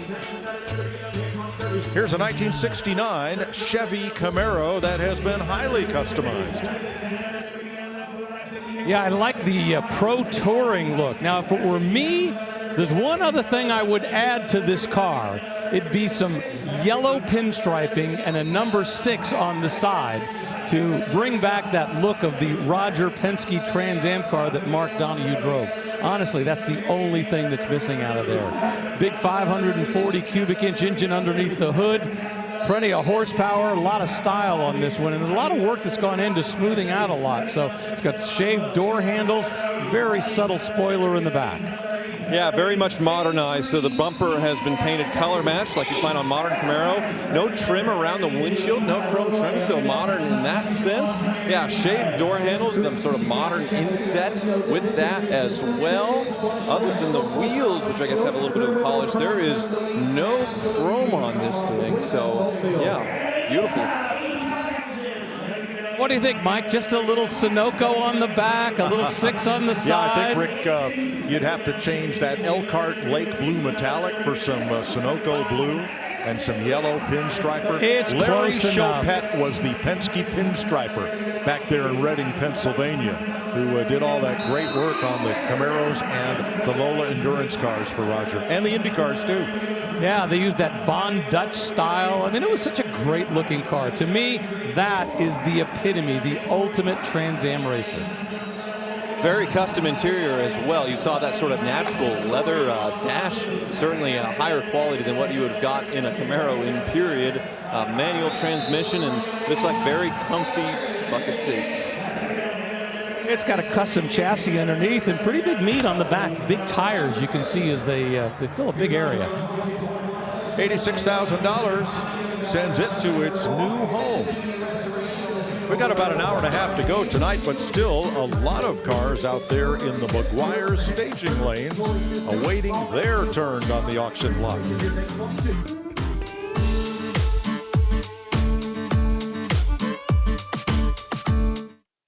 The all-new line of Barrett-Jackson merchandise and apparel is now available. From road rallies to the office, there are many stylish options for the car lover. Available year-round or online at shopbarrettjackson.com.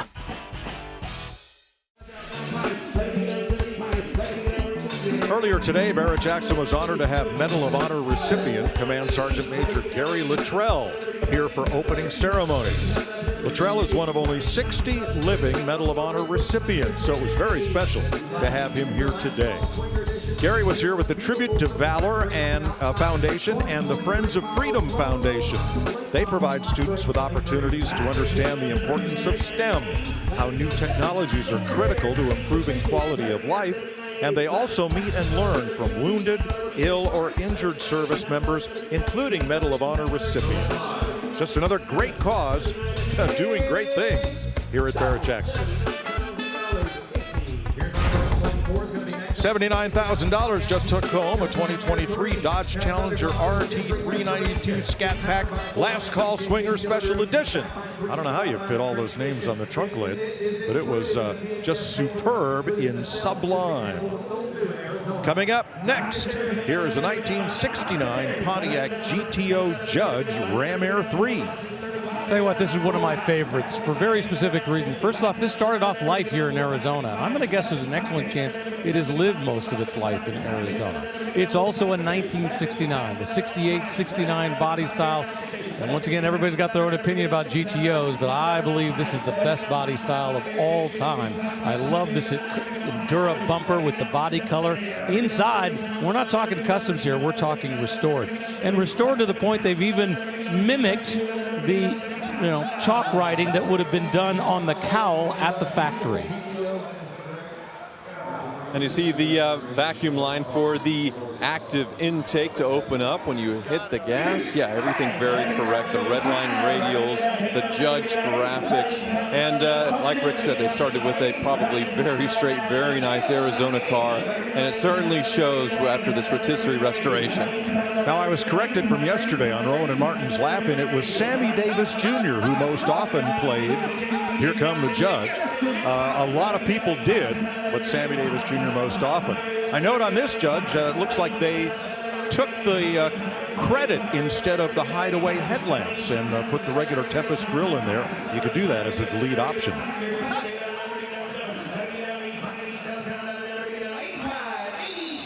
I love this. Look, they've got all the information about the IT car, all the car card information, the original ad. They put it all here. I love the presentation on this.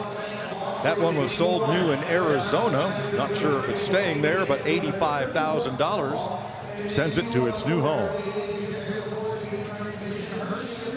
Here's a 1971 Ford Mustang Boss 351 in grabber yellow.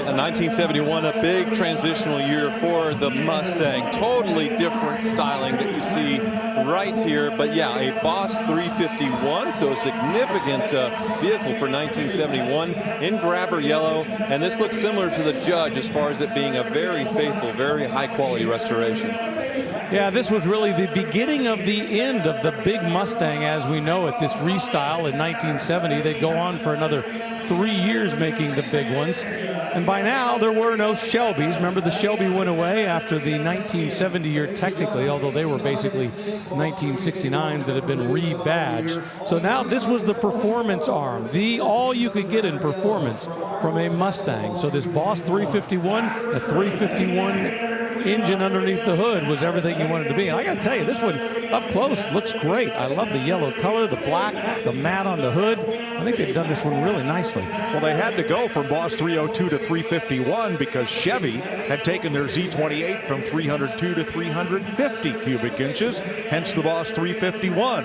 They only built 1,800 of these in 1971. It's just so amazing to think that just a couple years later, well, 3 years later, 1974, all the big Mustangs were gone. The Mustang II came out. And today, while we don't think much of it, boy, it sold really big. Let's listen to hear Steve Davis talking. It's going to be a buy. 42. Well, Steve Davis is a Mustang man, a Ford guy. And when he looks over Mustangs, he looks them over with a completely different eye than people like you or I do. So he's looked at this one. He likes the provenance. He likes the history. I think, honestly, the only thing holding it back is this generation of Mustang. Yeah, the flat-back sports roof was not that well received. In fact, in 1971, Bud Moore continued to race his 1970 Boss 302s in the Trans Am. The only one of these that saw regular duty in America's premier road racing series was driven by Ford loyalist Warren Tope out of Detroit. Yeah, but that flat roof did bring a lot of practicality, a little more headroom, a little more cargo space. But yeah, the interior pretty faithful at her shifter.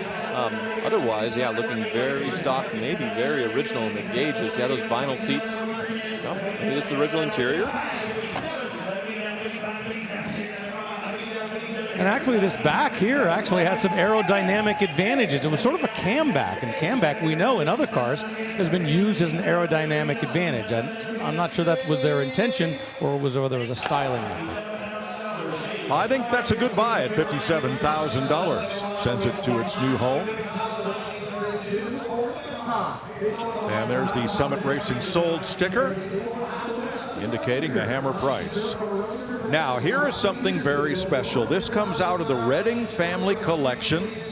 It is a Ford Highboy Roadster that was built for Robert Peterson, the owner of Peterson Publishing, Motor Trend, Hot Rod, Carcraft, etc.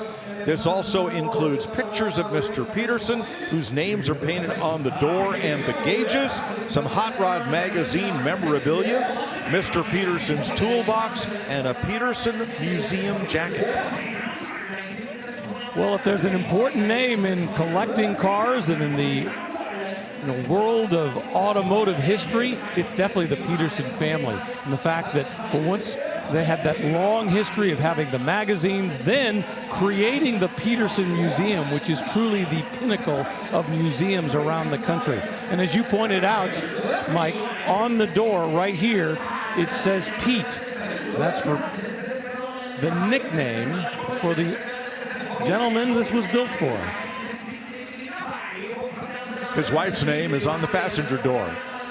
This is just a very cool piece of automotive and hot rod history right here.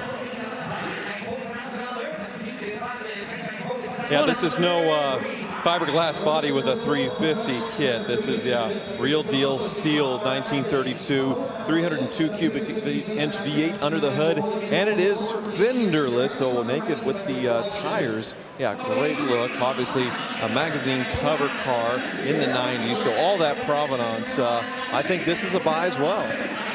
Pete Peterson's two loves, aside from his wife, were cars and guns, and he published magazines about both, and they filled magazine stands across America back in the day when magazines were a thing. Yeah, I love this old school styling that they've got in this. Everything about it looks very classic.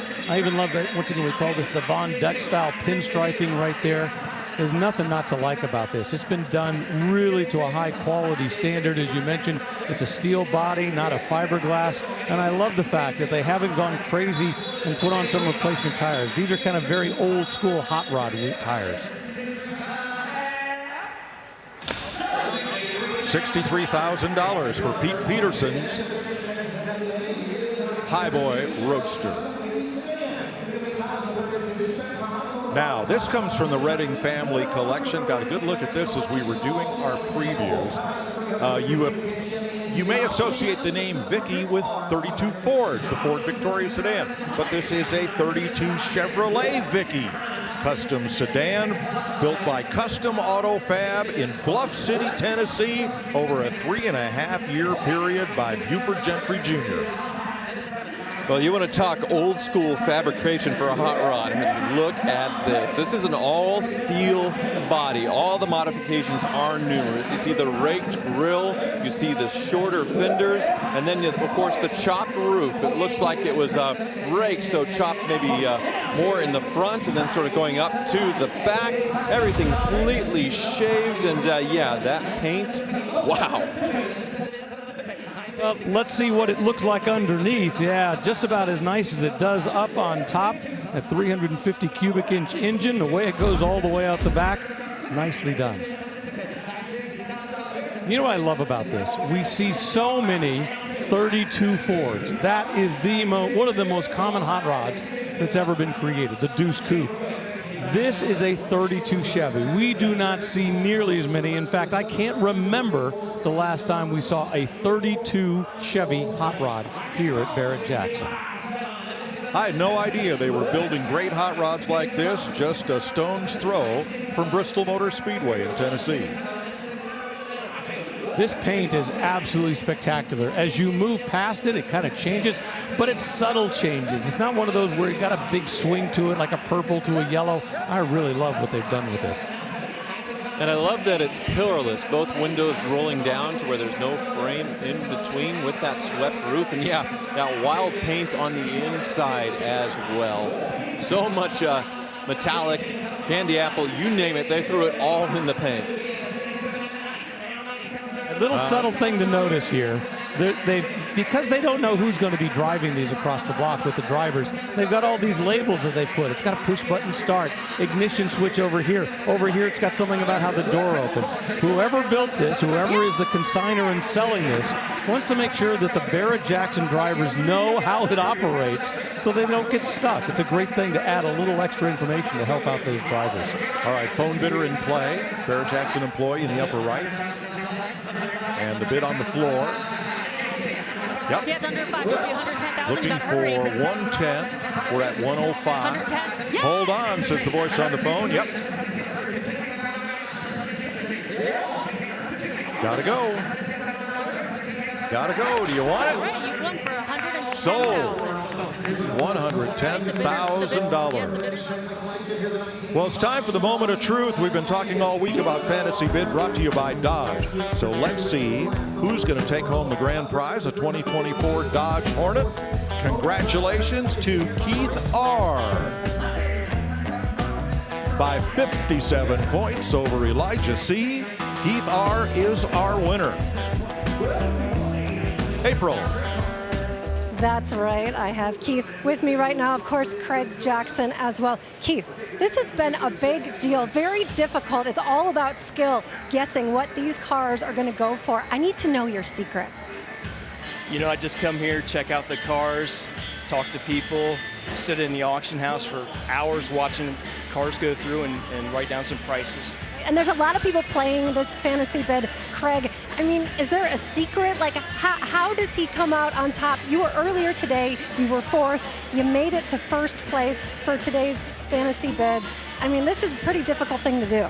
It is. I was just talking about what is secret. And you know, he nailed the last 2 cars pretty dead on, and that was the secret to it. Absolutely. That one got him into the running here. Absolutely. Now, your prize, 2024 Dodge Hornet. So exciting. What are your plans to do with this ride? My wife has already claimed it, so you know, she's gonna love it. I love it. Okay, so you're a very smart man. Obviously, you won and you know the rule. Happy wife, happy life. Congratulations. Craig has the keys for you. Man, this is one happy man right here, and happy wife, I do have to say. Mike, back to you. That is rule 1, isn't it, April? It sure is. All right, here's a 1957. Well, that's a Nomad rolling off right there. 55 Nomad for $58,000. Resplendent in ivory and copper. Now, here's a 1957 Chevrolet 150 2-door sedan. Well, when we talk about the 150, what we're referring to is the fact that in 1957, they didn't really have different models. You know, you couldn't get a Chevelle, you couldn't get a Nova. Those things wouldn't come along for several years. You really only got one Chevrolet, and they divided it into 3 levels. You got a 150, you got a 210, or you got the Bel Air. The 150 was the base model, and generally it was a fleet car. It was the car that somebody bought who really couldn't afford a lot. So to have it done to this standard, this quality, this late in its life, I think is pretty special. Yeah, most likely it would have had some kind of inline 6, a 3 on the tree. There's been a bit of fun had here with the 283 and the 4-speed manual. And yeah, these do look fantastic in the 150 sort of as they were stock new without all the Bel Air gingerbread. I like them both ways, but this one with the turquoise and white does look fantastic. Whoa, wait a minute. This thing was built as a street stripper. It's got the 150 base vinyl floors, heater delete, radio delete, dog dish hubcaps, but it's got a dual 4-barrel engine. From the factory? Real deal? That's what they're saying. Whoa. How about that? And now it has a new owner, so let's move on to the final car today from the Redding family collection. Mr. Redding saying he is thinning the herd, selling 8 cars from his huge collection to ease the burden on the next generation of what to do with all those cars he has collected. This one is a 1970 Chevelle Custom. Well, yeah, and I think what we're going to talk about as the custom is what's underneath the hood. We're going to lift this hood for just a moment. If we can get our hand underneath here. Can't quite. Oh, there it is. I missed it. Nope. Still can't get my hand underneath there. 6-liter, very modern engine paired up to a 6-speed transmission. On the outside, let's call this a resto mod. It looks dead stock from the outside, but it's what's inside that matters. There it is. Thank you. The muscles of Tyler Hoover come through again. Check that out. Very modern engine. Underneath, kind of hidden, because the rest of this looks dead stock. Now, it has SS badging, but they point out this did not come as an original SS. It was just an original Chevelle, and now they've dolled it up, shall we say. As Tyler would say, we've up-badged it. Well, most certainly, yeah. You get that modern drivetrain and comfort with similar power to an LS5 or LS6 of the period. Yeah, the cowl induction still on there. From the outside, looks very stock, but yeah, that modern power. And I saw the 6-speed manual. That's probably the only thing from the outside that was showing anything not period of the 70s. They integrated the modern sort of Camaro-esque 6-speed manual shifter in there. Honestly, there's not much not to like about this. I mean, it's cranberry red. It's got the great looks. It's got the SS badging. It doesn't matter that it's not. It's got that big engine under the hood. I think this is a pretty nice product we're seeing right here. Looking underneath, boy, I tell you what, the suspension, everything underneath looks fairly new as well. For $60,000, it has a brand new home.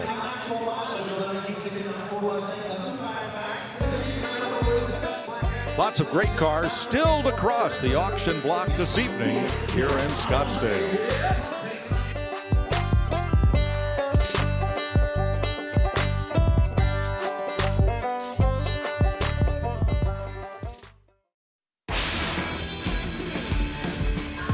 What a moment when Sammy Hagar and Mrs. Hagar rolled up onto the auction block with Sammy's LaFerrari.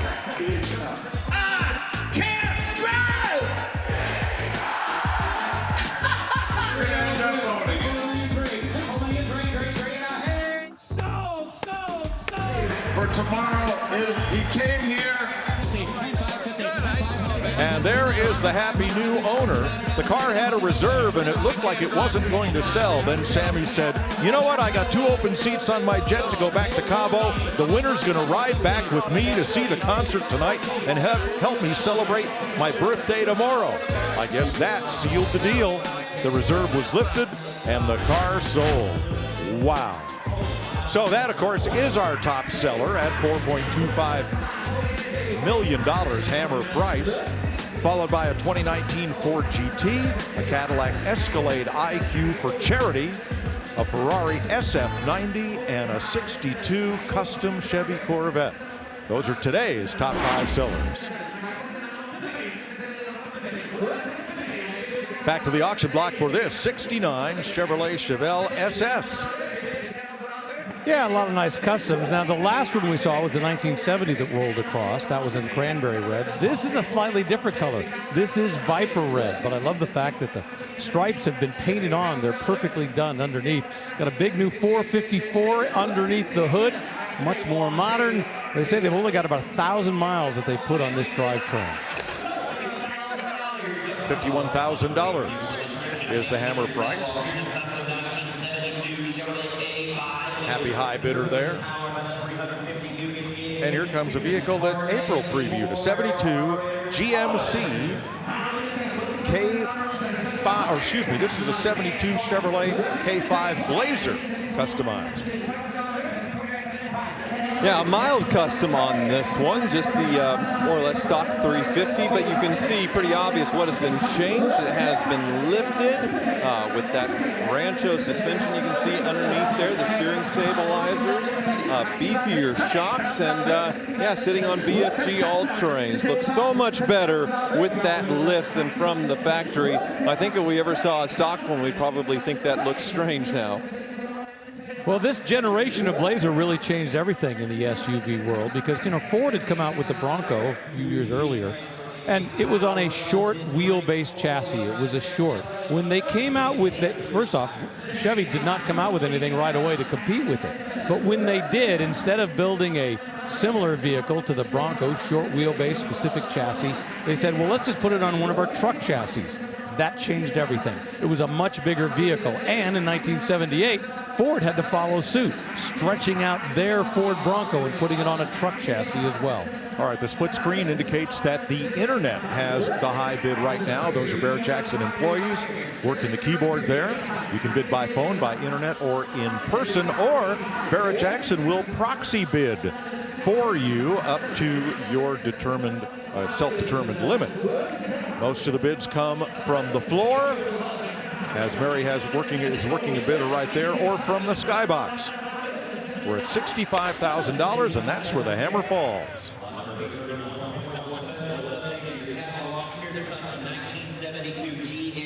Well, you have your Chevys and you have your GMCs, and they roll out of the same assembly line, but they look quite a bit different. Here's a 72 GMC K1500 four-wheel drive custom pickup.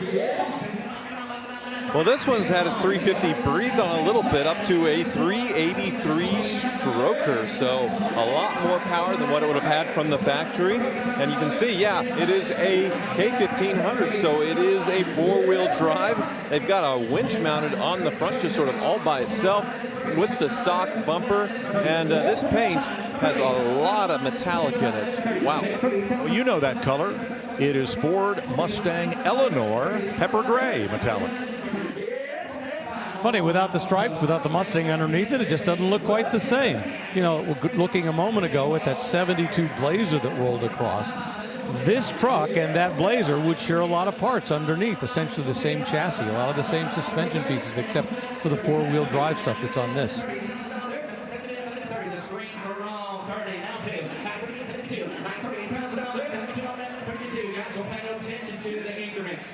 Well, it is a long bed, so that would hold it back a little bit, but beautiful, looks like oak inside, and some more modern alloy wheels mounted onto it. I think if I were buying this, I'd go with something that looks a little bit more stock, maybe the same size, but yeah, same off-road tires, and that's funny, the Ford Eleanor color on this truck.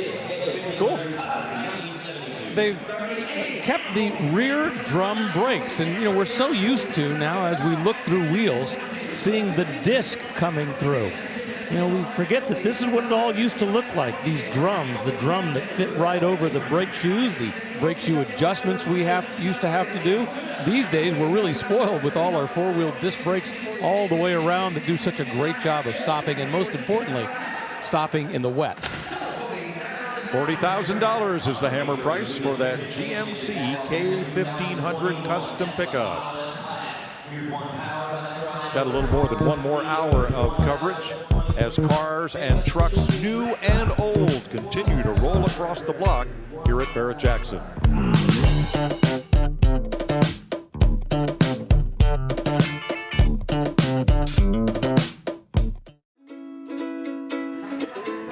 Welcome back to the Barrett-Jackson Scottsdale 2024 Fall Auction presented by Gila River Resorts and Casinos.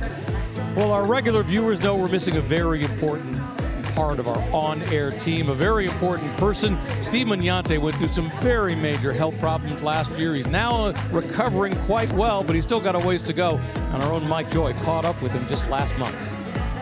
I'm at Eastern States Exposition in West Springfield, Massachusetts, a huge fair, and today it's Collector Car Live, and I'm judging cars along with our buddy Steve Mugnante. And Steve, all of our viewers would love to have an update on how you're doing. Well, it's been a lot of positive thoughts from people all over the country, really, and encephalitis is something, when you recover, it does not have a finish line. So you do things like this to keep your brain moving. I walk about 2 to 4 miles every morning to keep my body functioning, and with that said, every day is a good day, and there's no finish line with the encephalitis, it's true, but with that said, every day is a good day, just keep plugging.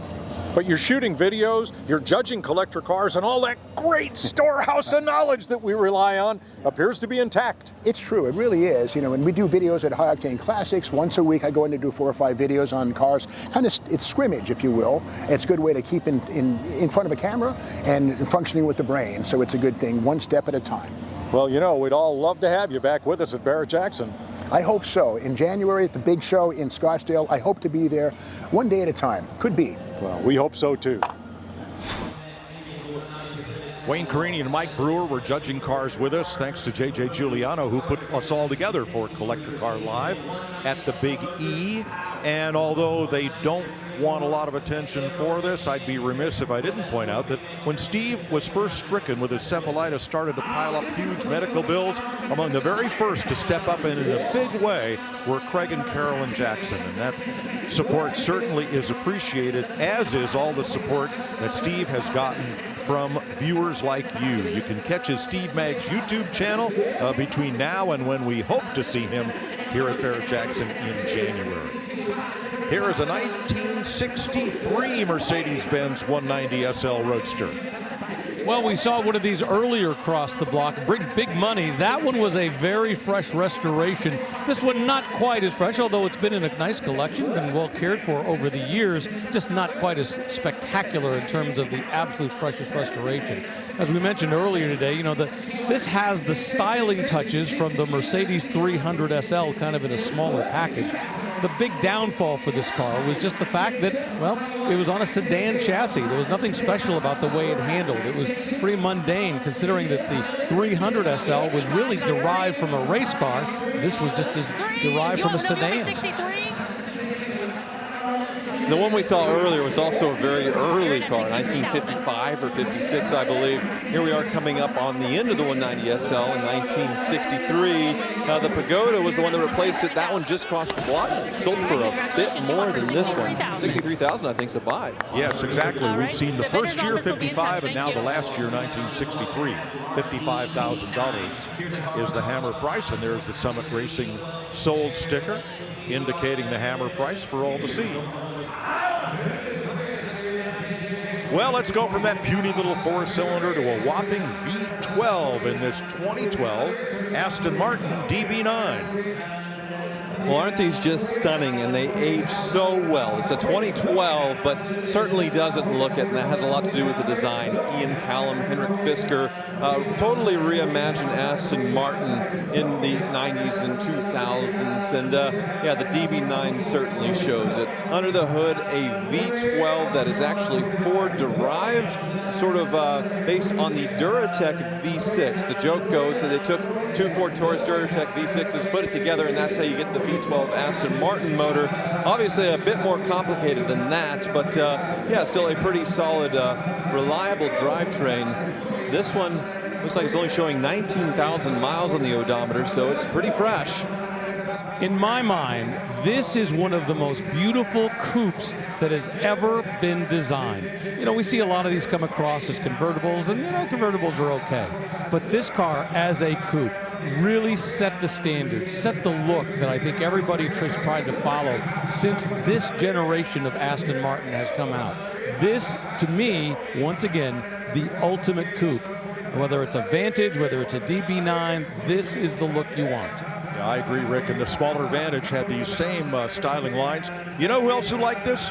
Ford, because didn't they crib the front grille of the DB9 for the Ford Fusion?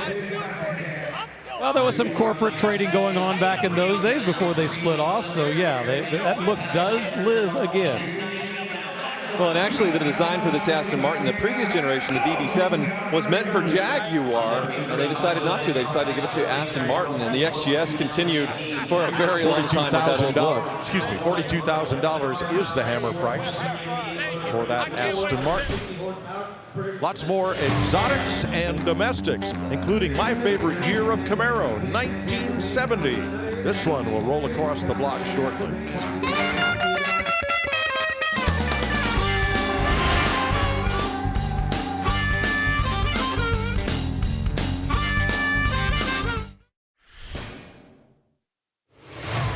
Barrett-Jackson Scottsdale in January is setting up to be epic.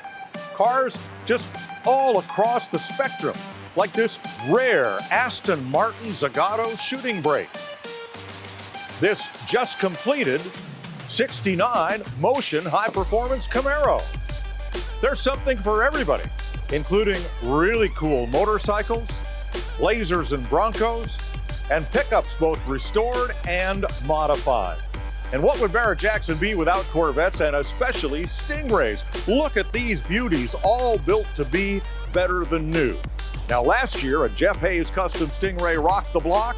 This January, there'll be two. Take your choice of a split window coupe or a convertible. January, Barrett-Jackson in Scottsdale. I don't think it can get any bigger than this.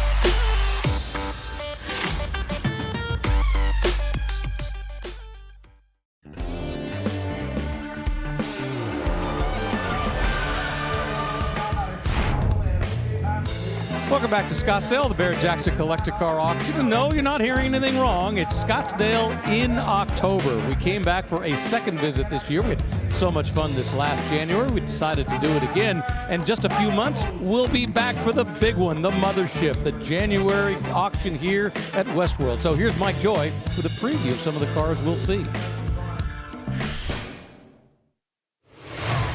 Barrett-Jackson Scottsdale in January is setting up to be epic. Cars just all across the spectrum, like this rare Aston Martin Zagato shooting brake. This just completed 69 Motion high-performance Camaro. There's something for everybody, including really cool motorcycles, lasers and Broncos, and pickups both restored and modified.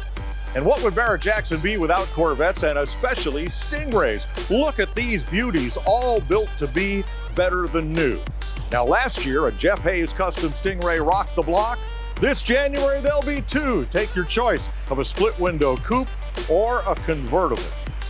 January, Barrett-Jackson in Scottsdale. I don't think it can get any bigger than this.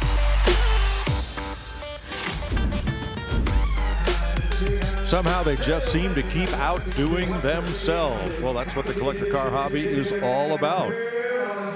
Here is lot 837, 67 Chevrolet Chevelle Malibu Custom. Well, a very stock appearing vehicle once again, this Malibu Custom. But yeah, the Chevelle badges, the SS427 badges are accurate. It has a modern crate 427 under the hood, 4-speed manual, and a beautiful body with black paint. 480 horsepower with its GM crate motor. And $55,000 sends it to its new home. April, what you looking at? Hey, this is sweet 1955 Starliner. Ooh, 98. I love this. I mean, massive hood ornament. You got the jet, because this was part of the jet age styling. Even the nacelles have their own fins off the back. The globe emblem right below it. And come on down even further. How'd you like to be a bug slamming into that Oldsmobile right there? That's a bug's worst nightmare. Really pretty two-tone paint divided by the stainless strip all the way down. I mean, the details of the 50s are just over the top. Of course, take a peek inside. It looks like a 50s diner. And of course, back in the day, there was no park gear. If you see up close on the speedometer down there, there's no P. So what you would use when you park is the brake, the handbrake, emergency brake right down here. Globe emblem in the middle of the steering wheel. Once again, these are just so neat to be up close and looking at all the details on the cars, even in the back. Sort of have these turbine-looking tail lights. We got the globe emblem once again. Now the power, it's got its matching numbers, 324 Rocket V8 hydromatic transmission. And this is one fun cruiser, but you know, it looks really comfortable to park in your living room and just hang out. What do you think, Mike? I think that's a beauty, but you've reminded me of a hit song. Some days you're the windshield, some days you're the bug. Who had the hit? Mary Chapin Carpenter. But who wrote the song? Mark Knopfler of Dire Straits. I just don't know where you keep all that stuff in that brain. It just rattles around and then suddenly pops out. It's amazing the facts you come up with. All right, let's go back to the block. We're at $49,000 bid on this Chevelle. I thought they were about to hammer it sold, and then somebody else jumped in and kept it going. Yeah, right at the lock. I think the gavel must have tapped it, but he pulled it back. Yeah, cobalt blue paint job, 454 under the hood of this one. So SS396 badges are on it. Not accurate, so I guess it's down badged or under badged on this one. Last year for this body style, and away it goes. $53,000. sends it to its new owner. You can check out the sale prices on all these cars and see what else is coming up, because they're going to continue to sell cars here tomorrow in Scottsdale, and all that information is at Barrett-Jackson.com. Boy, pepper gray is a popular color today in Scottsdale, and here we see it again on this 65 Ford Mustang Custom. I don't call it a fastback. It's a sports roof, or in these early versions, a 2+2. Yeah, we're used to seeing the pepper gray on Mustangs, just not this generation from 1965. And boy, look under that hood, a 331 cubic inch stroker engine. Look at the way they put that together. You know, it was not easy putting big engines into the early Mustangs because the engine compartments were not quite as big. You can see here over on this side where they've shaved off what would have been the suspension. They put in new suspension down below, and so as a result, they've got more engine to put a slightly wider, more room to put a slightly wider engine in. So you're seeing all that work put into it. They're claiming $200,000 invested into the build of this 2+2. I won't call it a fastback, Mike. Yeah, it certainly shows the shaved door handles, definitely wider in the rear when it comes to the wheels, so it might be tubbed ever so slightly. And this is another one where it's had a total chrome delete. Everything's sort of painted to match on the bumpers, and well, there's some chrome trim, but yeah, it's much more modernized, I would say.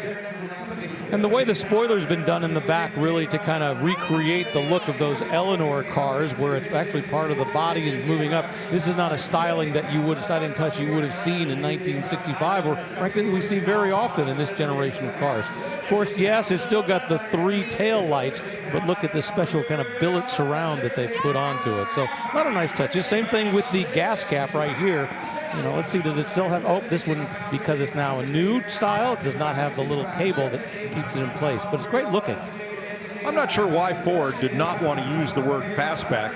They had previously used it on some Galaxies with a slope roof, but if 2+2 was good enough for a Ferrari, it was good enough for Ford.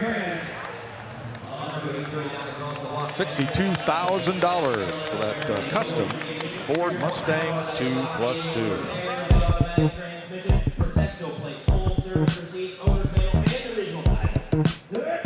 Lots of cars, lots of people, lots of action, and lots of cash trading hands along with these dream rides.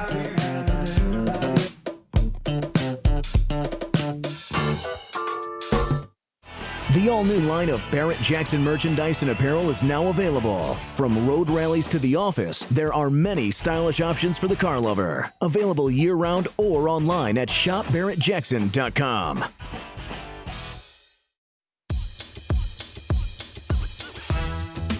Back here at Barrett-Jackson, they just sold a Square Bird just a moment ago. You saw it on the downside of the ramp, that 1960 Ford Thunderbird going away. Nice.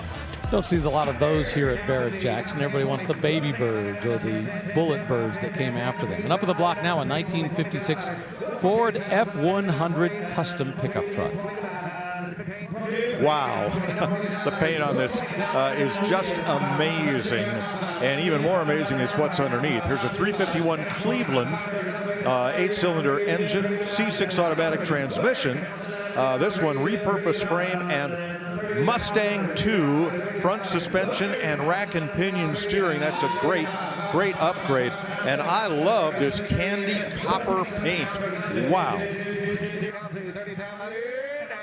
Yeah, you can see how beautiful body. They have the custom cab badge on it, which is great. A nice touch from the period to show what it is. There's the cowl that's open right now to get fresh air into the cabin. El Natural air conditioning, I suppose. But yeah, this one nicely lowered on Mustang 2 suspension, like Mike said. And yeah, I agree. What a color. You know, the Mustang 2 was, well, it wasn't a very loved car, let's say, and its place in history is somewhat murky. But its front-end design and its power rack and pinion steering has found its way into every NASCAR modified, a lot of short-track late-model cars, and a lot of hot rods. Of all of the Mustang 2, that is the one part, that front suspension and steering, that has endured. Well, let's look inside of this custom cab. You can see it's very stock looking but nicely upgraded suddenly with the bench. Looks like an old heater down there in the passenger side, or if it is, it's been updated. But yeah, you got some heat in here, sort of a period. And yeah, that dash painted to match with that bright orange. Looks like a pretty comfy bench seat. They even got some cup holders sort of tucked in there into the bench.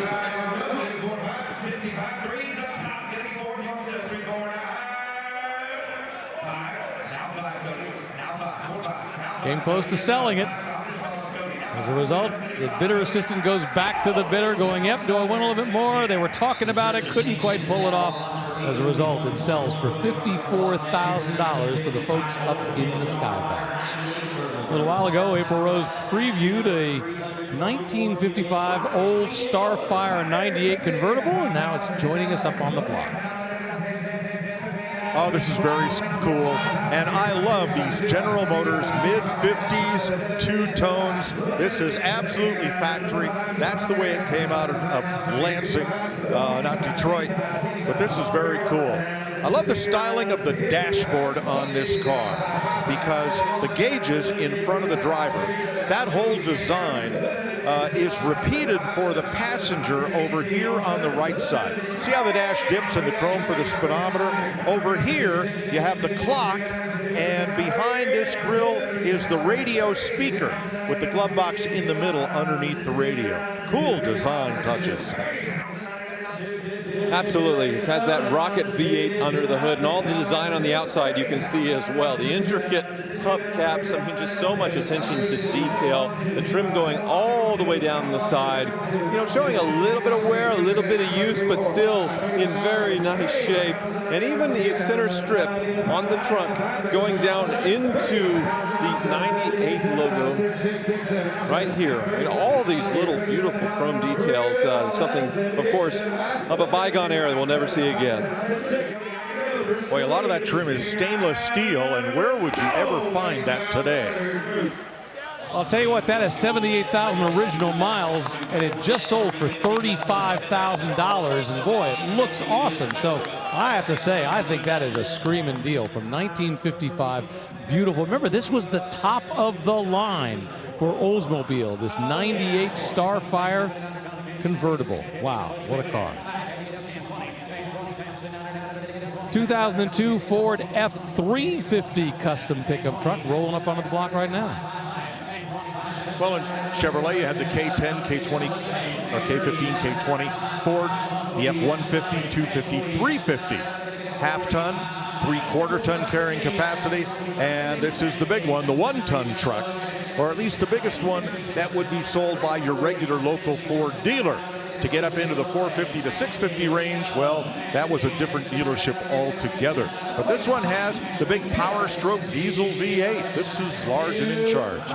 So this is custom, and I believe the part that is custom, you could not get an F350, the one-ton, with a short bed. It'd be a long bed or a dually. Most of them dualies, obviously, to tow. But somebody went to all the trouble to make it an extended cab short bed pickup truck on the big chassis with the best diesel engine Ford probably ever produced, the 7.3 Power Stroke. Very cool. Well, that 2002 Ford F350 just sold here at Barrett-Jackson for $40,000. Well, as you can probably tell, the Barrett-Jackson team is an incredibly tight-knit group. And unfortunately, we've lost a beloved member of that family. Steve Feinberg, our longtime technical director, passed away in August after a tough fight with cancer. A gentle soul who always had a smile on his face, Steve was a mainstay of the Barrett-Jackson broadcast. Until his retirement last year, Steve had worked on every live Barrett-Jackson show since they began in 1997. That is 27 straight years of excellence. Truly incredible.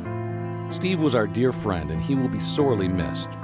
We send all of our love to Steve's wife, Gwen, and their entire family.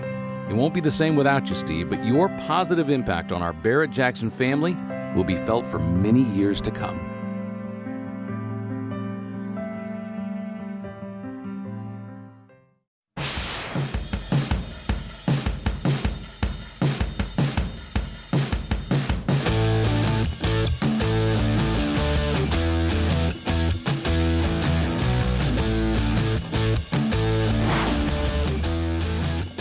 back here at Barrett-Jackson, closing in our last half hour of coverage here on the History Channel. And up on the block right now, we got a 1965 Pontiac GTO convertible, but this is a recreation. Yeah, a little bit of confusion here. The car card says it is a recreation. The consignor's information says it is a GTO convertible. Now, the GTO was not a separate model in 65. It was an option package on the Pontiac Tempest Le Mans. But apparently all of the numbers didn't quite add up for this being an actual GTO, so it's represented as being a tribute or a recreation. And to do that, you change the suspension parts, you add all the badging, you put in the wood dash and the grab handle with GTO, the hood with the scoop, and the 389 under the hood. And as long as it's honest, no harm, no foul. $36,000 for that 1965 Pontiac GTO recreation. 1967, the first year for the Camaro, but this one is a custom. All right, I got a random fact for you. In the first generation of Camaro, 1967 to 69, what was the least produced color? In 67, there were few takers for ivory, and in 69, butternut yellow was not very popular, but surprisingly, the least produced color was tuxedo black. Less than 2% of first-generation Camaros came out of the factory in black. Well, this one's tricking us a little bit because it's a little bit blue. It's got a navy blue finish to it, slightly upgraded 350 under the hood. So obviously two things that make it custom there, the cowl and hood, and then the modern chrome wheels. Good looking car. Yeah, discs front, drums rear, 327 badging, aftermarket steering wheel, full-length console, add-on gauges, a couple of speakers there in the parcel deck behind the rear seat where you'd expect them, and some modern bucket seats added. So good bit of freelancing going on here.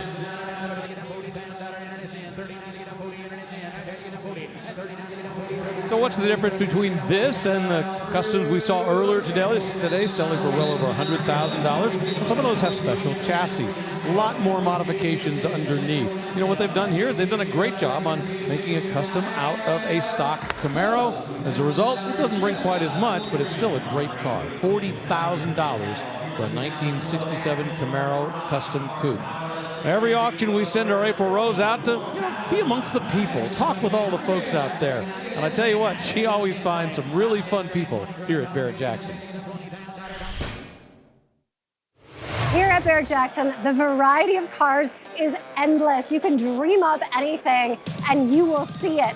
Now, what I want to know is, do you prefer cars as they came off the assembly line, original, or a little bit of a custom touch?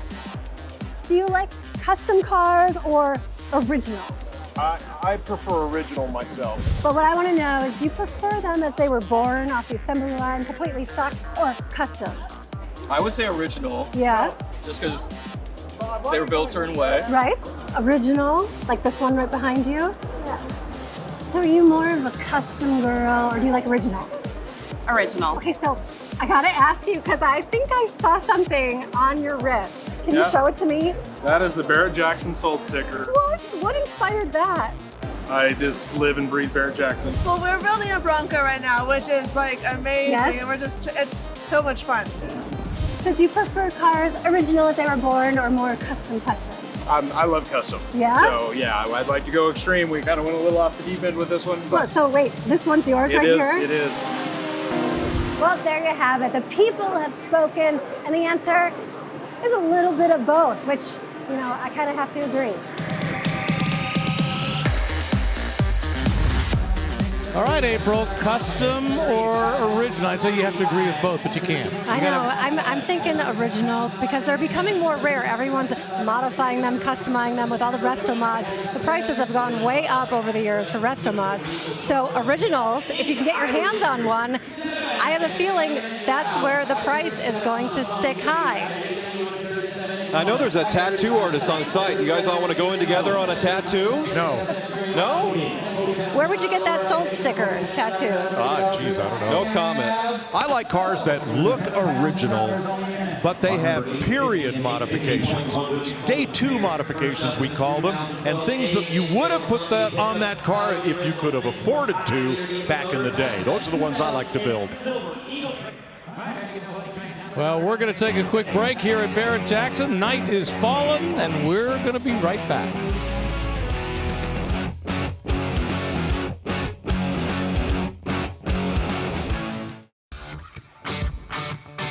Well, moments ago, a 1969 American Motors AMX crossed the block. It didn't sell for big money, $32,000, but we have to show it because we just never see a lot of it. It seems like we're always in commercial break when they come across. So AMX fans, AMC fans, here's your moment in the sun.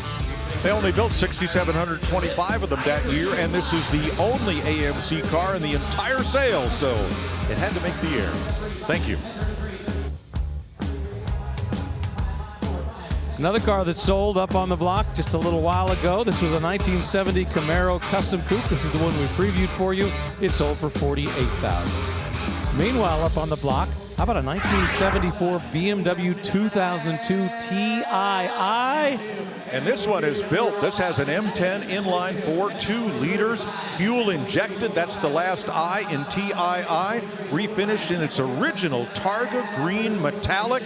$40,000 in restoration receipts. Now, this is the second 2002 we've seen in this auction, but this is the first one that's the Tii, and the first one has been nicely done like this. This is a beautiful restoration, and they resisted the opportunity to add flares or wider wheels or a whole lot of changes. This is very much as built. Beautiful restoration. Yeah, it's got that independent suspension. It's got disc brakes up front, drum brakes in the rear. Once again, they haven't gone crazy in trying to modify it. Very, very clean, even to and including the trunk.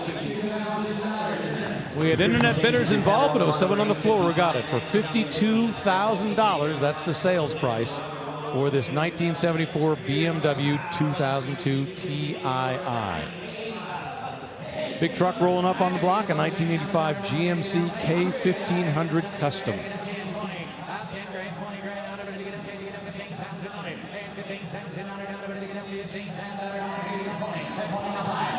That's got a Crate 350 cubic inch V8 engine, made into a 4-speed automatic transmission. And of course, as you can see by looking at it, big 4-wheel drive, big lift kit as well. Big as in a 6-inch lift, and that's just about double what we usually see. That's why this one needs a step to get up into the cab. A nice roll-up tonneau cover for that bed and a big chrome step bumper. Yeah, you almost have security built in just with the height to where you don't need the roll-up rear, but nice accessory to have to keep everything secure in the back. Custom bumper on the back too, very clean. Tell you what, that's a deal. $25,000 for a 1985 GMC K1500. All right, now you're into truck, but you haven't seen what you really like yet. Well, we have something really different. How about a 1955 GMC armored truck? I think this is the first time we've seen one of these in a long time. Yeah, never have I ever. I don't understand why an armored truck would have the gumball machine up there atop the windshield, because you wouldn't want to run that and the siren and call a lot of attention to yourself, or would you? Look how thick this door is with almost it's 1 inch thick glass in the door, the windshield, and everywhere. Well, if you come around to the driver's side and take a look at these really thick windows, you can see the money bags inside, but at some points this thing was sitting and it looks like someone took a couple of shots at the side window, and no, it did not pass through. But yeah, interesting that it has this inch thick glass in the back so you can look in and see what's inside. But yeah, bullet resistance, well, it has the bullet holes to prove it that didn't pass through into where the money bags are. I'm looking for Craig Jackson to come down on the stage and buy this so he can, take home the earnings from the week here. Well, you want an armored truck? It'll take you $19,000 to buy one here at Barrett-Jackson. But where else are you going to buy one? That's the beauty of this auction. What a wide variety of things we see crossing the block. And there's got to be something for just about everyone.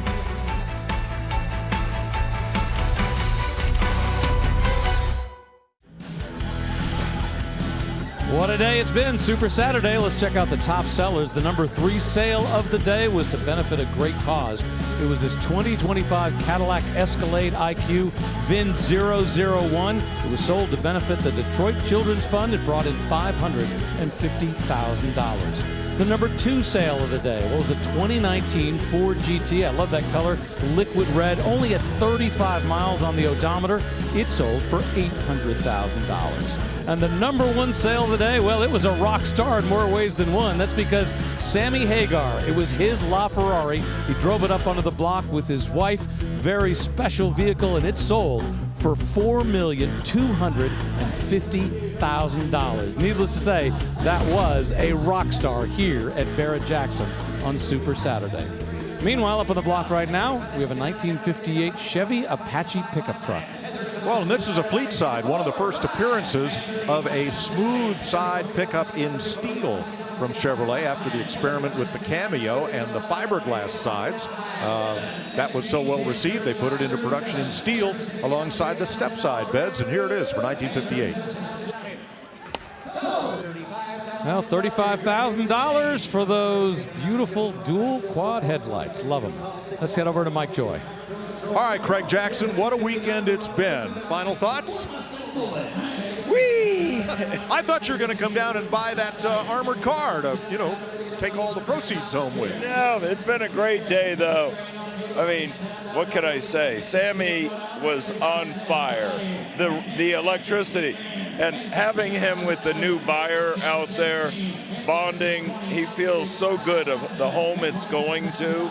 And all had a shot of tequila and wished him good luck with the car. It was just a real magical moment, I gotta say. Best thing he said is, he goes, I do rock concerts everywhere. He goes, the energy in the room was electric. He goes, wow, that was something. Wow. When I'm 77, I hope I have his energy. I'll bet you do too. I do too. I mean, just thinking the tour he's done, and now Wednesday he goes to induct Foreigner at the Hall of Fame. So he never stops. I love him. That's awesome. All right, Steve, we've been asking everybody on our staff, and I got to ask you, restored to original or modified and customized? What's your preference? I'll tell you, we sold a bone stock numbers matching 446 back Challenger, bought $250,000. Then we sold a 67 Eleanor tricked out custom impeccable Mustang for over $400,000. It was licensed, dialed in, all the right stuff. So again, it's absolutely depending on your taste, but if it's all there, it's high quality, it's going to bring great money. All right, wonderful. Can't wait till January. Oh, it's going to be off the charts. And, that question for me, I own both. The numbers matching great ones are fun and historic, but I like driving the resto mods better. Well, what I love is you come to Barrett-Jackson, and there's something for everybody. Thanks a lot, Mike. Yeah, we don't have to make a decision. And there's something for everybody, as I point out, like this. Check this out. It's a 2006 GDT Speedster. And what I love about this is this was fabricated by a team of students in Michigan using state-of-the-art CAD tools, conventional methods. Students are the ones who built this using some Corvette drivetrain parts. Yeah, that's right. That's the basis for this, a 1994 Corvette. So the powertrain, the suspension, everything underneath. But yeah, on top is a totally custom design. I wonder how you get to the engine bay. I'm guessing the whole nose just sort of clips off and you pull it. Do you see a seam in the fenders anywhere? Yes. Right here above the rocker panel, there is a very nicely disguised seam so that this entire nose could perhaps tilt up. And a huge rake to the windshield. Very different from, say, a C4 Corvette. You can see the two bump outs in the rear. And that back end, I mean, proportional, it looks like a cartoon, but it's a proportional kind of fun-looking cartoon. Sometimes these one-off bodies, they look wrong in certain areas, but this one I'd say it works. I think they've done a tremendous job here of interpreting the look of 60s custom cars, and I love the shut lines, and the door gaps are very consistent all the way across. The doors hinge and open, very neatly. Wow. They've done a tremendous job with this. You know, this reminds me of a lot of the special builds that came out of the 1950s, Mike. You know, some of those small builders that would build fiberglass bodies that they would put on their own special chassis. I love the look of this. And I got to say, all the work that went into this. This has more than 2,000 components designed and created just for this car. $17,500 for a 2006 GTD Speedster. That's the only one you'll ever see, and away it goes. A little while ago, we saw a Square Bird going across the block. Well, now we got a Bullet Bird, I believe, from 1963.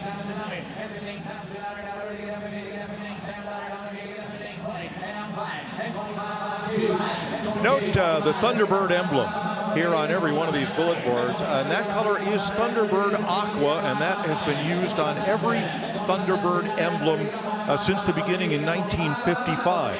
Thunderbird is another name for the Phoenix, the bird that rose from the ashes. And if you go down to pick up your Hertz car in the Phoenix airport, you will see a huge stylized mural on the wall that's been in the airport for decades and has just been repurposed there of the mythical bird that rose from the ashes. Very cool.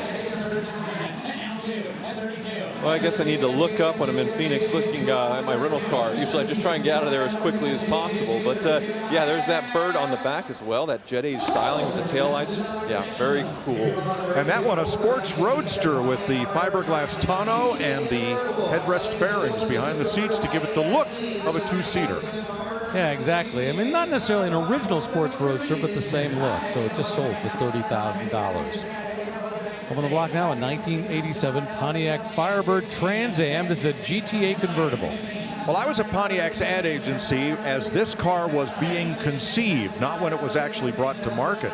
And there were a lot of people at Pontiac and at the agency who wanted to call it a GTO because that was the fabled performance name. But the purists intervened and said, no, it's not really a GTO, it's something different, so let's call it a GTA, and they did. Yeah, this brought in a lot more performance for this platform of Trans Am. Long-suffering, the tune-ported injection 5.7 liter under the hood. Finally, some horsepower in this style, this sort of Knight Rider style that came in the early 1980s. And this one, a really nice example, 9,800 original miles. I love the wheels. They're an interpretation of the BBS basket weave wheels. They're gorgeous. This is one of only 18 GTA convertibles built, and I think somebody just got a great deal. $25,000 and away it goes. All right, Mike, what are your thoughts for this fall auction? This is a little bit different for us being here in October, a little warmer than we expected, but an interesting collection of cars. What do you think? Well, I think Thursday, I think some of the numbers were a bit soft for the more mundane cars that crossed the block, but as we moved into Friday and especially into Saturday, quality shows. Cars restored to original brought very, very strong money, and to Steve Davis's point, the resto mods and the ones that are built to a very, very high standard, even with just very few components left in the original car, those are what really rocked the block. Tyler, what were the high points for you?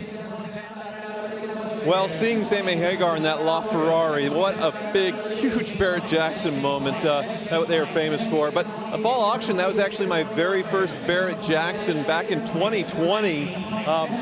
It was a COVID era where they had to delay the auction because of that, so we were all wearing masks. And I remember it was my very first auction, my very first time on live television. I take a deep breath and I suck the mask into my mouth. I can't breathe, I'm coughing. First time on live television, it's sort of like as I start. So much better fall auction for me than the last one.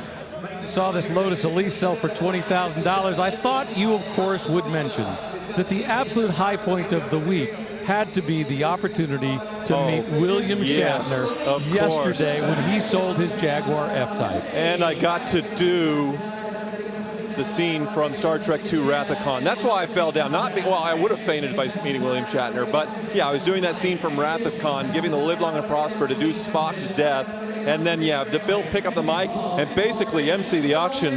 What an amazing moment. I'll remember that for the rest of my life. Not often you get to meet somebody who is a hero for your entire life, and you got to do that here at Barrett Jackson, Tyler.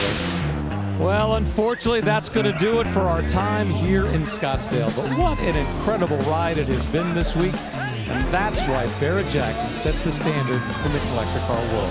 And we'd like to say a special thanks to our world-class crew, the folks that work tirelessly to bring you this amazing television coverage. They are truly the best in the business. So for Mike Joy, April Rose, Tyler Hoover, and our entire team, I'm Richard Brule. Thank you so much for riding along with us this week. We look forward to seeing you in January right back here in Scottsdale for the Big Daddy of all auctions.